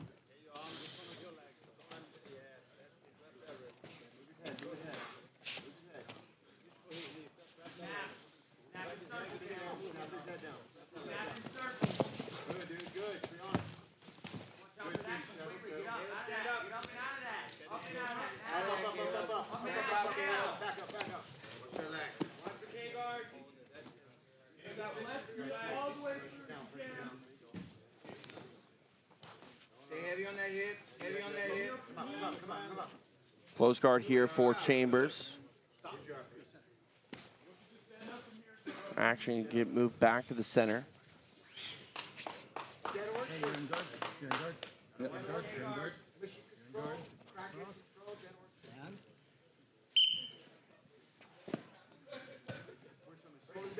Open up his elbows, bring him down. Stretch him out, get you stretch him out. Push your leg up, push your leg up. Your elbows short. Bring it up. Pushing on the face here is Caleb Crump. Kyle almost moving into a body triangle. So long with those legs. And Caleb's going to have to be very careful.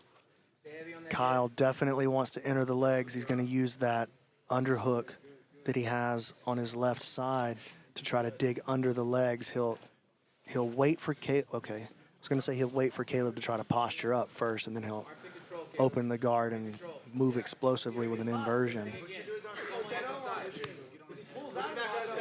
Reaching up to grab the head here is Chambers.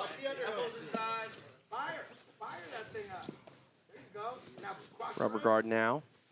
Do a little gag reflex, cross your ankles, gag reflex, cross your ankles. Yeah, relax. Yeah, keep the weight forward. Good. Kyle had a crazy rubber guard play in his last match against Drew Dyer.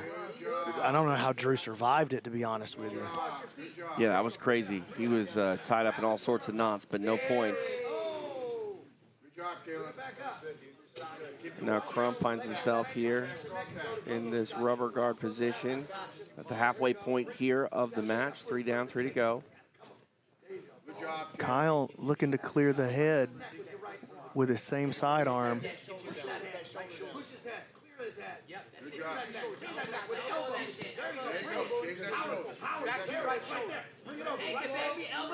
Oh, Crump finding himself a little bit deeper now in this rubber guard play in the chill dog position.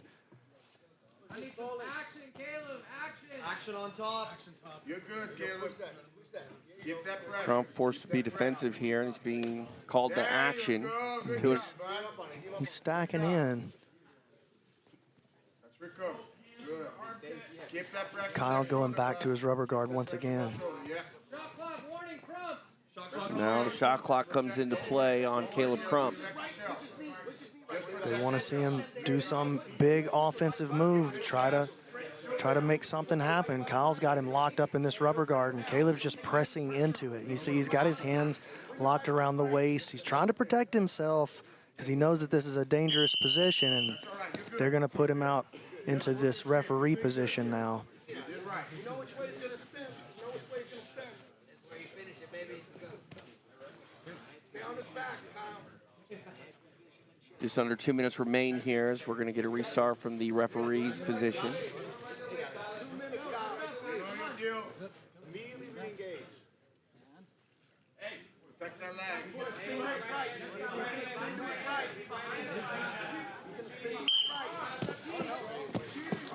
Oh, finds wow. himself back on the top position. Kyle has a good angle for an arm lock here, though. He's going to try to switch to the legs. Triangle choke. Caleb slips out and survives. That was a strong attack, though, by Kyle Chambers. Left or right, left or right. Right and left. Come on, get stretching. Push him down.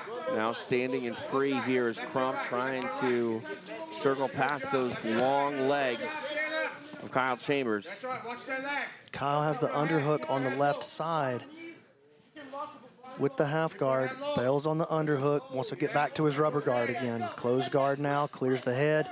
Chill dog position. He's going to look to get that foot over in front of the face, and this is very similar to the play that he just made against Drew Dyer.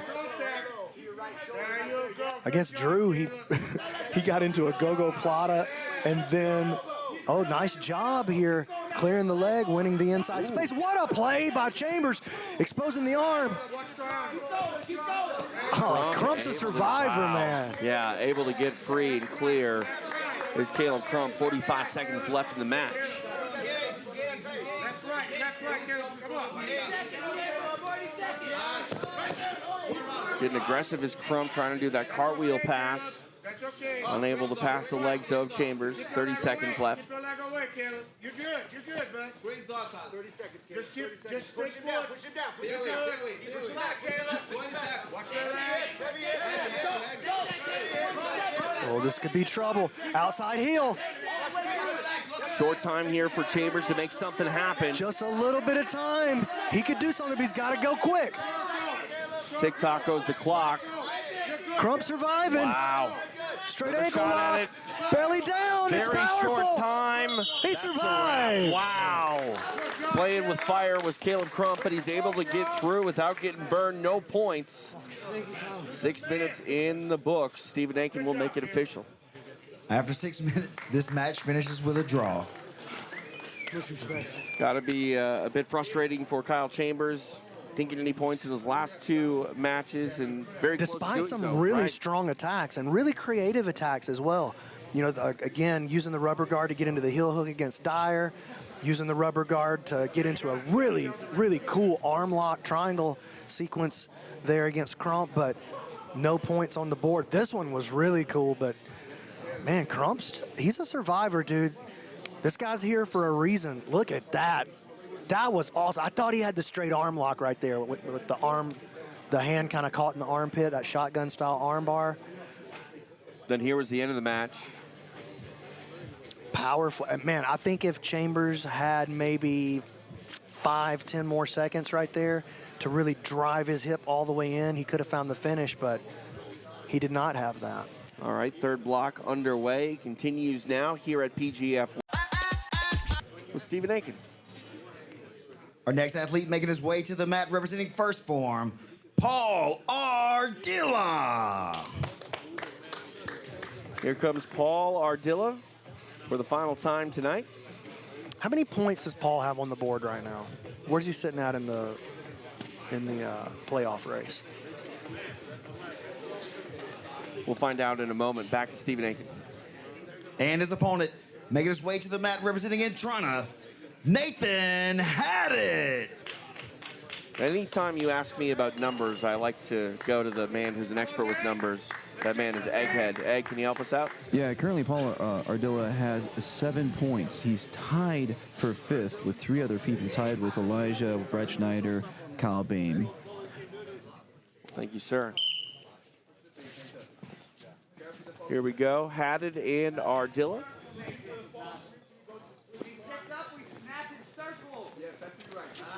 Haddad circling on the outside.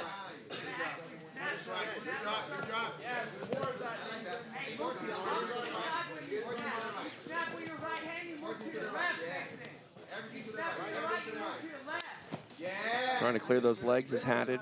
And Paul's guard, though, just looks impenetrable through the first half of this PGF season.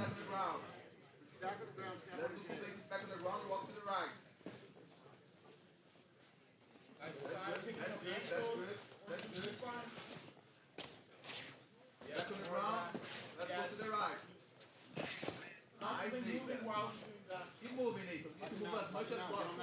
I need you moving as much as possible, Nathan. Carry the legs. Nice. To the right. Nice. First minute of elapsed time gone by the wayside. They call for action against Haddad. They feel like he's just circling too much, not engaging in an actual pass. That forces him down. Paul tries to put some grips on him. Nathan steps out.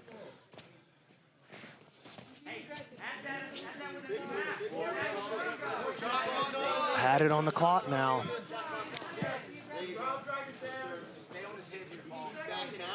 And man, while he's on the clock, he stands, backs out in circles.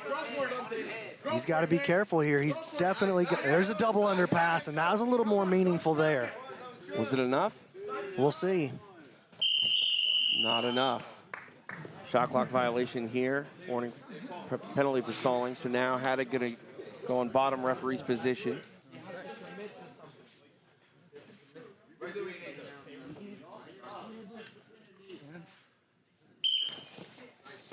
Action back underway. Ardilla getting high on that back ride, falls off, but he's on a leg, and Haddad able to retract.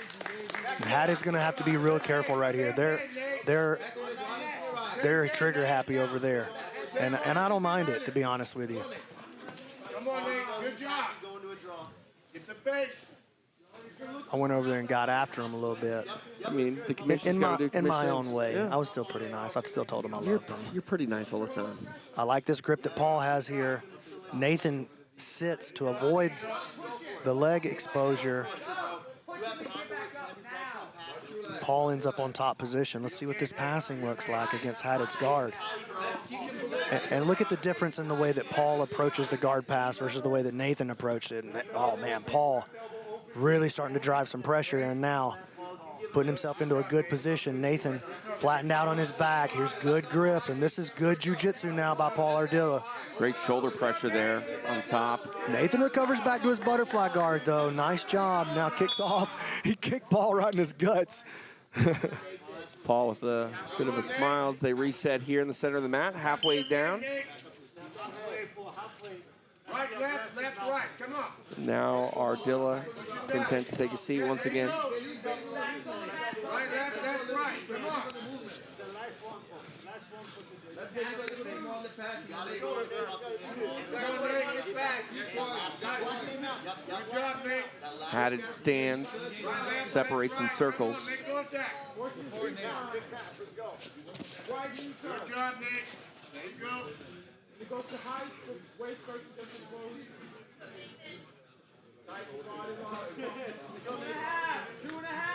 Ardilla trying to grab Nathan and pull him in. That's okay. You done that. Good job. You gotta keep the pressure, though. Haddad disengages, and it kind of draws the ire of Paul Ardilla. Good job, Nate. I mean, Nathan's got to be really careful right here. He's going to end up with another stalling call. Nice play here by Paul. Moving forward now, he's going to wrestle up with that. He's got a good grip, left hand around the shin, driving forward. That was really nice work by Paul. Just solid, clean jiu-jitsu. The thing is, Paul's jiu-jitsu just never looks rushed. but there's 6 minutes to play, so you almost have to have a bit of a. I mean, you got to have a sense of urgency about your game to do well in this rule set. 90 seconds left. Good knee cut position. Paul really doing a nice job with this pass, but he's got to do more than just pass. Don't let it go through the head. That's good. Keep your shoulder off the ground. There you go. There you go. There you go. There you go. This is back, bro. Kimura locked up here by Haddad. Okay, oh, look at that. He tried to spin. You know who that looked like. Go ahead and say it, TJ. Matt Hughes, George St. Pierre. My man. Yes, sir. Match number 1. I felt your old school MMA knowledge like bubbling to the surface, and you couldn't wait to say it. I was like, let me say it, let me say it, let me say it. I held back just so you could say it. Appreciate it. 45 seconds left in the match. Where could somebody see that match? They want to see an example of that. This is a great service called UFC Fight Pass. It's also where we're going to be on Friday night for our playoff. Hey, we're on the YouTube right now. Everybody's watching on the PGF YouTube, but we're also out there on the UFC Fight Pass YouTube. Okay. Haddad ends up with his second penalty, dropping fantasy points over there. Just 22 seconds remain in the match. See if Ardilla can make a run at his back. Oh, that was beautiful. Not a lot of time to work though. He's got a good play on this Kimura. He's got his weight down on the elbow.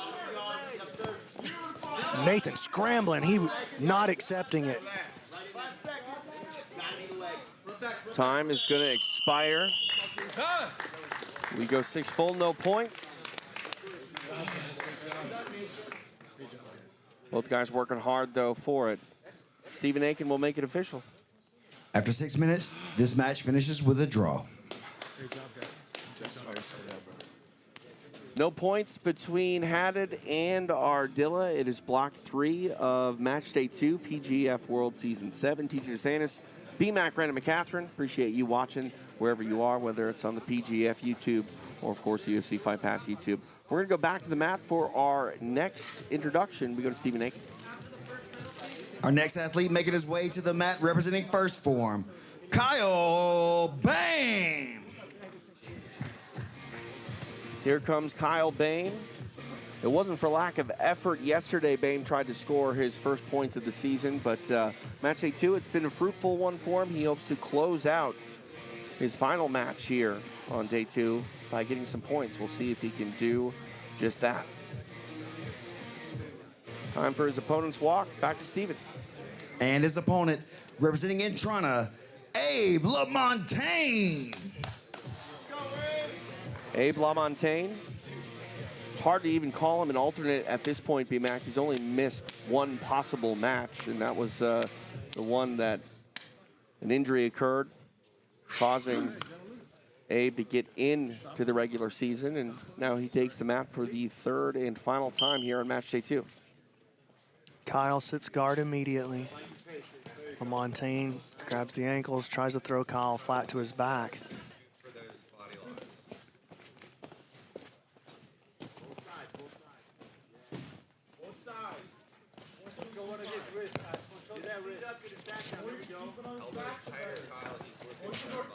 Abe pretty aggressive with his passing strategy right now. And I think he probably wants to get into his body lock pass, but his body lock pass is it's like a slow grinding style of pass. That's tough when you got such aggressive stalling calls, but it's also tough when you only have 6 minutes to work. By the time he does make it down into a position where he could work that against Kyle, he's not going to have that much time left to work. Kyle pulls him into the closed guard. Abe immediately stands. And I like the action that Abe is bringing into his passing here. And this is the Elijah Carlton triangle setup. Leg draped over the top. Abe trying to win that inside space on the knee. Not able to do it so far. underhook by Kyle is locking his hands together. He may be thinking about switching off to an arm lock on this near side that we're looking at here.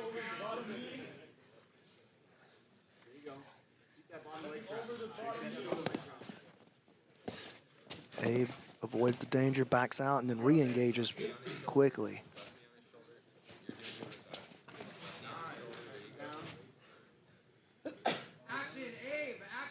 Action on top.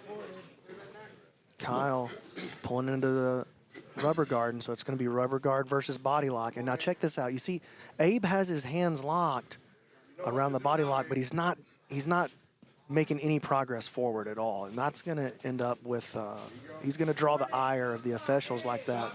Just, there you go. He's on the shot clock now.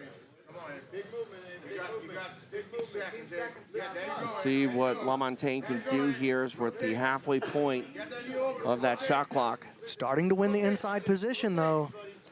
But it's just, he's not, I don't think he's going to make it. There comes the flag.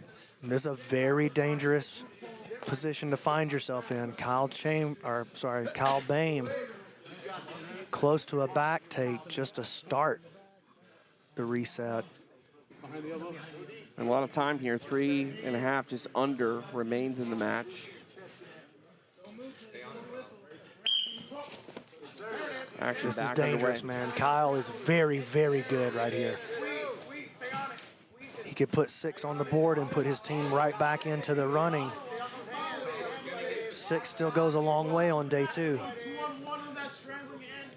That right hook of Bame is in. And he's got a lot of time to work. Over half the match still in his favor. Doing good, dude. Doing good.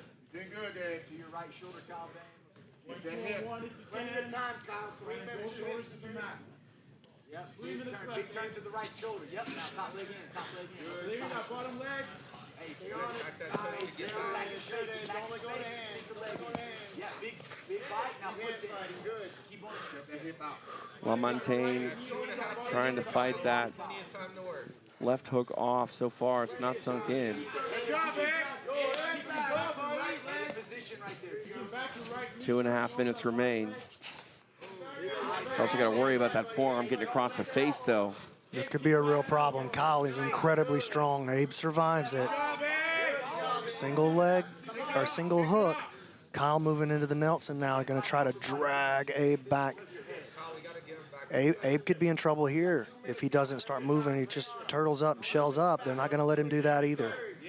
They want constant action. Bame trying to get that right arm across the face. No hooks in here. Left shoulder, left shoulder. We're not going to jump on it. We need to left shoulder. Left shoulder through.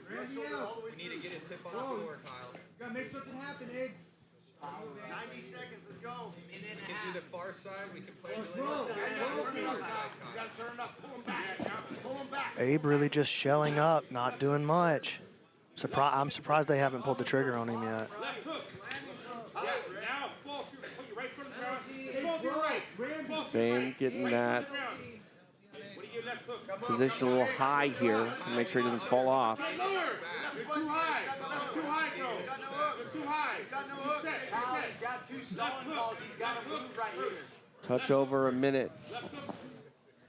Go forward for you can quad pile. 1 minute, Kyle. Here you go. Quad pile. He's going to fall right over. He's going to fall right over. And Bame falls off Abe the top. survives. That was a bad spot for him, man. He took his time, got out of there. I think he got lucky that they didn't pull the trigger on him.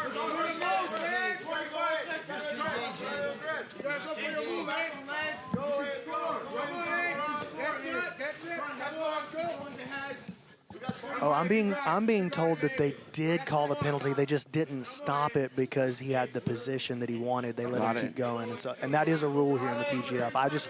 I missed the call, but as I look at the scoreboard there, it does have 2 penalties on it, and so that was my mistake. He needs to make sure he avoids a third, but short time left. Yeah, and the way he's moving and doing his passing on the outside here, I don't think he's really in danger of getting that 3rd penalty here. Kyle scooting forward, though.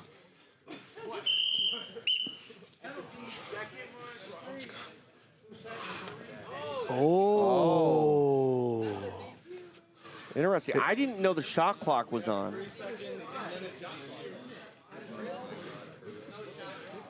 Not after the first penalty is no shot clock.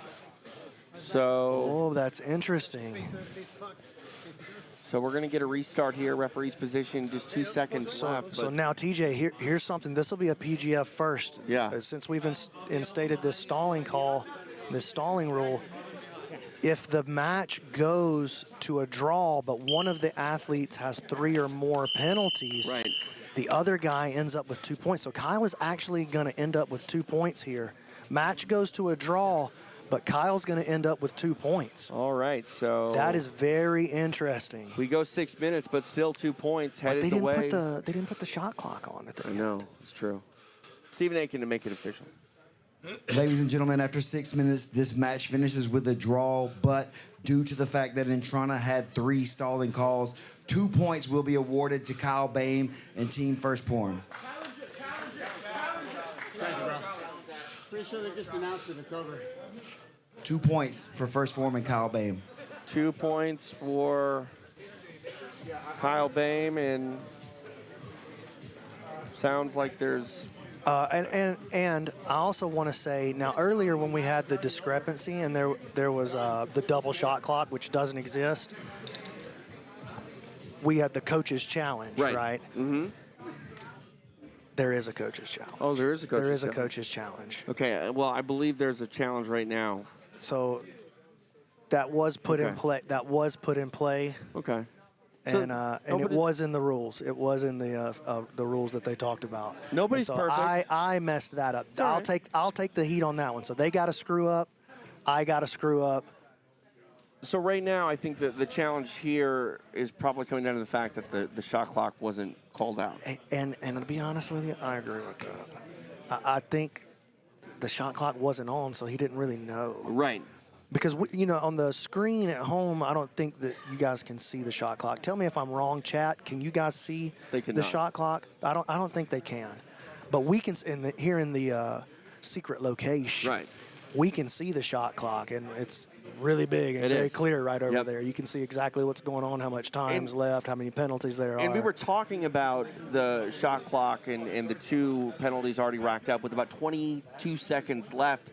And we basically said that he was circling and doing enough to avoid that all-important 3rd penalty, but ultimately did come on. And I think it's because the shot clock, while it wasn't on the screen, according to the judges' table, they felt that it was on. So the more you know. All right.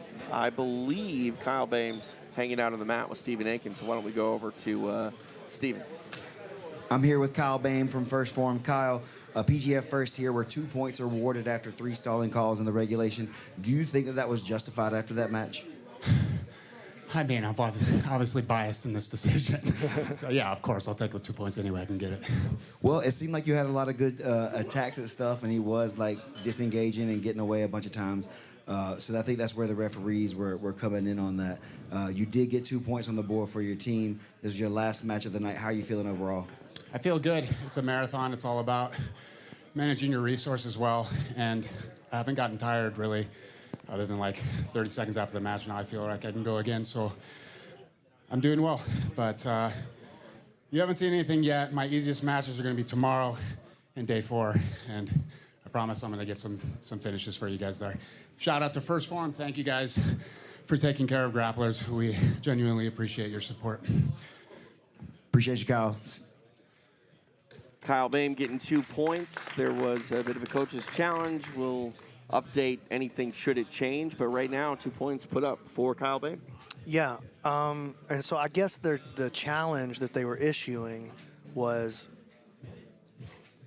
that there was no shot clock. I think that would be the only thing that I could see the argument being made for. Maybe, and I'm just making something up right here, to be honest with you. Maybe there was an error over there, and he missed it with that, and so they were keeping it manually. I could see that. Right. But anyway, here we go. Ryan Aiken's our number 1 guy right now. Marcin Machulovic coming in at 11. Where's Kyle Bain? Those 2 points really important right now for him. That puts him up into the 4th position, and that kind of gives him a little bit of space to a little bit of breathing room, you Right. know? Yeah, absolutely. Every point matters in 2 points. No one's going to argue with it. I mean, Steven asked Kyle Bain, do you think you deserve those 2 points? And Kyle, very honest. Yeah, they're my points. Of course I want them. Yeah, he's like, I'll take them however I can get them. Yeah. I'm not here to argue with somebody trying to give me points. Exactly. All right, more points up for grabs as block number 3 continues here live in Las Vegas. Back to the mat with Stephen Aiken. All right, we're ready for our next match. Making his way to the mat representing First Form. Give it up for Davison Souza. Davison Souza replacing the injured Dory Aoun. We will see Souza take the mat for the first time this season as he comes off the bench.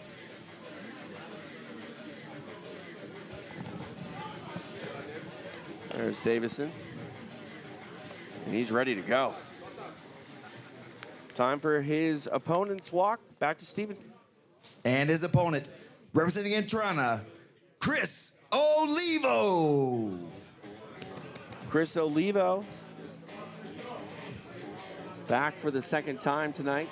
We saw him come in off the bench earlier. Was very aggressive, very game, but he ended up running into a tough Mantis and Travis Thomas. We'll see what Olivo can do here for his second match of the night. Two of our alternates squaring off against each other here. And we talked about it at the beginning of the season, BMAC. You know, when you're an alternate here and guys are running the gauntlet, there are going to be injuries. And we've seen a lot of the alternates here in Season 7. Start on the whistle. You stop on the whistle, all right? And here we go. We are underway.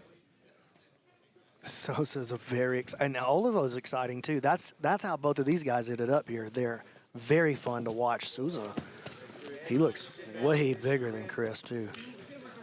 Oh, and man, he's ready to go. He's been sitting on the sidelines. He's bringing that big day one energy out here.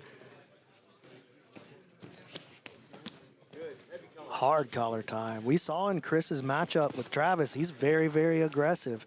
You know, he ended up losing that match, but not for lack of trying. He got out there and attacked Travis Thomas. Ended up getting caught in a Darce choke towards the end of the match.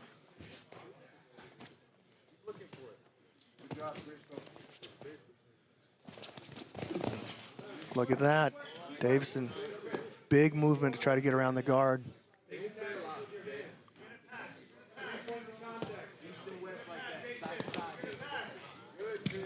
Olivo looking for a triangle.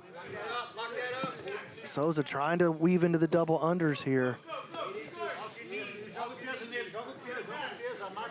Heavy pressure. Another triangle attempt. Olivo's still fishing for it, posturing up though. Souza out of danger. Yeah, I mean, that was, I would say that was pretty close to a slam. It definitely, I looked around the room, I saw it, a couple of people kind of looked like, was it? But it really wasn't. It was just he shook him off, and it just. It looked violent. It didn't look violent. It looked impactful. It looked like he meant to shake him out of there pretty seriously, but I wouldn't call that a slam by any stretch. Get up. Good job, Chris. Go. Let's go, buddy. Let's go. Head position. 2 minutes of elapsed time. Olivo takes a seat. Watch your hands. Watch the hands.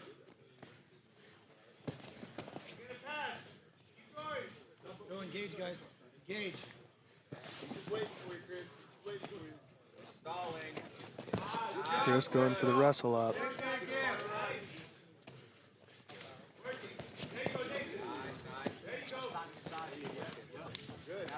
Good job, Crystal. Do your game. Not going anywhere. Do your game, Crystal. Good job. Do your game. Oh, nice. Oh, I thought he had that pass for sure. Chris working his top knee back inside, and here comes the pass. Chris inverts, saves it with the inversion. Very nice. Go for it. Trying to clear those legs, and Souza action leaking off the mat. We get a Reset here at the halfway point. Your side, you got an underhook under his leg. You know what to do. Stop moving. Stop moving. Action back underway.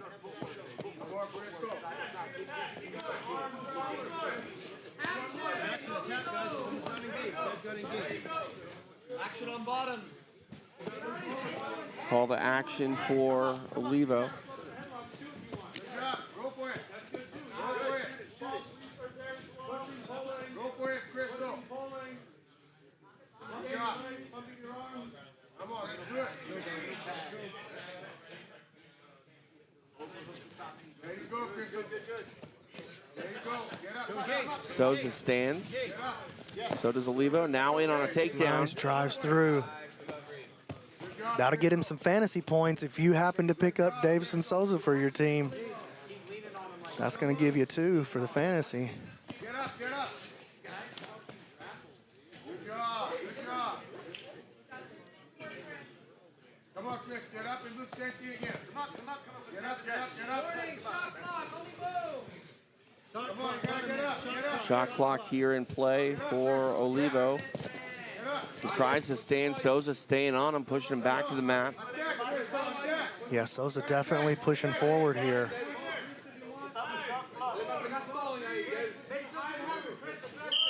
And there comes the flag. And Chris just framing away right there at the end. Knew the shot clock was on, but really didn't change up the game that he was offering. You're good, brother. Just do your game. Work your scrim. 95 seconds remain here in the match. We get a restart from the referee's position. Both hands up, straight up.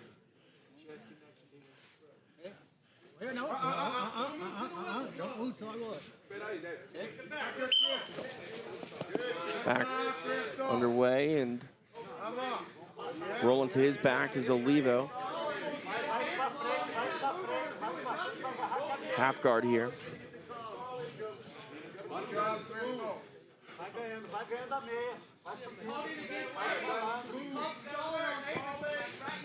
There's the pass. Keep him there. He's only stalling when he does it. He's only stalling when he moves. He's flat on his back. He's still flat on his back. Now 1 minute remains. Yes, go to turtle. Don't do anything silly.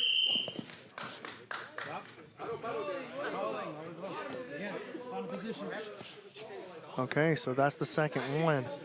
Okay, again, I didn't see the shot clock, so that's making me think that something's going on with the same. clock. So I that agree. makes me actually feel better about the last one.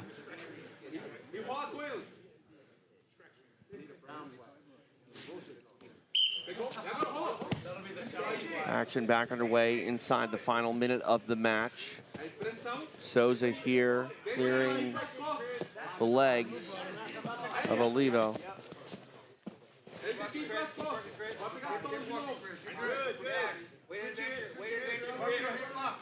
Chris has got to do something. He's got to take a big risk here. And there he goes. He's doing it now. He's not just staying there flat. See, he pop. Good. That's how you make that happen. If you're Chris, you've got to stay on the move. You cannot stay there and get this third penalty. You got 15 seconds of going nuts, freaking out to get out of here. Americana Davison moving attempt. to an Americana. I don't think we've ever had an Americana finished in the PGF, and we're not going to have one right now.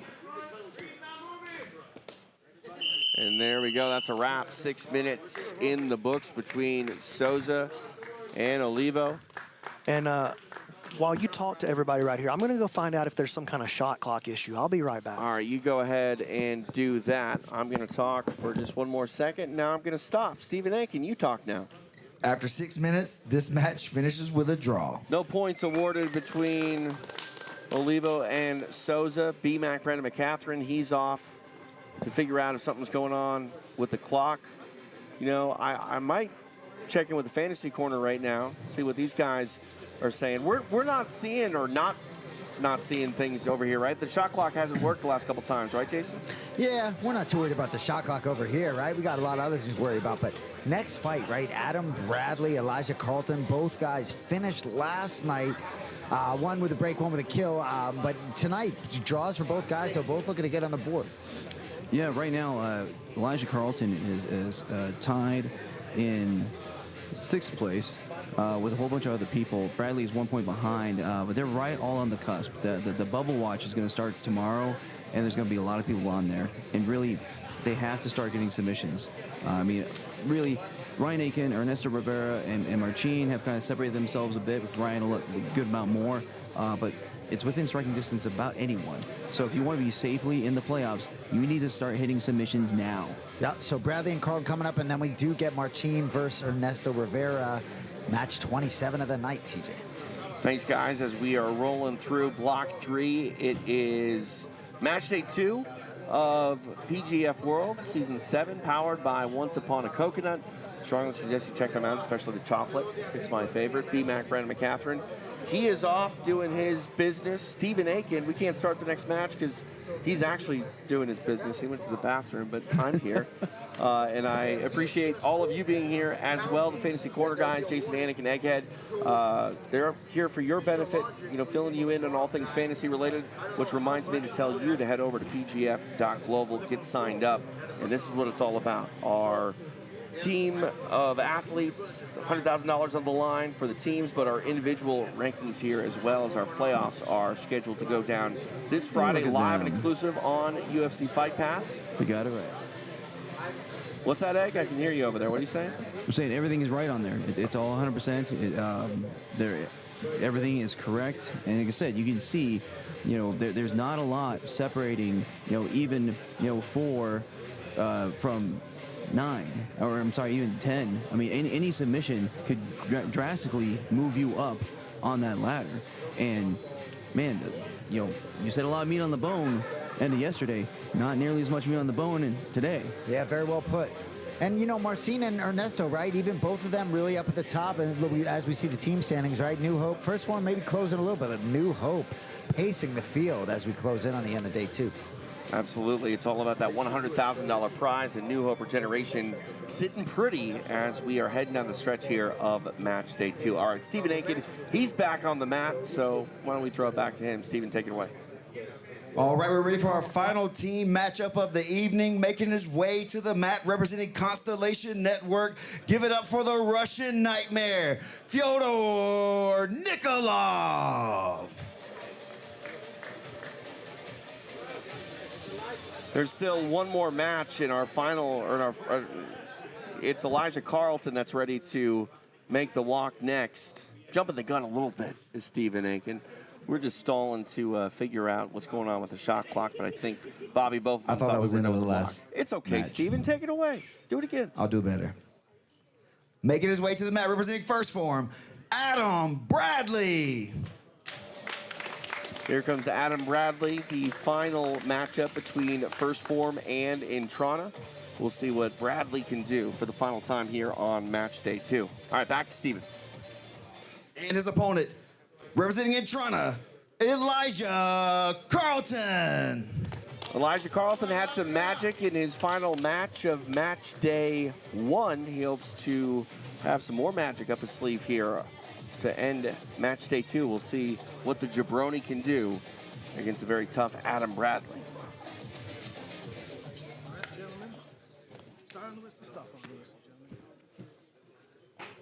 All right, here we go. Final matchup of the first team match of block number 3. Elijah Carlton, he takes a seat. Diving for that leg of Adam Bradley.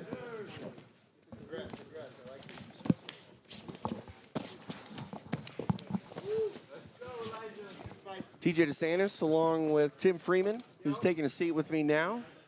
What's going on, TJ? How you doing? I'm loving life right now as Elijah Carlton looking to put some pressure on the right arm here of Adam Bradley. Bradley's been really hard to finish this last couple days here. You gotta start moving here.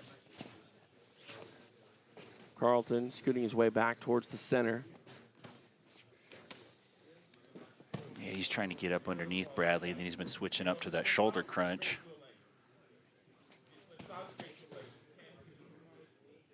Bradley seems calm.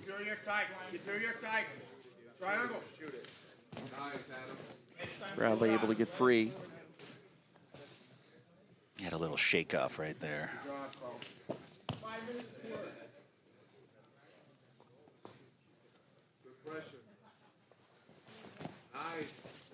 Bradley trying to clear those legs of the jabroni. Carlton's guard has been pretty difficult to pass today. Now he goes inverted. Yeah, he's so comfortable with that inversion, and he's got an entanglement. He might go for the knee bar here. He might try to turn that into a heel hook. Looks like he might have had a Mikey lock. Bradley, go ahead. No, I was going to say Bradley trying to clear that knee. He's so good at that too. He rarely leaves his legs deep enough where he can't pull them out. We'll see if Carlton tries to come up on top position here, if he feels so worth chasing. I think he's going to stay on that leg. Carlton really hasn't come to the top much the last couple of days. He's been content to play on the bottom. And it looks like that knee is free now. Bradley escaped a precarious position right there. You can see that shiner underneath the right eye of Elijah Carlton. He's showcasing why everyone calls this the gauntlet. Yeah, and that really starts to show up on day 2. And day 3, I think, is really the make or break day for a lot of these athletes. Yeah, popped his leg pretty good. I'm always amazed at Elijah's ability to carry on a conversation with multiple people in the venue. Shot clock now up for Adam Bradley. Almost got a pass. I think he's just trying to hit the rim with that shot. I don't think he was trying to make it. And it was enough to reset the shot clock. Here we go, halfway point of the match. 3 down, 3 to go.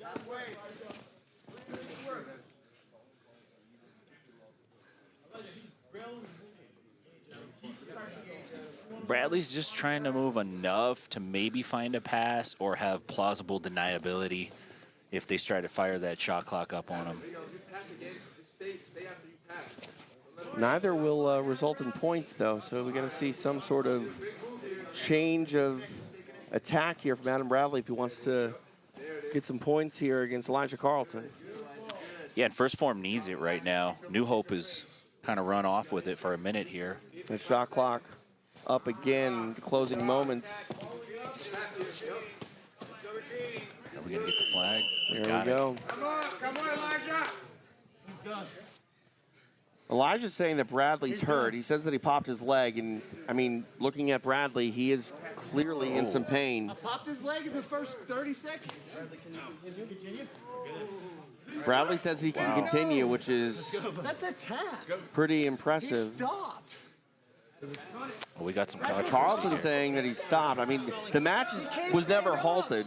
I mean, it's up to the referee's discretion if Bradley's continuing is against his better well-being. The commission's telling him to run it. Elijah's not going to give this up too easy. Oh, they're going to give him back referee position. He's done. He's done. What are you talking about? God damn. To Elijah's credit, I don't think he wants to hurt him any worse than he already has. Bradley thought he could continue, but, I mean, the man can't even stand up right now. Not without help, so, all right. Sorry, dude. That sucks. I don't even know what happened. It wasn't even like a leg lock thing. I was digging for the bite and your shit is correct. Yeah, that's fucking crazy. All right. So, Good match, dude. We'll run it back. Promise. Tim, I think this is a break, no? Yeah, I think that has to be a break. Winner by break, yep. All right. Stephen Aiken will make it official. And your winner with a break, representing Entrana, Elijah Carlton. Let's see if we can stay with Stephen Aiken and have Elijah walk us through what exactly happened, as he would know better than anybody. Stephen, take it away. Okay. Yeah. Feeling good after that match? About shit myself. Literally? Yeah, my anxiety just went through the roof when I broke his fucking leg. The whole time I was like, What's wrong with this guy? He's still walking. I knew it was fucked up bad. You felt it? Oh, yeah. For sure. I don't even know what was happening. I was digging the bite, and I just heard it. Ugh, that's pretty nasty. We saw him slow down over there at the end on the referee when they called that stalling call. I'm about to shit myself, brother. All right, we love you, Elijah. Go take care of that. Sounds important. The jabroni on brand, Elijah Carlton, gets the break. Adam Bradley helps off the mat. It looks like he's in some serious pain. We'll see how that shakes out. But here's the situation. You can tell Elijah, he said he felt that leg go, and look at the jabroni's face. He's like, are you okay? Yeah, he knew something was going on. And, looking at the roster here, we've already seen Dory go out for first form, so Sam Schwartzfeld probably sitting in the back going, all right, I think I might be needed tomorrow. Obviously, first form done here on match day 2 at this point, as the first half of block 3 is in the books. But if I had to guess, I would say Adam Bradley, the way he walked out of here, Tim, we might not see him back for the rest of the season. No, that doesn't look good. I mean, when your opponent is arguing for you to end and then you actually do oblige and you tap. Yeah. I don't know what the position was. I think it was really just kind of a freak thing. I think he was trying to bite the heel, and there was probably some kind of strain put on Bradley's knee, and he had to give it up. Yeah, Carlton just finds ways to put points on the board. He does. He just does. I mean, that's the name of the game. It's all about points. And Elijah Carlton, he's got a whole trophy case of PGF accolades at this point, and more points for him to close out match day 2. All right, we are at the halfway point of block number 3. Time to get our second team matchup of this block underway. Back to the mat with Stephen Aiken. We're ready for our second team matchup of block 3. Making his way to the mat representing Constellation Network, the Russian Nightmare, Fyodor Nikolov. Here comes Fyodor Nikolov, representing Constellation Network, coached by Dean Lister. We'll see what Fyodor can do in his final matchup of this match day 2. Back to Steven. And his opponent, representing New Hope Regeneration, Cam Hurd. You're yellow. PGF staple Cam Hurd in his 3rd straight season. He's back for the 3rd time tonight here on match day 2. We'll see what he can do in his final matchup against the Russian Nightmare here in this 3rd block. All right, guys, rein in. Cam's had some exciting matches the last couple days here. He had a banger of a match against Kyle Chambers earlier tonight. Fedor's been extremely hard to kill.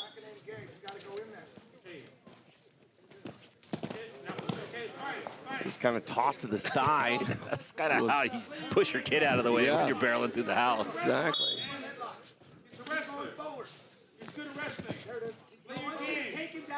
See Cam almost hit a duck under there. He's trying to get to the back, get a takedown of some kind here. Looks like he'd like to wrestle with Fedor. Trying to sweep out that leg is the Russian. I don't think Fedor really minds if he gets put on the ground as long as he's got a good connection. And we just had another couchable. That's 2 now. It's known to happen here at PGF. Yeah.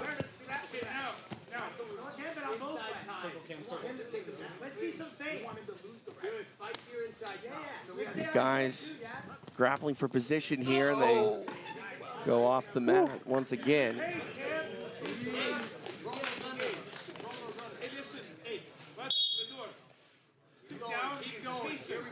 I really love the PGF couches. It's about my favorite thing. I mean, it's definitely a signature style here of PGF World. It's sure. I don't think we can get rid of the white couches now. Most sought after seat here definitely are those couches. You got to be somebody to sit in those couches, Tim. They won't let me sit in them.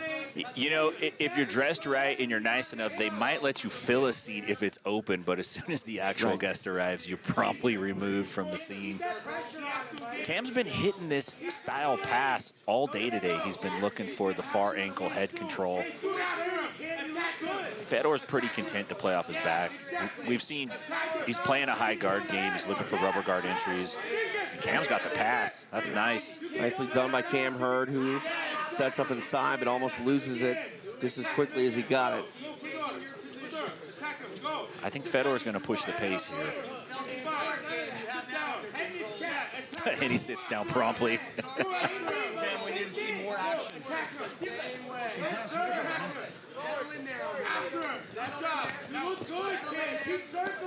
Hurd trying to circle, trying to clear those legs. Nikolov back to his feet. 2 minutes down of elapsed time. You know, Fedor kind of sat weird on that. Left his right leg extended back kind of deep.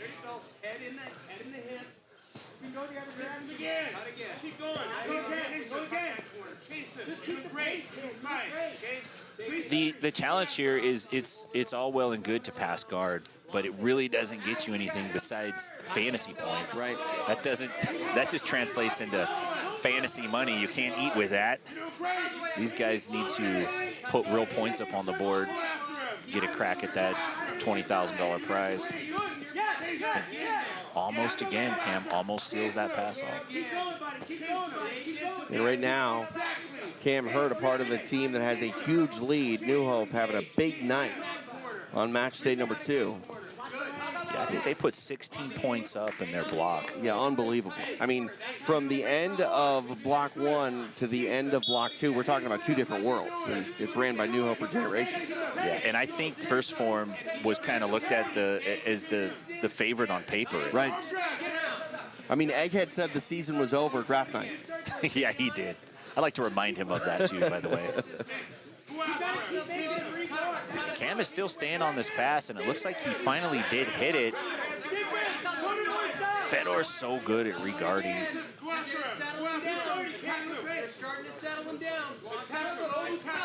2.5 minutes remain.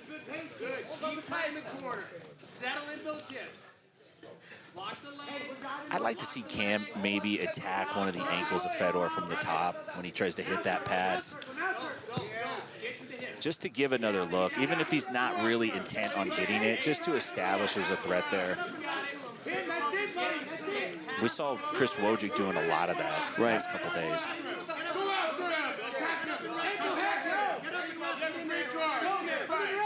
I pointed this out earlier in the season, and I'll point it out now. Normally, Tim, when I call jiu-jitsu, it's quiet. This room is not quiet. No. There's a couple times during the day-to-day that it's gotten lively. This is one of them. Caleb Crump's first match. Oh, yeah. That was a banger. Had the crowd on its feet for that one. I think Crump is emerging as the dog. He's doing a real nice job. Let's check in with Egg and Jason over there in the fantasy corner. Yeah, I mean, Crump pretty valuable to his team, right? If you don't get finished, right? I mean, Yeah, it's a classic stopper. We've talked about that at least since season 6. That's what Nathan Haddad did for Team Max Marshall. He just denies points from the other teams, and that's what you need. Especially as we're starting to see more and more bench players come in. There's going to be more opportunities to be able to take advantage of them and get some points for your team. That's why that stopper and being a healthy stopper is so important. Yeah, especially with a big lead, too, right now, you know, keep the other team's points off the boards. I mean, it was wild. In that one block, New Hope Regeneration made more points than any other team has. Well, actually, they're tied what First Form has total. Thanks, guys. You know, looking at that New Hope run, that might be the run of the season. I mean, more points than anybody has scored all season long, done in just one block. I mean, we might be talking about how that was the $100,000 run, if you will, but still a long ways yet to go. New Hope would love to score some more points before this night is over. Cam Hurd doing his part, but only 30 seconds remain for him to get something away from the Russian Nightmare. He is on that pass today. Shot clock here called, but I mean, there's 1 second more left in regulation than there is in the shot clock, so. Yeah. It's just about as inconsequential as it can get on that. Yeah, time expires. Draw. No points. Cam Hurd and Fyodor Nikolov go the distance. Stephen Aiken will make it official. After 6 minutes, this match finishes with a draw.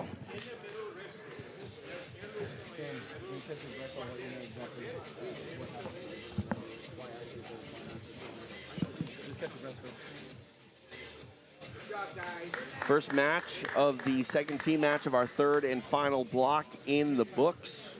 PJ DeSantis along with BMAC, Brandon McCaffrey. Did you get things sorted out? Yeah. Yeah, I think we got it. I think we got it under control. You want to talk about it? I mean, I'll talk about whatever you want to talk about, but tell me. Yeah, you guys can go ahead and run it, and we'll talk. Okay. We'll talk as they get the next one cracking. Take it away.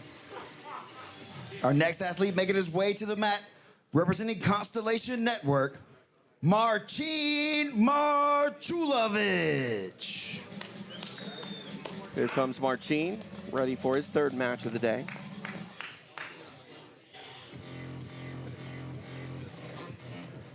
And his opponent, representing New Hope Regeneration, Ernesto Rivera. Here comes Ernesto Rivera. He, of course, part of that league-leading New Hope Regeneration team.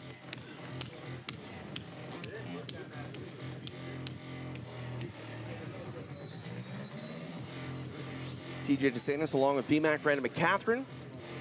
Again, this is our second matchup of our second team matchup of this third and final block.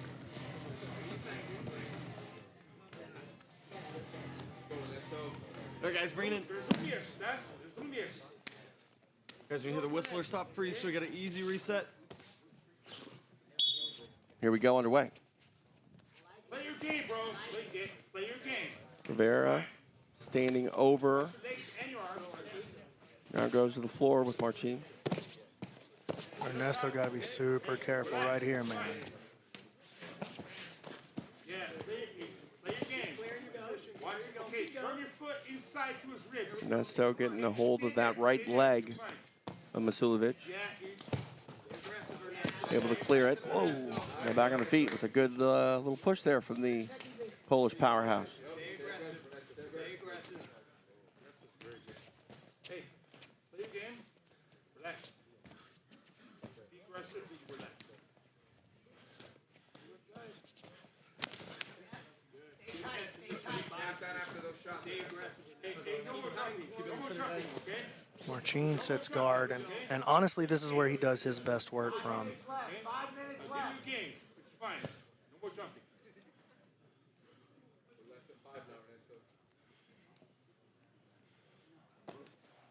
Watch your right foot. Marcin leaving his legs behind, spins through, ends up on the top position.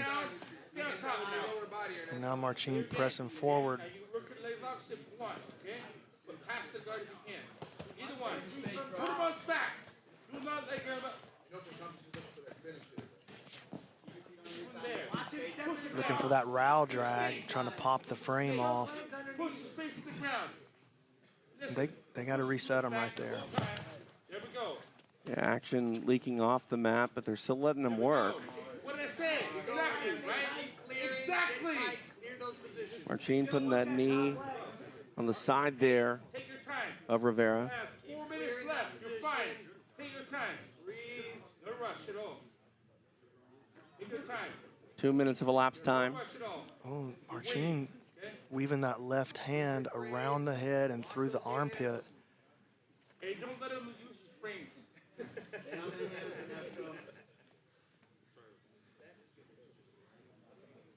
Listen, let's work on his left arm. There we go. Now look at the back here for Marcin. Clear the hand slide down around. Hey, you're great, Marcin. Unable to put in the hooks thus far. 3.5 minutes remain. Pull on top of you right now. Pull back and pull on top of you right now. Pull. Yeah, there we go. Clear it. That's good. That's good. Stay tight there. Marcin, and Dean gave him the right advice. Fall back and pull him on top of you. And he should have taken that advice. That would have been good. Take a reset here back in the center on the feet. Ernesto coming at him aggressive. Cracked him with that collar tie. He's not scared of Marcin. Keep that pace up. 3 minutes left. 3 minutes. Now at the halfway point.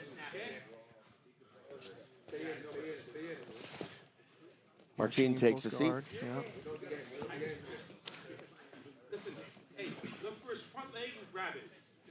Here we go. Play your Very competitive match here. You have Rivera, who's a part of that New Hope team, who leading the league, and Machulovic, who's sitting in that number 2 spot when it comes to the playoff hunt.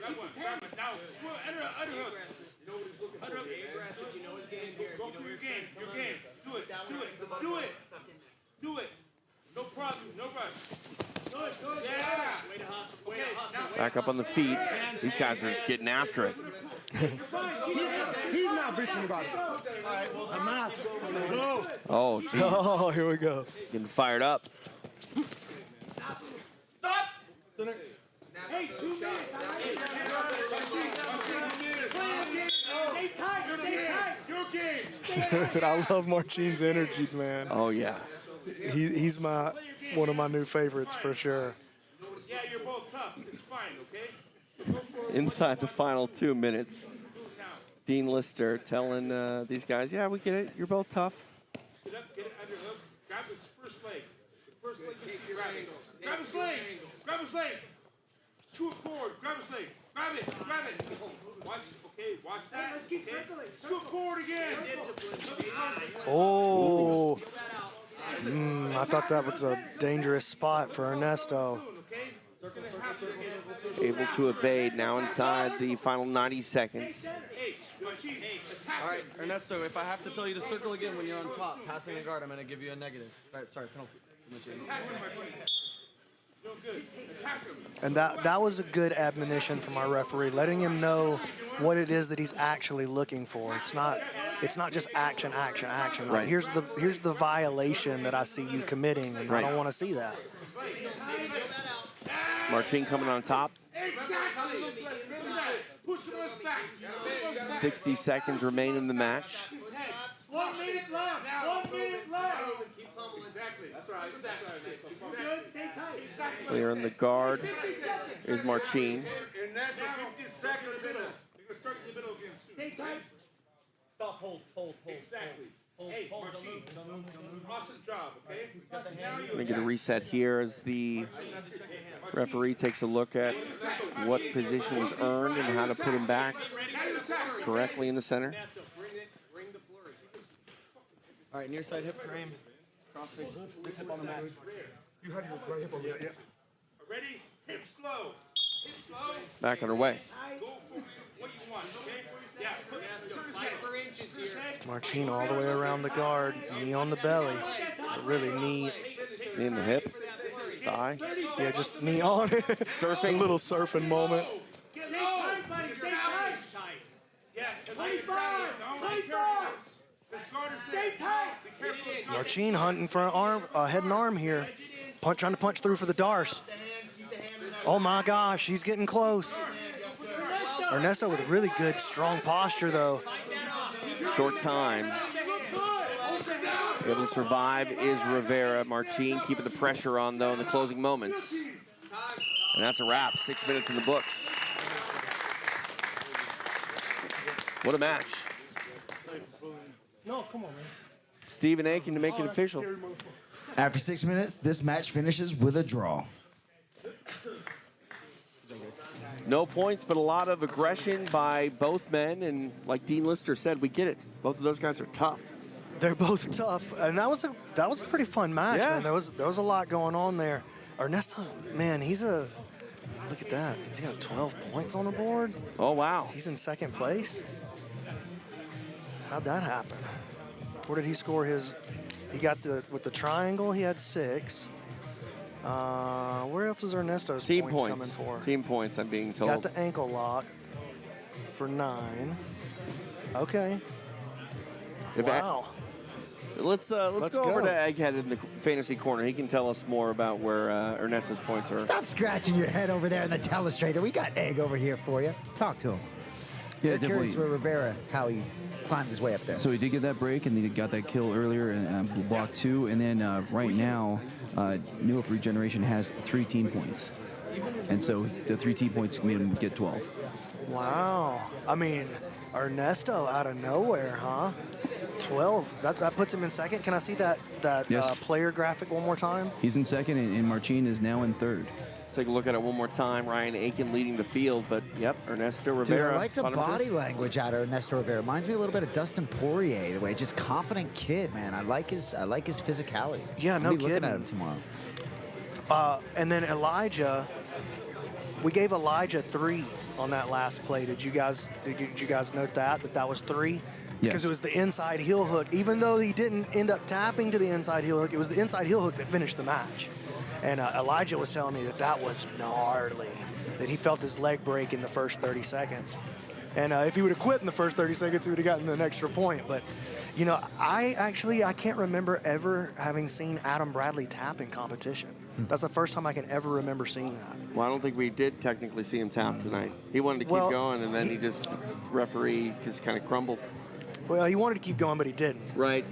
That's a submission. It wasn't a tap from being locked in. Okay, he didn't tap. Let me say this, but he though. got submitted. There was a replay that we saw where Elijah Carlton, had Bradley get away, and on Elijah's face, you could tell that something was wrong. He's like, "Are you okay?" And clearly, Bradley was not okay. And I'll tell you another thing here. Now, check this out, Egg. You're going to need to hear this. All right. Because the referees did not initiate the shot clock. This is in the Kyle Bain versus Abe LaMontagne match. They didn't initiate the shot clock before they threw that final flag. I removed that 2 points from Kyle Bain. He didn't get that 2 points, so that's going to be a big factor. And Kyle totally understood. He didn't protest it at all. He seemed to agree with it, to be honest with you. And so he actually loses that 2 points. That is not 2 on the board for Kyle Bain. So does first form, so now they're down to 14 points. Okay, so the points that we just saw for the playoff hunt, were those updated with those points? No. from it? I'm breaking that information on you guys for the first time right now. Okay, so we'll get that So tallied Kyle up. Bain versus Abe LaMontagne was a draw, not a penalty. Understood. Over DQ. So we still haven't had one of those in the PGF. All right, so we'll take a look at the rankings a little bit later on, but we've got more business to get to on the mat, so we'll go back to it with Stephen Aiken. Our next athlete making his way to the mat, representing Constellation Network, Chris Wojcik. TJ, did Tim try to run my telestrator? No, I don't think, no, he definitely knows better than that. Is something wrong with it? No, I'm just making sure. Man's got to have his boundaries. You really did sleep with that thing last night next to you in bed, didn't you? I did. Yeah, that's weird. Stephen Aiken. And his opponent, representing New Hope Regeneration, Travis the Mantis Thomas. Here he comes for the final time tonight, the Mantis, Travis Thomas.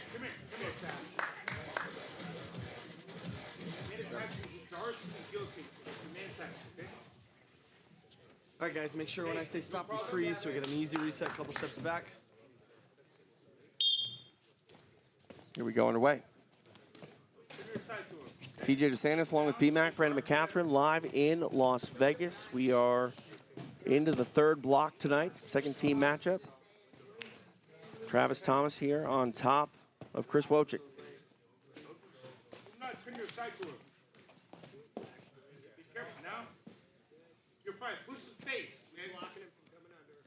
Travis has to be really, really, really careful with Wojcik. We already saw earlier tonight how dangerous Wojcik is with his Aoki lock. And if you had to have one criticism of Travis, one, I would say, weakness in his game, you would have to say it's his leg lock defense. Even though he's done really well in the leg lock game, especially in the last, several competitions, 6 months that we've seen him, he's done a lot to shore up that deficiency in his game.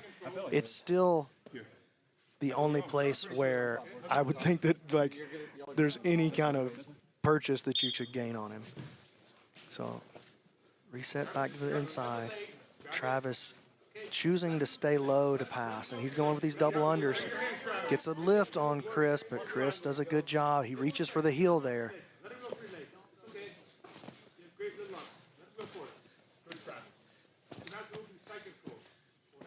Thomas back to his feet. Oh, hard, fast knee cut. Travis almost made it through. Don't let him connect. Good. game. Play your game, brother.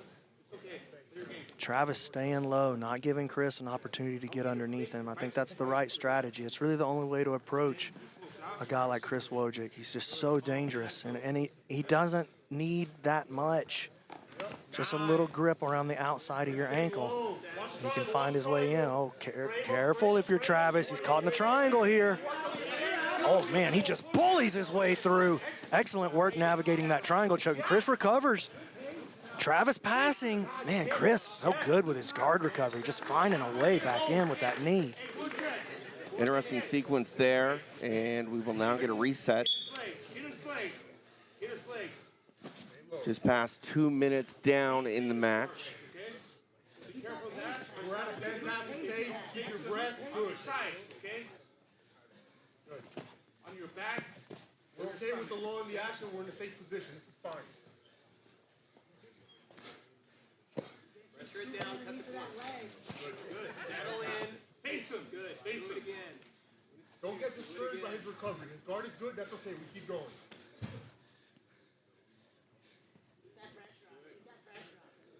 Watch him to attack. Don't let him attack. Don't let him attack. Everything inside. Chris trying to set him up for that Jet Thompson style armbar. We've seen Jet hit that. We've actually seen Travis hit that armbar on Matt Elkins during season 5. Keep working that angle. Keep working that. It's okay. Keep working that angle. About 3 minutes. You know about it. We're halfway through. We're halfway through. Good. I like it. Hard collar tie by Travis. Good. Keep it up again. Keep it up. Halfway point of the match. Action on bottom, Chris. Calling for action from Wojcik. Oh, look at that side switch there. And a great recovery again by Wojcik. It's not over yet, though. Travis pressuring. Man, Wojcik's guard retention is so good. 2:30 left, okay? That was a sequence that would have passed almost any guard in the world. Right, yeah. That was really nice work by Travis. But Wojcik incredibly comfortable and calm, maintaining his guard. And now look at trying this to get wrestle up. Up and top now, rubber guard in play here for Travis Thomas. Oh, and he's punching that fist into the throat. And that's going to force Chris to move. Now into the closed guard. Travis, very long legs. Pretty dangerous right here. 2 minutes remain in the match. Good. Good. Make him uncomfortable. You have a minute and 45 seconds, Travis. Keep working. Keep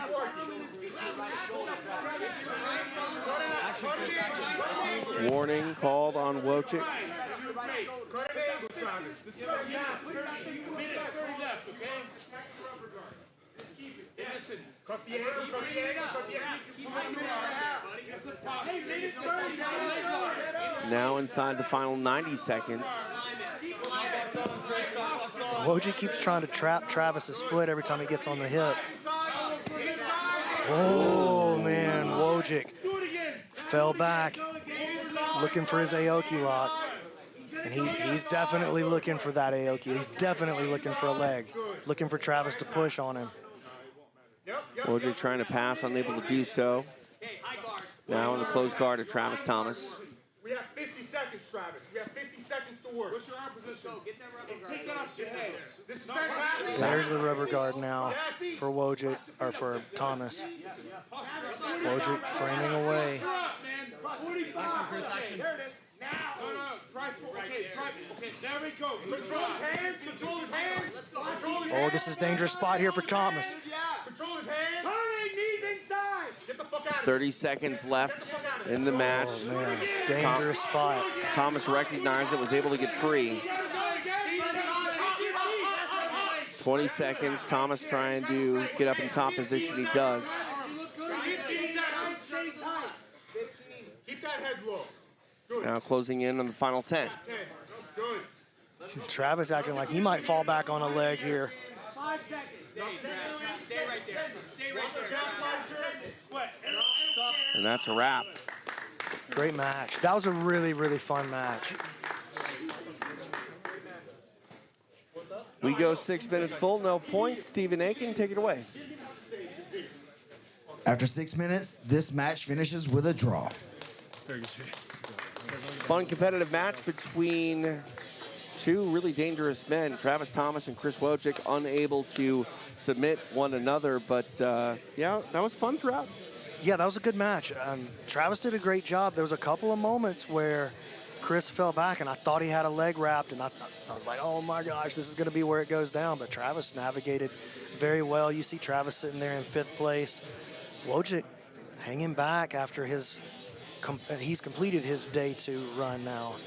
4 points. I think that would be surprising to pretty much anybody. But here you go, TJ. Tell us about this. New Hope running away with it, 31 points, more than double the points of First Form, who finds themselves in 2nd place. 1 point behind them, Constellation Network, and then just 1 point behind them is Intrana. We've got 2 matches yet to go here in match day 2. So back to the mat with Stephen Aiken. Our next athlete making his way to the mat, representing Constellation Network, Sebastian Attard. Back for the final time tonight here on match day 2 is Sebastian Attard, representing Constellation Network. Now Stephen Aiken for his opponent. And his opponent, representing New Hope Regeneration, Brad Schneider. It's Ryan Aiken. Oh, Ryan Aiken. Here comes Ryan Aiken. He's done his part in helping New Hope Regeneration establish their lead. See what he can do for the final time tonight here on match day 2. All right, guys, bring it in real quick. Schneider. Couple steps back, guys. And we are underway. Attard taking bottom position. Ryan hoping that he can extend the lead for Team New Hope here. And you got to think he's a pretty heavy favorite in this match. He's one of the top scorers in the league right now. His team's in the lead right now. And Sebastian hasn't put any points on the board, I don't believe, in terms of like actual submissions. So, oh, this is interesting though. He's attacking the arm. Ryan just shucks him off. Ryan very aggressive now. He's past the guard. Nicely done by Aiken. Passes the guard. And he's got Sebastian locked up here. Let's see what he chooses to do.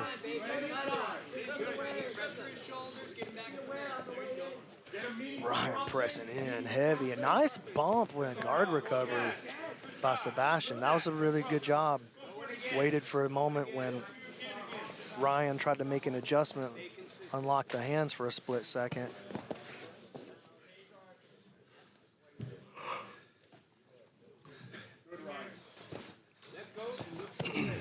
Trying to clear those legs is Aiken. 90 seconds down.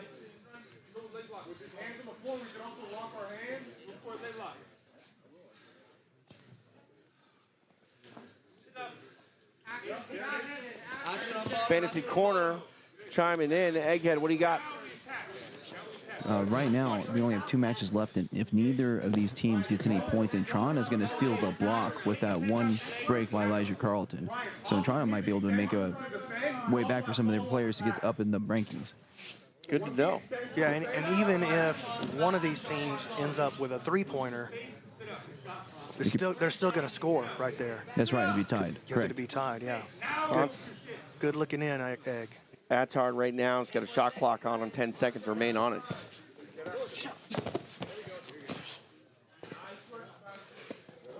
Was that enough to reset it? Nope. Looks like a no.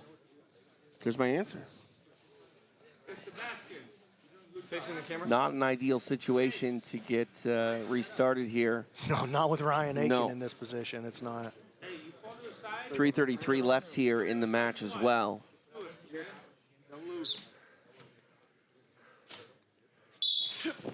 Quick move. Wow. Nice timing on the reset by Sebastian.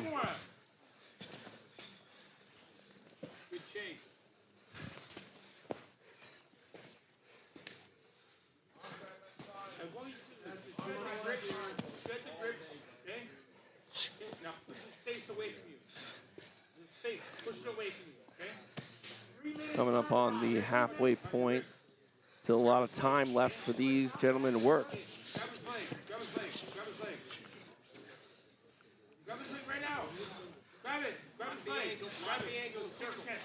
Sebastian attacking the head. That's going to get his guard passed, though. Ryan now locks the hands together. Sebastian does a really good job of like bumping and kind of shaking his limbs into just the right position to save himself out of these bad positions sometimes. Not this time, though. Guard pass now for Aiken. Plenty of time to work from side control here. Let's see how he chooses to play this.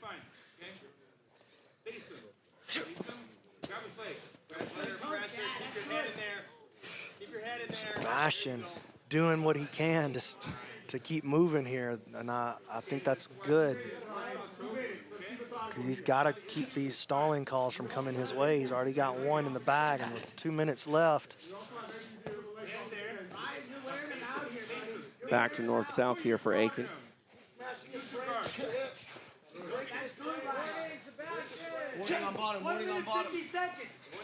A nice job, and look at that. The warning comes in from the outside and forces Sebastian to get active, and he does. Big bump, overreaction, but it was enough in this case to get Ryan to have to bump out of there and go back into his guard passing sequences. Attard has been really tough.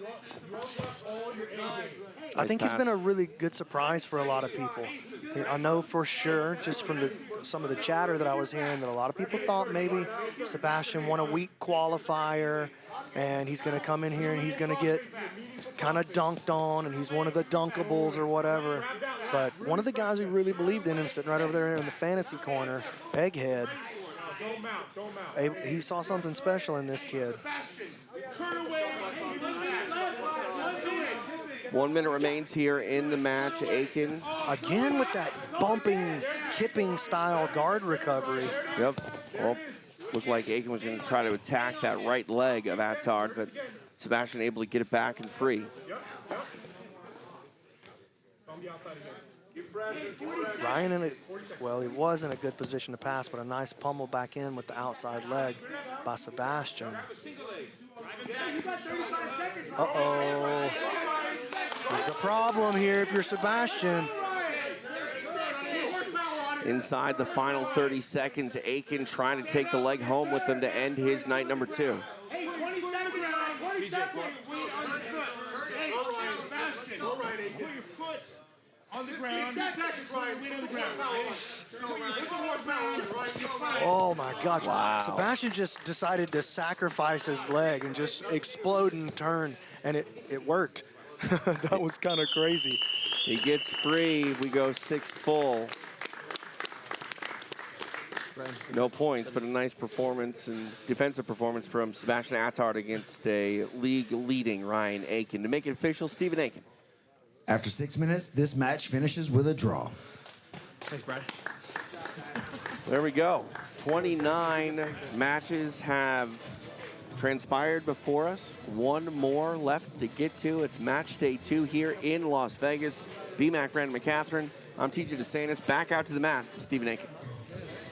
All right, we're ready for our final match of the evening.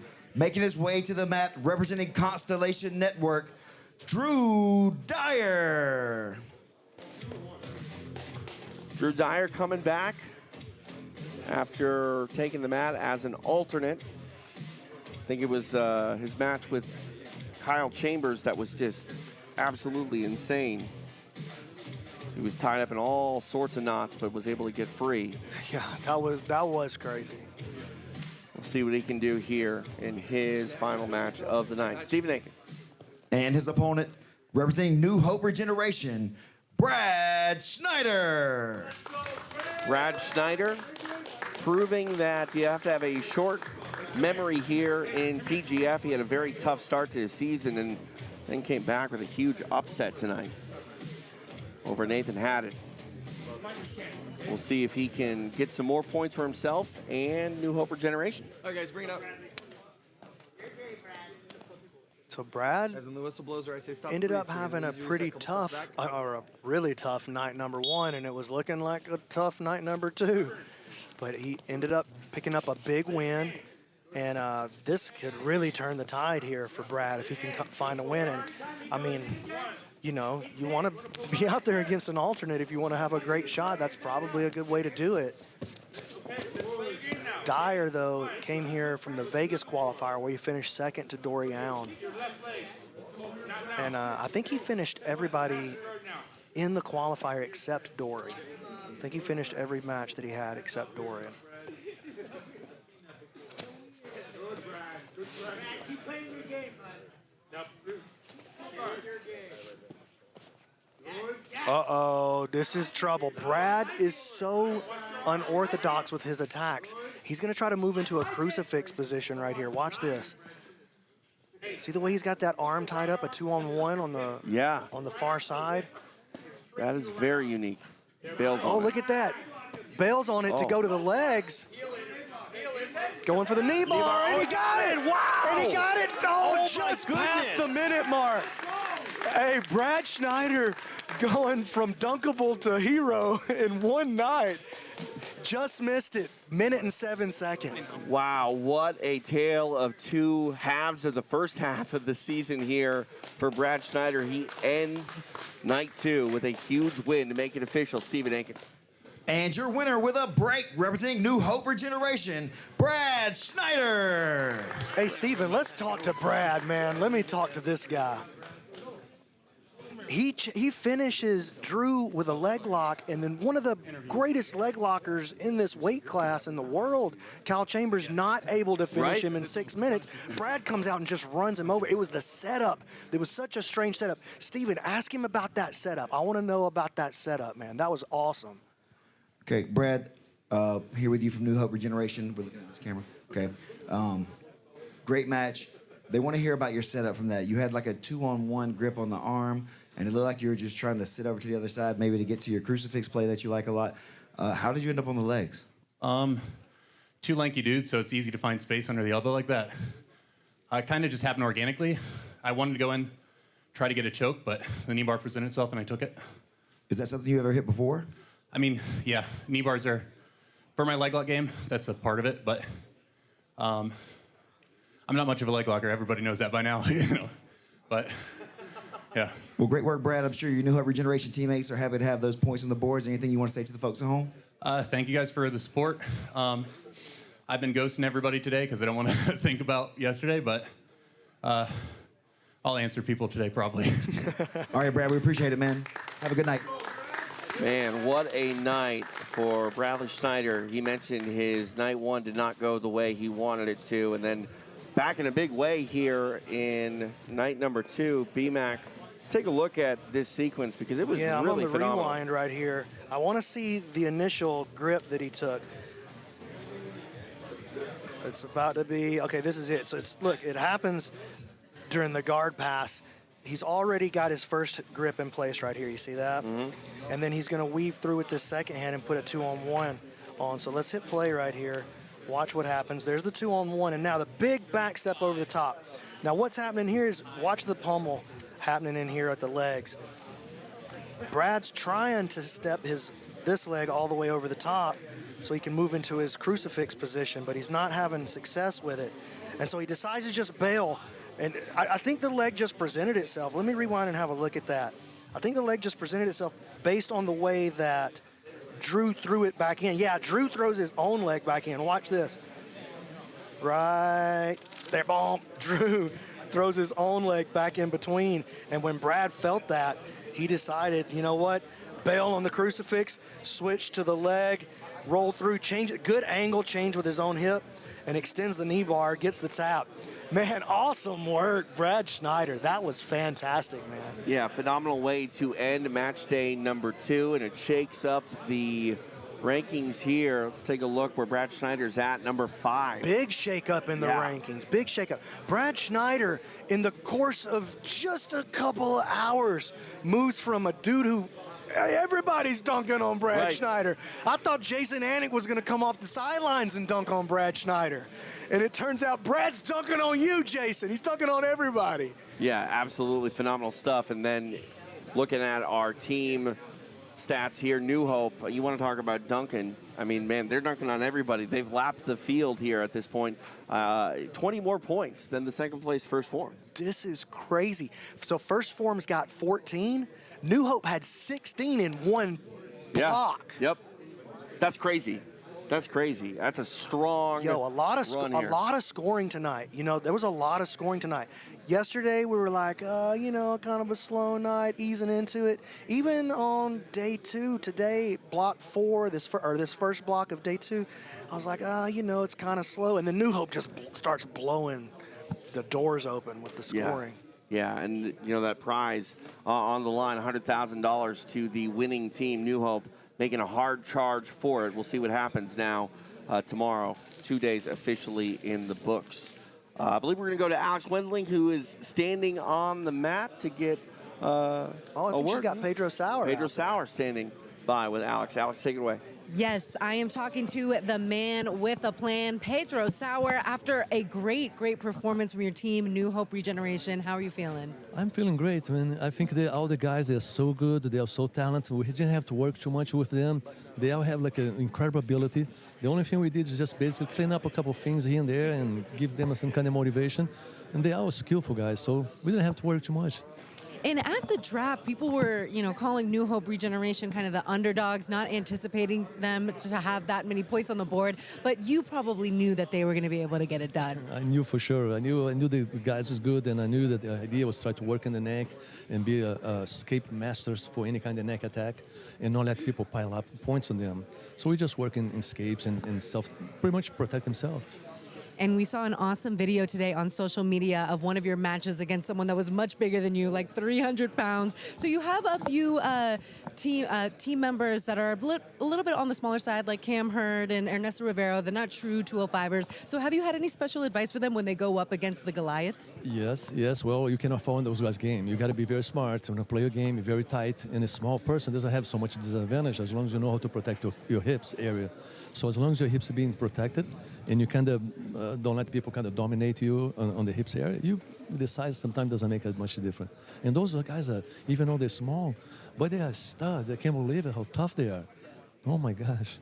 And we got to talk about Bradley Schneider, who went from getting submitted yesterday quite a few times and today coming in clutch with quite a few submissions. So PGF, it's such a gauntlet, and it takes a toll on you mentally when you're not scoring those points. But did you have a special message for him that really had him show out today? Well, we had a breakfast together this morning, just me and him. And, you know, I think he was incredible talent. And leg locks was not his bread and butter, and they figured out that pretty quick. So he worked a few escapes and a couple escapes already. He already very, very skillful kid too. He's an amazing guy. So he came here with different confidence, and he's got back in the game. He's submitted 2 guys. So. It is such an honor for you to be here because you are such a trailblazer and legend in jiu-jitsu. So what is it like to see jiu-jitsu be raised to this level with $100,000 on the line? Oh my gosh, I love it because I used to fight for free. I came here to America, we fought for free, everybody. So when I see people are getting the money, it's not just money for, it's an incentive, and it's a matter for respect, because those guys, they put so much effort, they put so much trouble, you know, they sacrifice so much. And when you get paid for something, it's a good compensation for them. I think it's a very, very good, and I think the show's incredible too. I think it's going to continue to grow, because of what I see so far, from the prior, all the shows that I seen before, this show is getting better. The people is getting way better too. So imagine we're gonna have some monsters here pretty soon. They're already monsters, but it's gonna be more coming. For sure. PGF is definitely blowing up. Thank you so much for the time, Pedro. And it is only day 2, but I'm sure your team is going to do even greater throughout the season. Guys, PGF Season 7 has been crazy so far. Pedro, thank you so much. I'll send it back to you guys. Thanks, Alex. New Hope Regeneration leading the way. A very happy coach in Pedro Sauer. And BMAC, New Hope, quite fitting name, especially for one Bradley Schneider. He's got New Hope in this PGF season. Dude, good call, TJ. Great play on words, but totally fitting, totally true.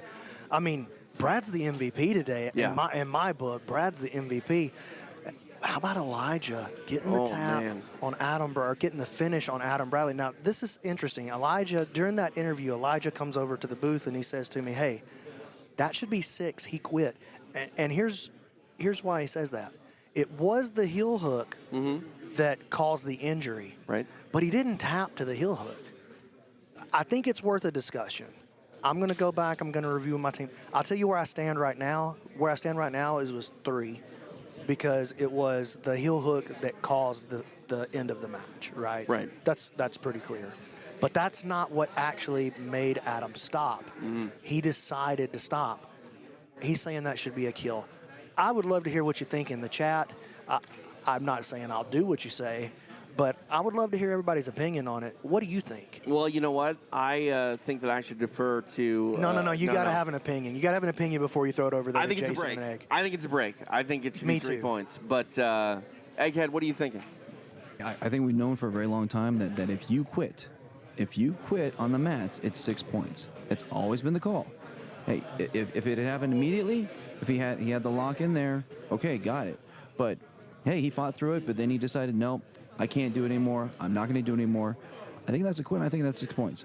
Jason. Well, you know, if BMAC and Egghead are agreeing, TJ. No, we're disagreeing. Me and Egg are in disagreement Yeah. here, Oh, really? actually. Yeah, Egg is saying 6 because he quit. Yeah. So, Jason, are you team bald guys or are you team hair? Oh, I'm Team Egghead all day long. Isn't this? I mean, no disrespect to the commish, but you know, commish showing up, you know, underdressed tonight without the shades. I mean, come on, commish. Wait. If I have the shades back on, does this change your opinion at all? You know, maybe, but you know, I'm a little intimidated by this man on my left, so I'm not disagreeing with him yet. He's helped me drive the bus all day, but hey, I tell you what, Brad Schneider, right? The story of the day, just what the doctor ordered, that one-on-one breakfast with his coach Pedro Sauer. Oh, what an interesting note there when he talked about, like, he took him out after the tough day, right?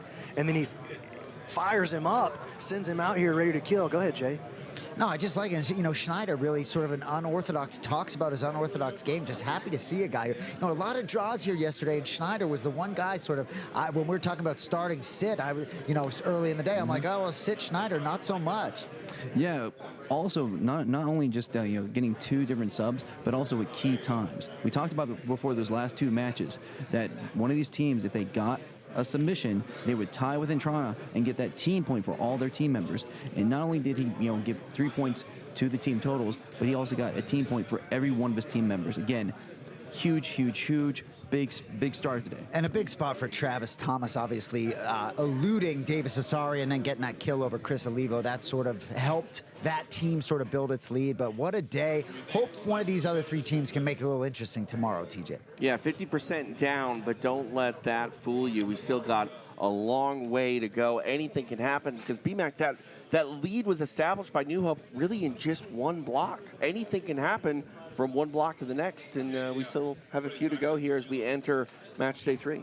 Yeah, and I think it'd be interesting to see how the matchups play out tomorrow. I'm looking right off the bat, block number 1, First Form versus New Hope, Chambers versus Travis Thomas. Oh, wow. You know, Paul Ardilla, you got to think he's got a shot against Cam Hurd, but Cam Hurd has shown that really nobody has a shot against him so far. He hasn't put any points on the board in terms of submissions, but he hasn't been scored on either. He's their stopper on that New Hope team. You know, Bame versus Rivera, that's a good Bame got a good shot at that one. And so maybe you're looking at a First Form victory over Team New Hope in the first block, and that could start changing things real quick. Yeah, it's all about momentum and the ebb and flow. It is a marathon, so we'll see how it unfolds coming up tomorrow. Looking at our playoff rules, don't forget our playoff is headed your way on Friday. The top 8 team members going to get put into a one-night tournament. EBI rules with another $20,000 on the line. And we haven't even mentioned this. We got a title fight coming up on Friday. Vanessa Demopoulos, the UFC fighter, takes on the reigning defending flyweight and bantamweight champion. Three-time champion. Yes. Champion in 2 different weight classes. Kaya Jackson. That's going to be a phenomenal match, to say the least. Yeah, that's a super interesting matchup. Maybe definitely Kaya's toughest matchup that she's ever had in the PGF format. Maybe the toughest matchup she's ever had in any format. Vanessa, she's jumping in Joe Rogan's arms. She's thinking she wants to jump in TJ's arms after she beats Kaya Jackson out here. But Kaya, far from a pushover. I mean, she's the 3-time champion for a reason. We'll get to see her on Friday night, and I think that that's a fantastic matchup for the 125-pound belt. Absolutely. It all goes down this Friday live on UFC Fight Pass. All right, that's it for us, for Egg, Anik, and BMAC. I'm TJ DeSantis. We'll be back tomorrow for match day 3. Now it's time to kick it over to the post show. Rafa Esparza, take it away. And BMAC, it is great to see your faces.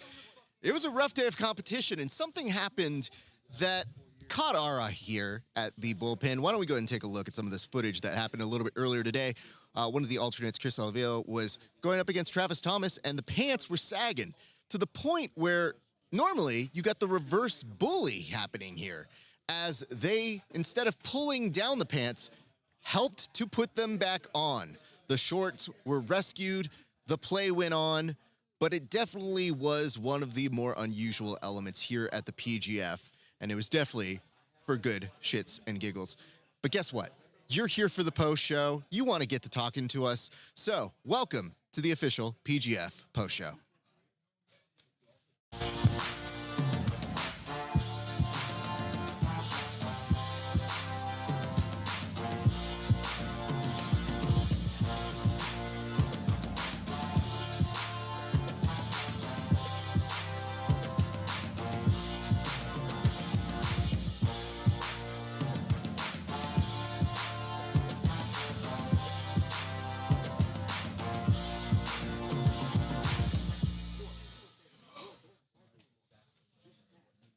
What is up, ladies and gents? It is your friendly neighborhood BJJ podcaster, Rafa Esparza, coming to you with another great installment of the Bullpen. We are here after the action has taken place at another day, day 2 of the PGF, and it was rough. We're getting to that part where people are kind of getting injured, and you start wondering if they're going to come back, and you get nervous. A lot of nerves in this era right now. But we appreciate you guys for sticking with us. We have a lot to recap here. We'll get to our co-hosts. First and foremost, one, Tim Freeman. Tim, how are you doing, sir? I'm doing great. That clip that we led off with, I believe, is the first time ever we have seen a tandem wedgie applied at the PGF. That could be under trademark as the safe wedgie. But don't worry, it's perfectly safe. Nobody was injured in the tandem wedgie that was pulled up on Travis Thomas. I'm pretty excited. Lots of firsts today, man.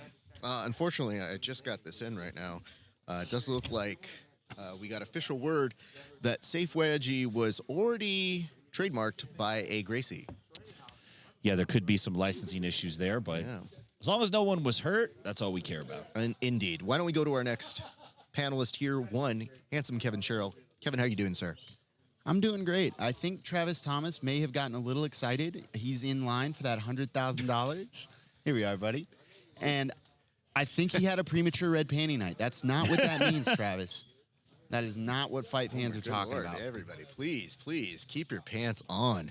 Why don't we get to some topics to talk about before we get to our guests, who will be joining us in just a few seconds.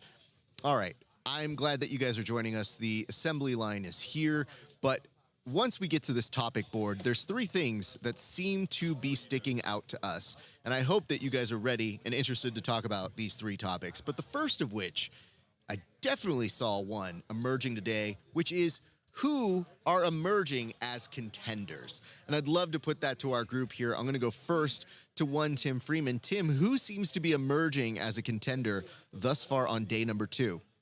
Not just emerging, I'm going to say resurrecting. We saw Brad Schneider take 3 heavy L's yesterday, all breaks, turned it around today, and came back with 2 submissions, an armbar on Nathan Haddad, which is not an easy task. And then he turned around and pulled off a knee bar against alternate Adam Dyer. He's looking good. He's feeling confident. He's coaching. He's talking. He's pretty chippy today. Said he's going to go ahead and get back to his direct messages. So if you're waiting for Brad, thank you for your patience. You know how it is, man. You got to win. Otherwise, you don't want to talk to anybody. But he's emerging as someone who's in contention now. He's looking good. He's in the top 10. If the playoffs were today, he'd be in. Not only that, but I love the fact that he took his TV time to let his fans know, hey, if I'm not back in the DMs at you, I am busy, which I think should be obvious. Like, if you're expecting to hear from him, I'm not sure you understand what the PGF is. It very, very rough to do. So very interested to see how that plays out in the next day. Kev, for you, who is emerging as a contender for you? Well, you've got Marcin, who maybe was a little bit slept on going into this. Obviously, he won ADCC trials. He is a dominant competitor, but across the pond here, we weren't maybe super familiar with him, and I think he's made a statement in a big, big way. And then Ernesto Rivera, a training partner of mine who has really, really showed out. I expected him to do well. I expected people to become familiar and impressed, but he has impressed even me. He's really putting on a show. Gentlemen, I'm glad that you brought them both up because Bradley currently stands at number 7 in the point totals, while Marcin is currently at a tie for number 2 with Ernesto. So it's a very interesting play, but as you may know, anything can happen. So keep an eye on who is going to emerge tomorrow, because I think we may have an idea of who may be going into the finals, at least for the top 2 or 3 individuals. Why don't we go to our next topic, which is 15 minutes and counting. Listen, we have some alternates who got their time to shine. More so, though, today. And we actually had our first alternate on alternate crime, which I found intriguing because in theory that shouldn't necessarily happen, and yet on day 2 it did. So I'd like to ask you guys what you saw today from those, and if you have any advice for those who are on their 15 minutes of fame, who I know we say that, but they might get more than 15 minutes worth of competition time. I'll start with you, Kevin Sherrill. Yeah, I think you have to make the most of it. I want to nod towards Chris Olivo and his LeBron-flavored walkout with his fur coat. He's got the cowboy hat, the cowboy boots, glasses on. Sunglasses inside is always a bold play, but your first match stepping in as an alternate versus a very tough Travis Thomas, that's a bold strategy, Cotton. Let's see how it plays out for him. It was fantastic. I was really impressed. I think he caught a lot of attention. Match didn't go that well for him. He did have a lot of shootouts. I think he maybe emptied the tank a little bit early. But, man, that attention you get off of really going out there and doing your thing, I think that's something to be emulated.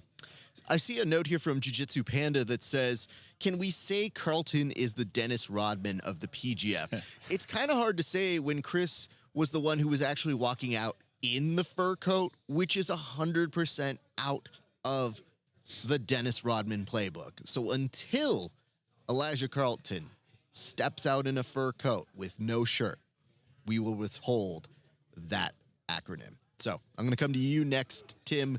Tim, what is your advice for those up-and-comer alternates who are just starting to get their feet wet? Well, you know, they're in a tough spot. It's not easy to come into a starting position when most likely the guy you're replacing really kind of doesn't want you to replace him. So you got to come in and make an impact, make it positive. There's a couple ways you could do that. One is you could put points up on the board, any amount of points. 2 points, 3 points, 4 points, 6 points, 7 points. That would be great, but you have to make a positive impact with points. If you can't do that, then you need to draw out a Cats game and make sure that you don't get scored on. You don't want to hurt your team. And thirdly, my partner Kevin referred to this.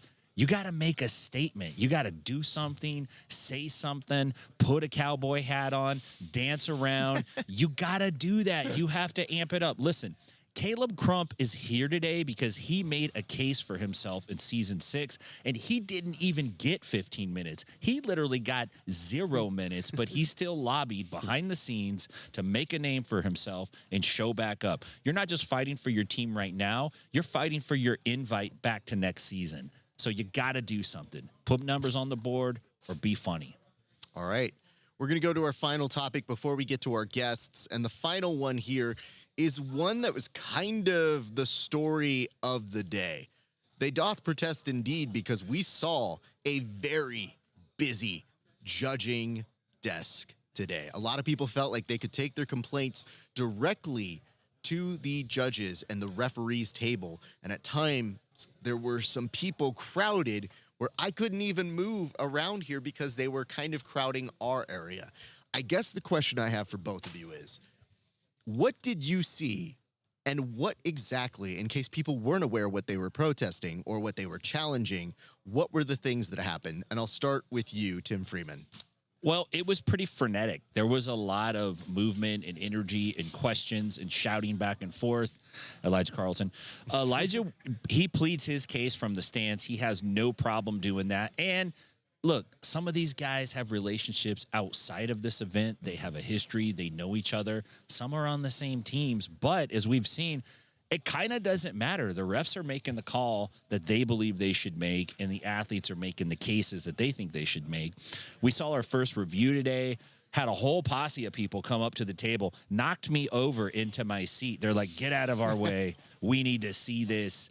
And the refs had a decision, and actually the huddle moved up onto the stage. It got even closer to BMAC, the commissioner. They finally came out with a calling. But I think the athletes and the coaches and the alternates are feeling really, really comfortable getting up and close and personal with the refs. I don't know if it's a great idea, but it's happening right now. And this is the time to make your case. If you're going to make your case, this is the time to do it. It's part of the culture that is emerging. So it is hard to say whether we like it or not. We do see it happening. And I do wonder if it opens the door for further discussions. Now, but that wasn't the only time it happened. Kevin, I believe it happened twice today at least where there was a crowd around. Was there anything that you saw from your side and perhaps in relation to the second time it happened? Yeah, there were a couple of times. It was Abraham LaMontagne and Kyle Bain. There was 2 points put on the board by Kyle Bain for his team off of a third stalling call accrued by Abraham LaMontagne. That was huge, and it does affect the team picture. Or rather, it did. There followed a protest, and eventually that was overturned because the shot clock was not put on for Abraham LaMontagne. Therefore, he didn't have a chance to make a case for himself, and it affected the match. So the commissioner took a look at it. He went out there. He said, listen, it's in the hands of the athletes. We didn't give you the opportunity. Therefore, those points are off. There was also Chris Olivo and Davison Souza. That was the previously mentioned alternate on alternate crime where, man, they flooded the streets on that one. They really, really got in there. And you love to see it, man. You love to see these people going to bat for their teams. Interesting. Well, thank you for that. You know, gentlemen, I think we're actually going to get to our first guest here in just a second, but if we could just take a moment to go ahead and give some acknowledgments, the first of which, thank you to our sponsor, Salt Electrolytes. We appreciate you guys for coming in, helping us, making sure that we are suited with proper energy. It has been a godsend here throughout the broadcasting week to make sure that we actually have some energy, because I got to tell you, these are long days. You start with a lot of energy, you got to end with energy. So big, big things that you want to go ahead and make sure to take care of today. And as you're in the comments section, please feel free to throw us questions. Not like a lot of them are actually good, but on occasion, one or two may cross my path here, and we may ask them to the guests that we have. So just to let you know, sometimes they do emerge as something that we can bring into the chat. And as a reminder, tomorrow, yes, the main action will start at approximately 4 p.m., but right before that, you can hang out with us, and you can see us on the pre-show. We don't just do the post-show. We also do a pre-show that usually starts at about 3 p.m. with some interviews that nobody else has seen just yet. And, oh, no, sir. No, Mr. Ryan Aiken. How are you doing? I'm good. How about you, man? Very well. Yeah. Are you ready to do an interview later this week? We can do it later, yeah. Yeah. I want to let you go home today. Okay. All right, cool. We're going to come back and get you another day, though. Ryan Aiken, everybody. He did not actually attack me. Who asked me for an interview? No interview. Cool. I'll see y'all tomorrow. Okay, sounds good. All right, bye. It's going to get really weird. I'll be like, listen, we have Carlos Machado here. I don't need a Ryan Aiken. Thank you. But what I would love for you guys to do is take a moment to go ahead and acknowledge the fact that, yes, we have coaches here, and perhaps none who have been more entertaining to watch from the sidelines than our guest that we have here today. We're glad to have him joining us. He has been very vocal and very funny, and if you guys have been paying attention at all, it's been very fun to watch him interact with all of us. We appreciate him joining us right now. Ladies and gentlemen, please welcome to the show, one, Carlos Machado. Sir, how are you doing today? Man, I'm still pumped up. You're I'm still ready pumped for up. round 5 right now. You know, let's go. I don't know that the team is ready. Let's give them a day. But I have to start with this. You had one of the most entertaining moments out there during the actual draft. What was going on, and what were you trying to do during the draft? What was the strategy during the draft? Well, the strategy was before the draft. I did my homework. I call that the coffee shop time. I spent 2 hours with my staff, and we used Chat GPT. We put the money that we wanted to bid, and we put the names, you know, first choice, second choice, you know, last choice, and we did the homework, man. I had on my phone all the possible scenarios. So when you do that homework and you go there, and I got Elijah first, then I got Azari. Those are my top 2 tiers. I wanted Nate Haddad because he had depth. Based upon his last performance, he almost made to the playoffs. So I was like, man, I got these 3. And then I used collective wisdom. I asked the fighters what they thought about the remaining names on my list, and they gave me their feedback. That's how Andre Porfirio came along. They said, oh, pick him, you know, because I had Cam Hurd, who did great the last time. He was, you know, doing great. I had all the names, Chris, maybe, Wojcik. Anyhow, everything played out. And, of course, you know, Caleb came along, you know, but I had my order of priority. So once you do your homework and then all you have the alternates, Abe is a stud, you know, new wave, tough guy, you know, so many accolades. So we had him on the first.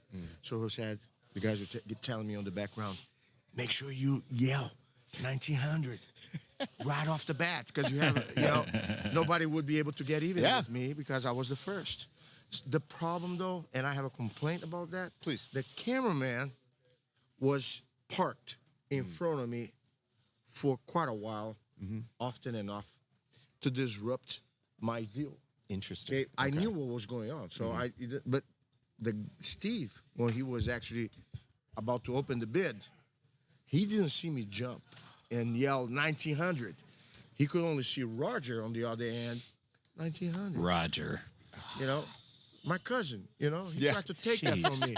So that became personal from that point on. Well, we noticed it, but you were actively trying to get Abe, and you promised him a lot. Did you have promises you didn't get to? Because I'm not sure if you promised him to help with his tax information. Like, you made a lot of promises here, and I was wondering, was I there told something? him not to do in London. Okay. With Roger. That's a smart move. Because taxes are higher in the UK, and the currency exchange is going to lose on the dollar. Wow. For the pound. You did come prepared. Absolutely. Why don't we open up to the gentleman here? Tim, do you have any questions? Yeah, what did you say to your team tonight? Our unofficial totals right now have Intrana at the bottom, which you guys were much more competitive yesterday. You were competitive today, don't get me wrong, but several of the teams did pretty well today and got on the leaderboard. Right. What was your message to your team? You ain't over until it's over. This is a marathon. And a lot of time you see guys on sprints. You had already, unfortunately, some athletes that had good caliber, like Adam Bradley, you know, not long ago, had his knee injury. Unfortunately, Dory, you know, had an ankle. So those guys are down. So all the other teams are experiencing something. I know in our end, Azari got hurt. You know, we had, you know, some complaints here and there, like Porfirio. Porfirio, by the way, can I tell everybody what's going on? Yes, please. He's going to be back tomorrow. Whoa, this is breaking news. All right. So, anyhow, I think the strategy still plays out. Yeah. And I think based upon the remaining matches that we have, it's still very tight race. Yeah, no, I mean, anything can happen. Yeah. But I want to specifically go on the Davis Asari mention, because yesterday he came to talk to us, and you knew he was facing some kind of injury, but he told us that you gave such an inspiring speech. He was like, no, I got to go perform. Can you give us a hint of what it was that you said to your team that inspired him in that sort of way? Davis? Yeah, to Davis. Okay, so safety is number one. I'll never tell an athlete to do something that's going to be detrimental long term to their health or integrity. But I used collective wisdom again, because I felt I didn't want to be the only voice to tell him yes or no. So Elijah, I called Elijah to, and a lot of these guys, man, they get grit from previous experience. How many times you saw Elijah freaking without the ankle going at people, you know. I'm not saying risk your health, but I'm saying you're in the battle. And sometimes you're going to take some scars in the process. So that was the deciding factor, actually.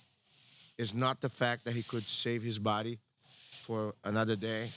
It's the fact that he felt he had a good shot on the next match, and he'll be regretting not taking that opportunity.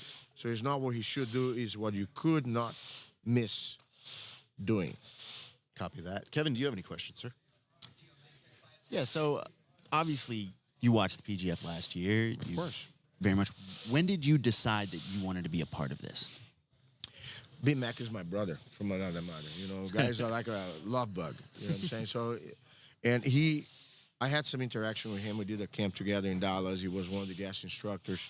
I was his first, I guess, high-ranked instructor who ever taught him jiu-jitsu in a seminar before he got to meet Eddie Bravo. You know, he was, so he's part of our lineage. You know, he's part of the family. When he, in Dallas, told me about PGF, it blew my mind.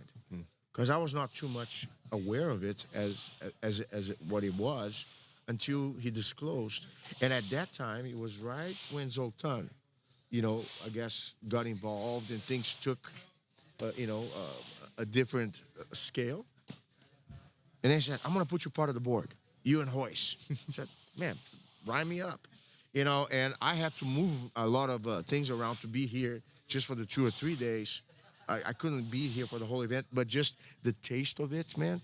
Because when you watch other events and tournaments, you know, what lacks in the tournament is the opportunity for the athletes to display to the fullest their skills. And despite the fact you have 6 minutes and the rule only favors those who submit each other, even the matches that are a draw, they're as exciting as the ones that you have submission. Yeah.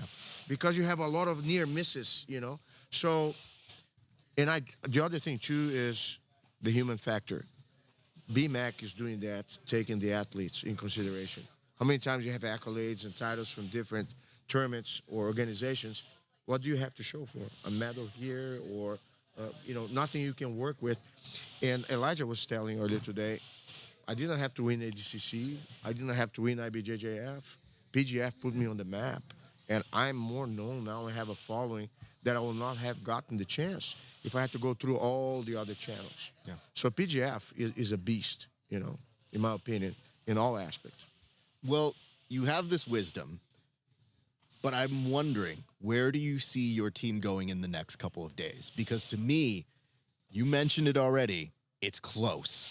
Yeah. Anything can happen. Where do you foresee this going in the next couple of days? So when you're in the midpoint, that's the time where some people break and some people make it. You see what I'm saying? So there's a degree of skill set, of course, but there's a degree of the mental game, you know? And I give credit, like I'm talking in particular about my guys because I had to spend some time individually with each of them. Caleb, for instance, that guy, he was the last on the roster. I didn't even know who he was. And I told all the other guys, if you guys show half of the drive that this guy has when you go for your matches, I bet you your performance will be much higher than what it was. You know what I'm saying? So it's beautiful to see that. You know, now in terms of where my team is going to go, they're not going to go worse than what they have been. Because we had a lot of situations, and I can see that tomorrow we're going to see more the next couple of days. The submissions and the game, you know, being implemented. Also taking into consideration some of the other big teams who are ahead of us right now had some big losses on their roster. And that's one of the things that happens on the give and take. The alternates that we have surprised us. Not Abe, but Cristo, for instance, surprised us. The amount of grit that he displayed, which I guess he was able to draw, you know, his second match. Anyhow, make a long story short, without talking too much, I'm very confident that we're going to have some shake-up on the scoreboard. Well, we're looking forward to it. And just as a observer on the sidelines, I have to say, not every coach comes in a suit jacket. You look right at home with us, sir. if anything, it's great to see you classing it up here because I saw you in a suit jacket and I was like, my man's coming in with style. Thank you so much. Oh, no. I would never, sir. I got to wear the tie just to be on your level, sir. The evolution is this, okay?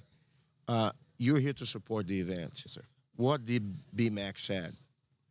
What did he say? He said, you got to dress. Yep. You know, and I'm not contesting or talking about anybody else. I'm just saying I'm following the rules because I want to be a team player. Yeah. This is success in the making. So all those little nuggets that are right now in place that people are not paying enough attention, like today, announcing, shout out to Intrana here, all right? Our sponsor. Thank you so much for putting your time and your support and your money on our team. We're very thankful. You're doing great for the sport, you know? So you gotta, everything that's asked of you, you know, you gotta do your fullest because this is a legacy in the making, in my opinion. So dress for success. Well, you certainly have, sir. And I don't want to take up any more of your time. We're going to see you the rest of this week, but we want to thank you for just being a part of this. BBAC has been so complimentary of you, and it is true. Like, you being here not only helps legitimize it, but now you as a coach, I've seen it firsthand from your students here and your participants on your team. They talk so well about you. They're ready to run through a brick wall for you. So thank you for helping to give them that elevation You're too, welcome. sir. PGF, you rock in the heart. Thank you for the opportunity. Thank you so much, sir. Thank you. All right. Call it Machado, everybody.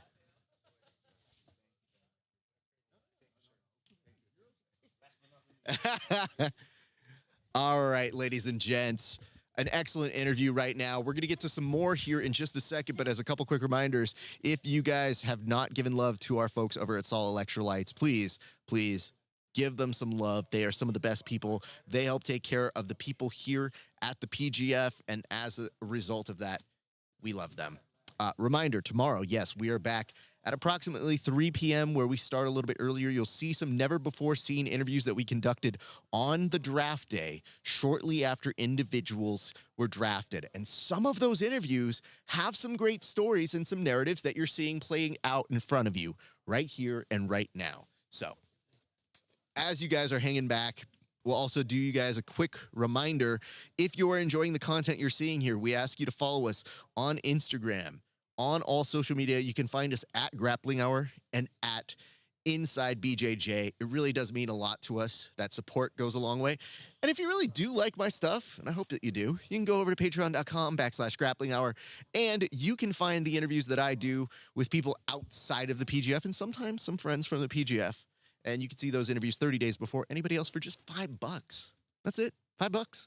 You can see them before everybody. And then for a few extra dollars, you can see some extra bonus content not available anywhere else, including tape studies with the athletes breaking down their matches and some incredible extra bonus content not available anywhere else. So do us a solid and keep eyes on all of those actions and make sure that you guys are giving love to PGF on their own website. You can find them on YouTube, and you can also check us out on UFC Fight Pass, where we will be all throughout the week until Friday. When Friday hits, we are actually going to be exclusively on the Fight Pass app. So not just on their YouTube.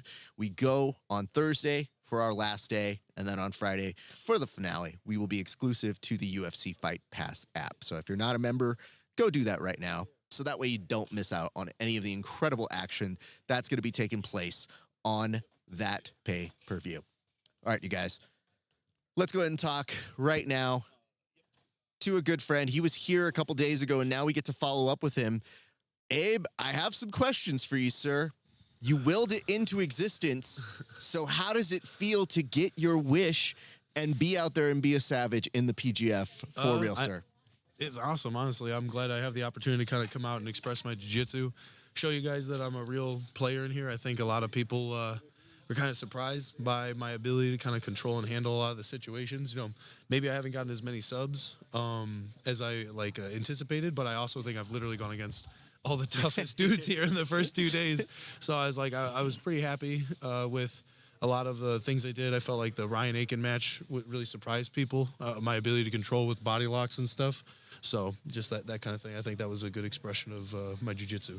I want to ask, what has it been like from your perspective for those ref calls and all of the penalties and all of those things? What has that been on your side? How have you felt during those moments? Like, being honest? Yeah. I guess I kind of felt like they're being kind of inconsistent. I don't think it's like there's malicious intent behind it or bias necessarily, but I think it's interesting because sometimes, like, I'm trying to figure out, like, it seems like when some people do rubber guard, for example, I don't understand how it's less inoculate or like what's the word I'm looking for, innocuous than me body lock passing, because I'm actively trying to move forward, but they're not actively trying to push me away or sweep me or anything. They're just got their leg over the back of my head, and I cannot literally move forward. And even if I'm actively trying to step over the knee, I feel like that yields like progression.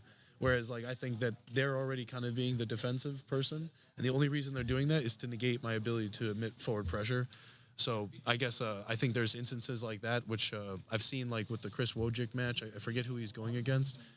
He got getting put into body locks, and he didn't get stalling calls, but I got stalling calls for body locks. So mostly consistency is always the main thing. It's not the rule itself, it's the upholding of it, so I can train for it. I think that is part of the element of sports. I think that is something that we see in every sport, and we're just starting to find it out on our side. So I find that interesting. I do notice a active participant in the chat right now, and this note comes from Elijah Carlton, says, it's not a kill, it's a quit. Quits are 6 points. So I don't know quit exactly what that may or may not be in reference to. I'll let you know. Yeah, in the Adam Bradley match, he's talking about he doesn't want the 3 points for the break on that heel hook. He says that because he applied the break, and then later Adam Bradley forfeited, it should then be 6 points for the forfeit. To be clear, don't worry. He clarified and said he quit without a submission in place. Yeah. So Elijah Carlton, never without context. Thank you for watching, sir. I do find this interesting because when I'm watching this happen in front of me, I don't want it to mirror the experience because you've had some good moments and it has been fun watching you from the sidelines. But I want you to take me to the moment you realized that you were going to be put in, because when we left off on Sunday, it seemed like there was a possibility you might go in sooner than people thought. But things worked out a certain way and you were in as an injured replacement. So when you were about to get that call up, what did it feel like? I mean, it was like, honestly kind of surprised, I guess, because mostly everybody kind of pumped me up as like, oh, you're going to get in. So I knew eventually it would happen, but I was like, maybe day 3, like, you know what I mean? Yeah. But then it seemed like people just getting pops on my team on the first day. You know, not wishing for that to happen on anybody. You never want that to happen on people. Don't worry, we have the footage of you saying. Oh, I was like, you see me doing one of these as soon as I like see somebody's knee get blown. Nah, but it's one of those things where I'm definitely excited that I had the opportunity. And I guess something that I've really benefited from this is I feel like I had like a lot of the toughest guys in the first 2 days. Yeah. So it's like that's given me a bunch of momentum. So it's like, oh, okay, I got through Ryan, I got through Kyle. I was just like, so there's a lot of tough dudes I went through, and I'm like, okay, I feel like a lot of those guys were and Paul Ordia, like those are like literally like the flagship top tier guys from a lot of these teams that they expected to like be the top killers, and I was able to kind of like shut them down at the very least. You know, it's obviously ideal if you can score, but sometimes you got to be strategic about strategies with people at not giving up points, and then who can you score on more likely, and you got to save yourself for like the entirety of the whole competition. So as much as I would like to just, you know, stand and bang and go crazy with everybody, you got to be strategic about who you're going to try to express the full game of your jiu-jitsu with. I think we saw a bit more of that with my matches with Brad, my matches with Fedor, things like that, where I was really bringing it to people. So awesome. You know, do you expect to get back in? And is there anything about your approach that you would change if you do get back in? What do you mean by get back in? Like as if I'm not an alternate tomorrow? Well, no, I mean, do you expect to be started tomorrow?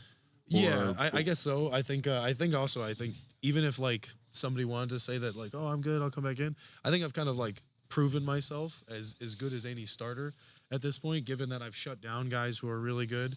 And I think you kind of would be, and then if anybody that would come back in, they're going to still have that added issue of a potential injury that's still going to play a factor. I think we're seeing like sometimes when people get an injury, let's just say you have a bad knee or a bad pop on your ankle, that's going to cause you to be more self-aware and defensive and not push forward like you need to, whereas I'm still, you know, mostly good. Like I haven't really sustained any injuries or anything like that, and it's allowing me to kind of push forward. So I think that doesn't give people anything to look for. Like if we see someone gets popped, They come back 2 days later. What do you think people are going to be hunting for? Yeah. So it's like, oh, that guy, knee, going for that.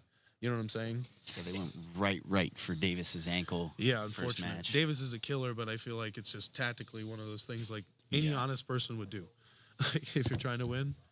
Is there anything about your approach that you're going to change, or do you feel like what you've done so far, you're going to kind of lean into that? I think one of the best things about me that I think could be expressed in a lot of my game that we've seen this week is I think I'm probably one of the most versatile people here, where I think everybody kind of like, they're probably surprised I haven't A-blocked anybody. But it's one of the things is that I don't try to limit myself to just being the A-block guy, just like, I mean, it's in there and it's a cool thing, and I've definitely had a lot of success with it.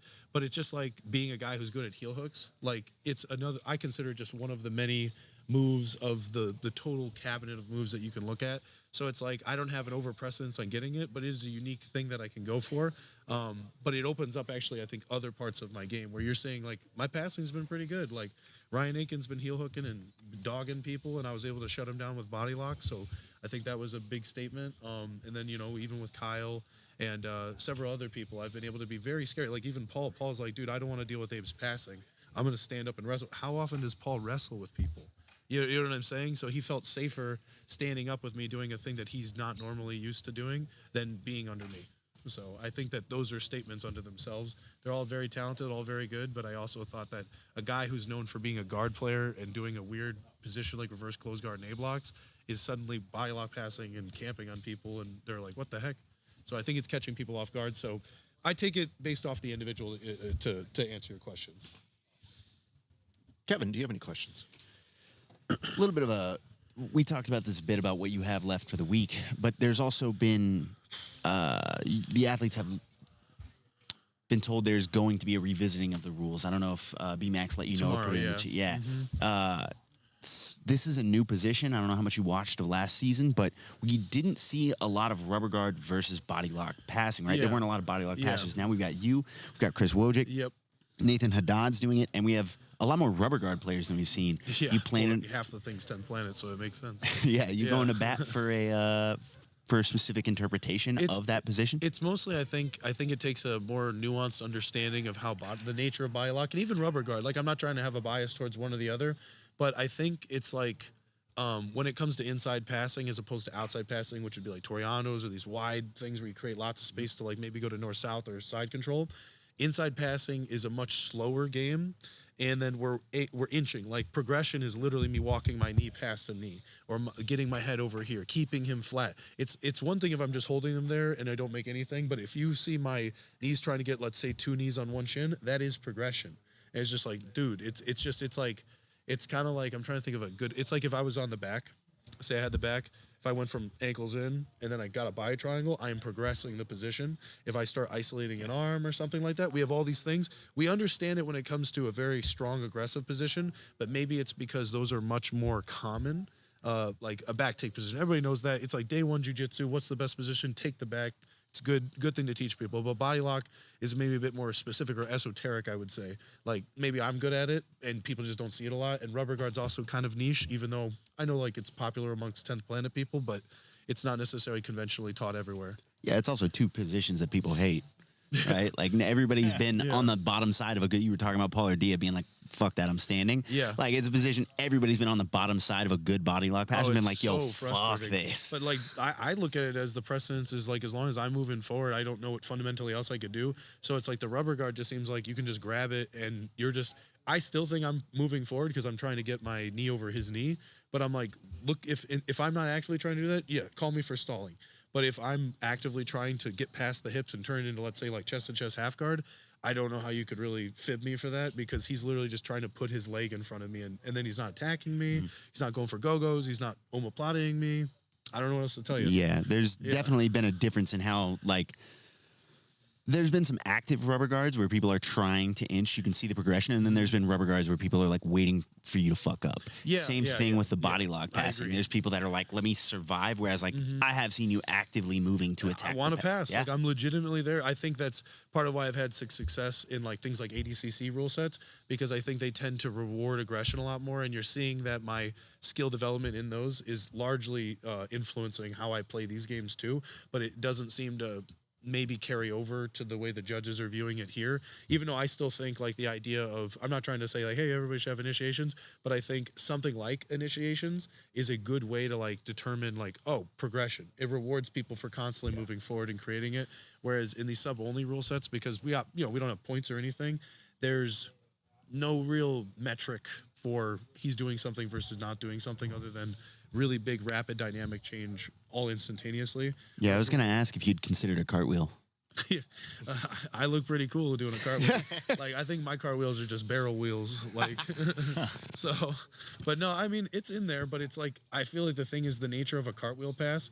It's more showy than it is practical, I think. Whereas, like, we're seeing, like, a style of passing I saw everybody doing this weekend is this one that I saw Andrew Tackett do on CGI. Yeah. Where he's literally grabbing and pinning the bottom leg and the head. I do the same thing. It's a great pass. Like, as soon as I saw that, I was like, oh, dude, I'm totally ripping that off. And the thing is that by nature is like doing a cartwheel pass, but you're running around him. Whereas a cartwheel, yeah. And it's even better because you're pinning everything. Adjust and move, yeah. 100%. So it's like, to me, that's a much more controlled version of it, where I feel like you'll get these MMA guys or former wrestlers or something, and what they do is they just like, "Roo," and it's showy, but it's not practical. Whereas I think one of the greatest things about jiu-jitsu is extremely practical, and I think the rules should always be based off pragmatism. Like, this is what good jiu-jitsu looks like. Reward good jiu-jitsu. So the problem is I think there's also that contrast where we want it to be entertainment and spectator friendly, which totally makes sense. But, you know, we don't want to reward stalling, and good jiu-jitsu is not necessarily doing nothing. Good jiu-jitsu is moving forward. Well, you know, I think this is going to be an ongoing discussion because I think we're just starting to see how coaches respond to it, how the athletes respond to it, how the challenges go down, because honestly, we're not sure how it's happening. We're watching it unfold in front of our eyes too. We're all figuring it out. So it's part of, I think, the thing of jiu-jitsu is still, you know, fairly young. It's a young sport, I think, in terms of getting into these bigger medians and stuff like that. Like, oh, a lot of people are watching it, that kind of stuff. You know, events like that gain in popularity. A lot of people aren't used to them, or they're new to them, or something like that. Especially when you're trying to create a new innovative rule set. Yep. There's some tinkering, and then you got to fix some stuff, add some things, and maybe you do a little bit of this, and you're like, maybe I don't want that so much. I'm so glad you mentioned the word tinkering. Do you have any tinkering guy? Why would you assume that? Yeah. I just feel like you mentioning the word tinkering is an interesting thing because you may have stumbled upon yesterday when we were doing a segment on the show. Now, do you know what I'm referring to here? Sorry, sir. No, I was focused on competing. Yeah, but it was see, it was after the show and you were making words, and this is how I know you were at least dialed into what we were doing. Okay. So we have a segment called Bullpen Court. Okay. On Bullpen Court, we have both the gentlemen take a different argument. And the argument at hand, yes, these two, unfortunately. And when we were doing the segment, we were putting it up to the idea of should alternates be allowed to go in freely? Like, as in, like, switch them out when they want? As opposed to as a result of injury. I think it would be cool. I think it would add another dimension to game planning, and it would make alternates much more important.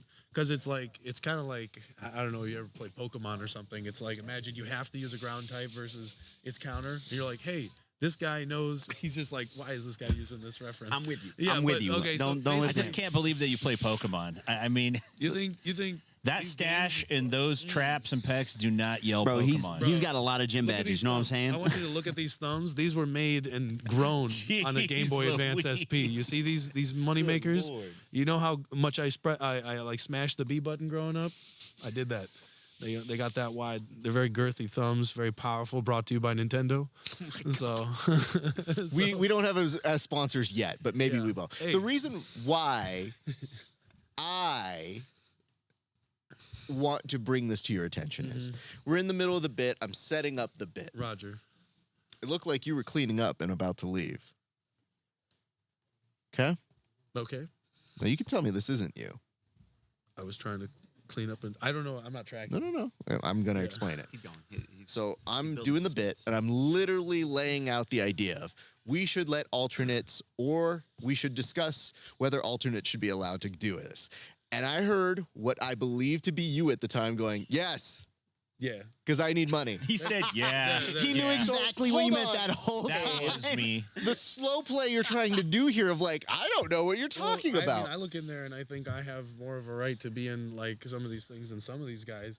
And I'm just saying, if we want I guarantee the coaches will be in favor of it because they'll be like, hey, you want me in there? You want me to smash some people? Imagine if I could just be placed in Listen, any Abe, place you want. this is not the issue. The issue is you trying to pretend you had no idea what he was talking about. And you knew exactly when you chimed in. I have to tell you, sir. Yeah, it sounds like me. Your slow play, it sounds like me. Could have been. Sounds like a dude without a mustache. You know those I don't know, man, was unsavory he people handsome, without built, mustaches. have short thumbs? Yeah. It's Paul Ardea. It's Paul Ardea. But the reason why is like I'm getting to the setup for a comedy segment. And then I heard you saying this and I was like, sir, I will discuss with you offline a little bit later. But then I was like, well, when I gave my ruling, I said, you know, I'm ruling in favor of the person who was arguing for the opportunity for athletes initially. And guess who argued that point? One, Kevin Sherrill, who has participated and also taken a day off. And at the end of it, he unfortunately lost due to running his mouth. Yeah. So I'm the best lawyer in the PGF. Don't listen to him. Not other than I'm Paul Ardea. no, the best. You heard me. Let him know. Okay. So nonetheless, I just was, when I gave my ruling, I did say, I'm going to be completely forthcoming, having you on the sidelines yelling out, I want money. Let me bang, bro. I'm the alternate that came here, and I'm just making money per match. So I'm right.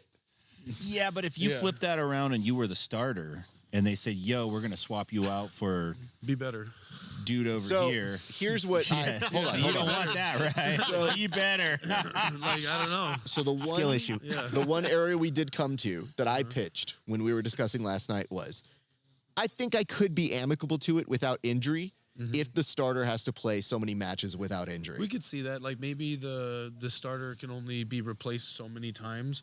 That could be interesting because I guess one way I'm looking at not just like being selfish as an alternate and be like, hey, give me money. Right. Is that I'm trying to state is like I think you can actually probably reduce the number of dramatic injuries that people are getting because they're forced to do as many days as they want and they're trying to come out and show and everything.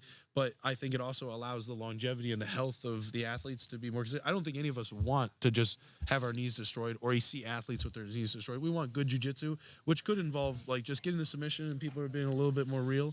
But I also think like it's the second or third day. People are trying, you know, their adrenaline's pumping for the third time in a row. Like I'll do one day of competition and I feel so broken up. Imagine doing that 4 times in a row. Yeah, It's just the collective breaking of it is just it's hard on the body and everything. Even if you get the right amount of sleep, you're also in a hotel you've never been in or anything. Brother, Travel's hard. we got to talk about spa days. Yeah, like I know that tomorrow they're doing the ice bath. No, that's awesome, and I think that's great that they're doing it. But like, I think it's one of those interesting things where as like an athlete, when you travel, like the NFL or the NBA, if they're doing an away game, they get there like a week early. Yeah. Like it's because their body has to adjust to the time zones and all these other things. I get we're in the sport. I'm not asking to dump $1 million on us, but just have some understanding that maybe there are some ways that we can help the athletes a little bit more. And the alternates, you know, I think could be a nice support system. And then it would really behoove people to really try to get high-level alternates in there. And the alternates could have another interesting dimension of the game. It's just like in like sports, they have second string and third string quarterbacks, but their literal job is to give the main one a break. So it's like they don't have to be as good as the first guy. They just have to be good enough to not mess up the game. Well, good save from Sir. I don't know what you're talking about. I have no inclination or interest in what you were talking about earlier. I was like, I no firmly know recommendation what of those events. nonetheless, Abe, we're going to let you get on out of here. Roger. But I will tell you, perhaps for PGF Court, we're still auditioning for bailiffs. Instead of intimidating the judge, we have you just over on the side at some point in the near future. But I just have to tell you, man, I was glad you got your start to shine. Yeah. We'll see how the rest of the week plays out. It looks very promising. We'll see more of you. I'm excited, yeah. But what's been really good is that you have been one of those people who said, I want my shot, and you've been making the most of it. And I've been very appreciative of getting to see your jiu-jitsu on the mats. I'm here. I love the work that I get to do. I'm very proud of the work that I do, and it means a lot. And I think a lot of time it's like I think the best jiu-jitsu people look at competition like a time to learn, and I'm eager to get those classes in. You know what I'm saying? Yeah. It's like coming here, I can figure it out. There's so much talent here when we're competing, and it's in a consolidated area. This is a time where I can be like, okay, that's what I need to work on for the future. So I was excited to get in and get to show what I already know and what I need to learn. Well, thank you, sir. We'll let you get on out of here. Much appreciation. Of course. Thank you for stopping in, brother. Thank you, sir. All right. Abe Lamontagne is here, and he will be leaving now. Appreciation to him. Ladies and gents, I think that is going to do it for our interviews. Correct, boys? Great. So I believe it is time to actually do a segment that we heard was a favorite. We heard some people really enjoyed this segment. So without any further ado, we now take you to when only things can be settled, not here, not at the judges' table, not on the mats, but at PGF Court. What you are witnessing is real. The participants are not actors. They are not skilled enough to be actors. They are actual hosts litigating on behalf of the athletes and the audience of the PGF at an undisclosed underground court in Las Vegas. Both parties have agreed to dismiss the internet and settle their disputes here at PGF Court. Hello, everybody. That didn't happen like it was supposed to. Nonetheless, welcome to PGF Court, a segment where we take some of the biggest topics in all of jiu-jitsu, specifically here at the PGF, and we bring them to the attention of you, as only argued by my two co-hosts, Kevin Sherrill and Tim Freeman. Today, we have a major issue that has been happening here. On day 2, we saw it especially, and thus we are bringing it to your attention. The topic at hand: should grapplers be able to freely approach the judges and referees table during the competition? Ladies and gents, we need to get to the bottom of this, and I feel that there's no better way than to start off with 1 minute on the clock for one, Tim Freeman. Tim? Well, I'm going to argue that you should not be allowed to indiscriminately approach the bench. I'm not a tyrant. Yes, you should be able to, but with particular conditions. Listen, they have the hardest job in the building. The judge has the hardest job. He's got to start the warning clock. He's got to track the shot clock. He's got to blow the whistle. He's got to throw the flag, all while keeping a keen eye on the Constitution, Kevin, of the PGF. These guys don't get paid enough. They work part-time at Foot Locker. They give zebra rides at the local 4-H on Sundays. They're out there struggling, and we can't have our contestants going up, throwing a tantrum, pretending like our judges are mommy and daddy. It doesn't work that way. The man next to me would have you believe that we need a parliament with people screaming and yelling and catcalling and wearing wigs. This is America. We're ruled by law. We respect the court. We ask, may we approach? We are granted permission, and we approach. It's not a free-for-all. Thank you for your time, Tim. You have run out. We now go to Kevin's opening statement. Well, I want to start off by agreeing with Tim. He's exactly right. This is America.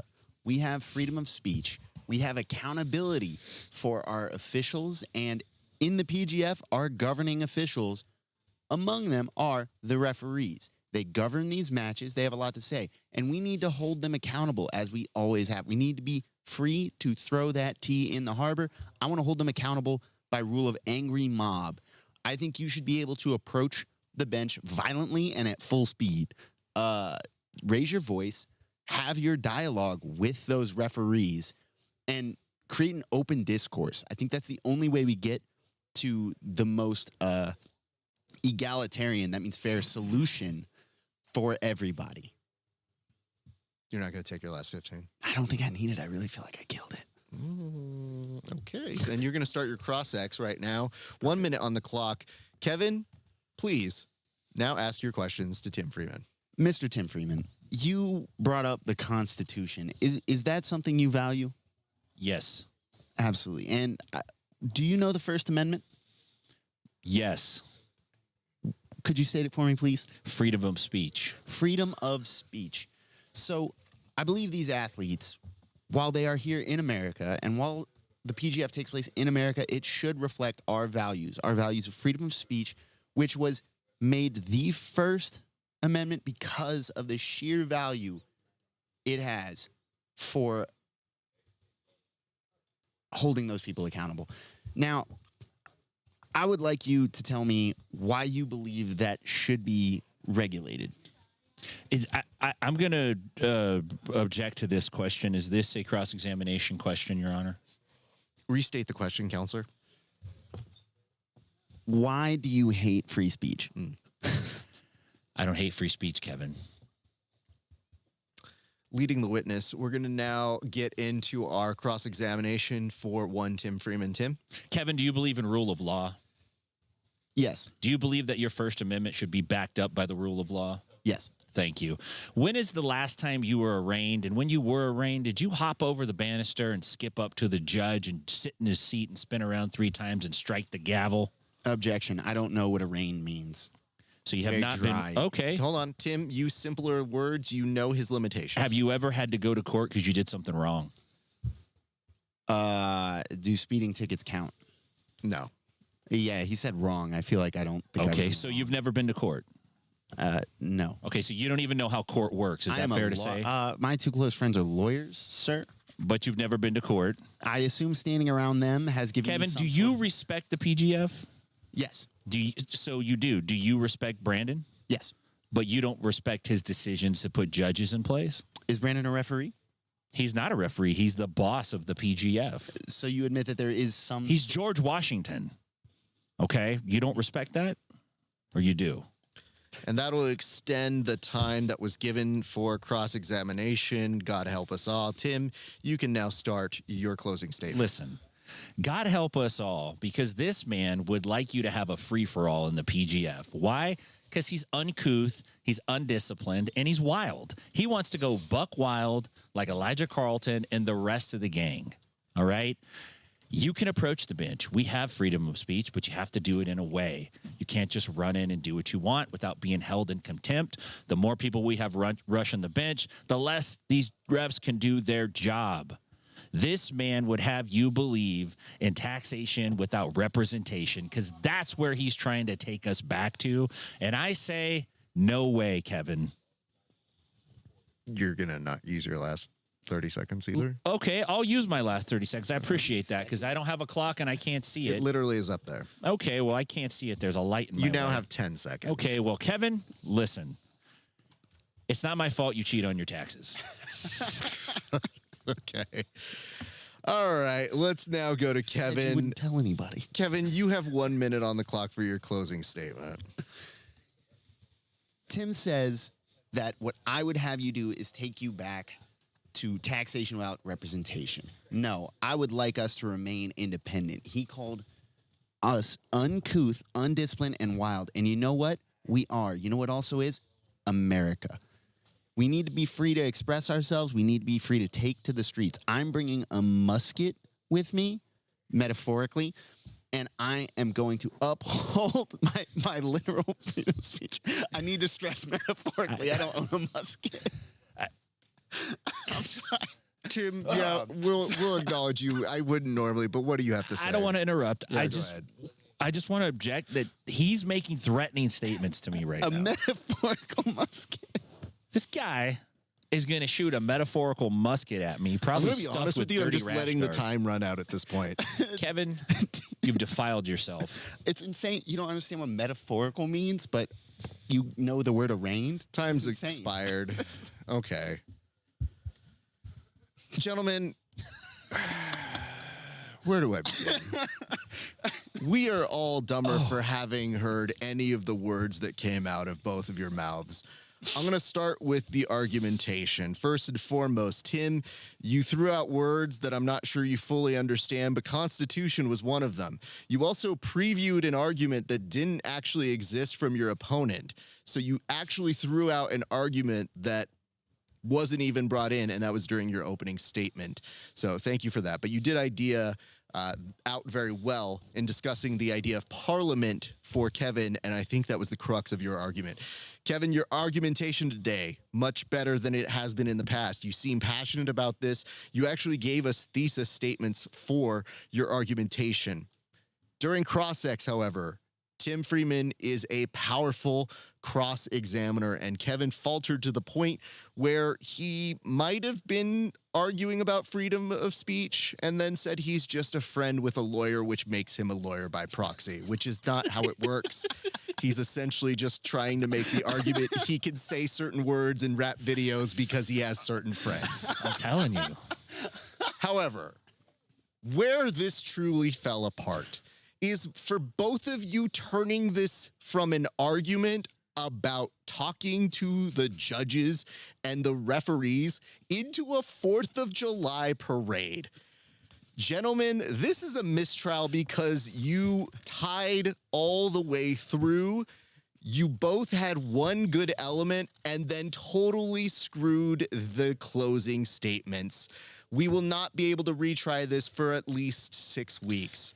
There is no appeals process. You must deal with it. Kevin doesn't believe in the 4th of July. I have the receipts right here, Your Honor. What is that? I forgot to present them. You always got to bring receipts to court. You know what, though? Hold on. I just remembered something.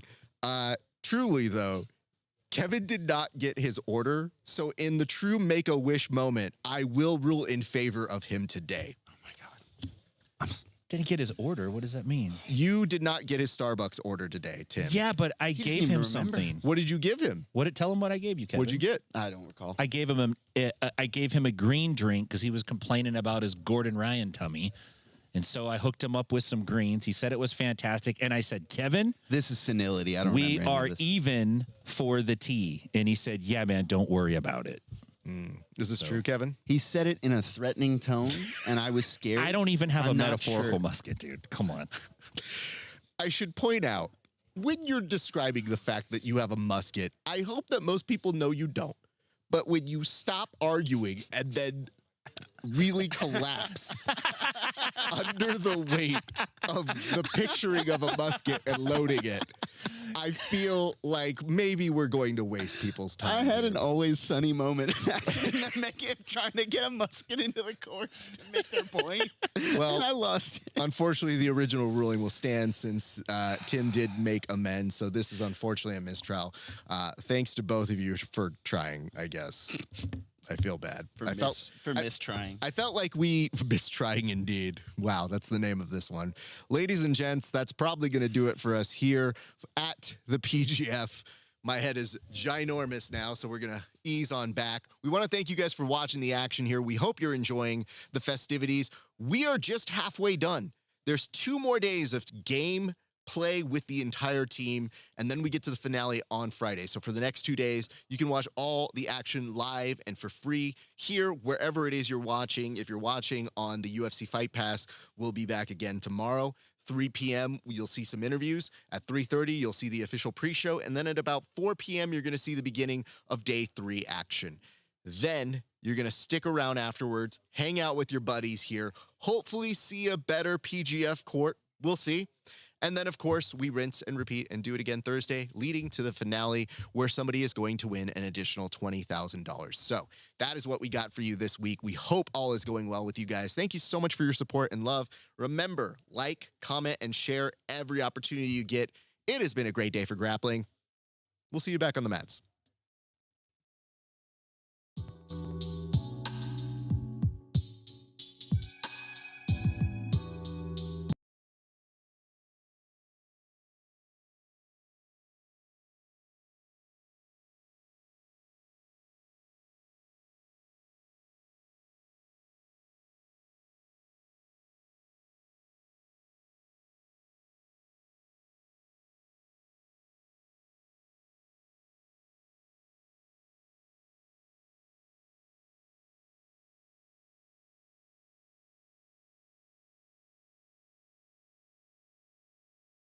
The bullfight critics, ranked in rows, fill the enormous plaza full.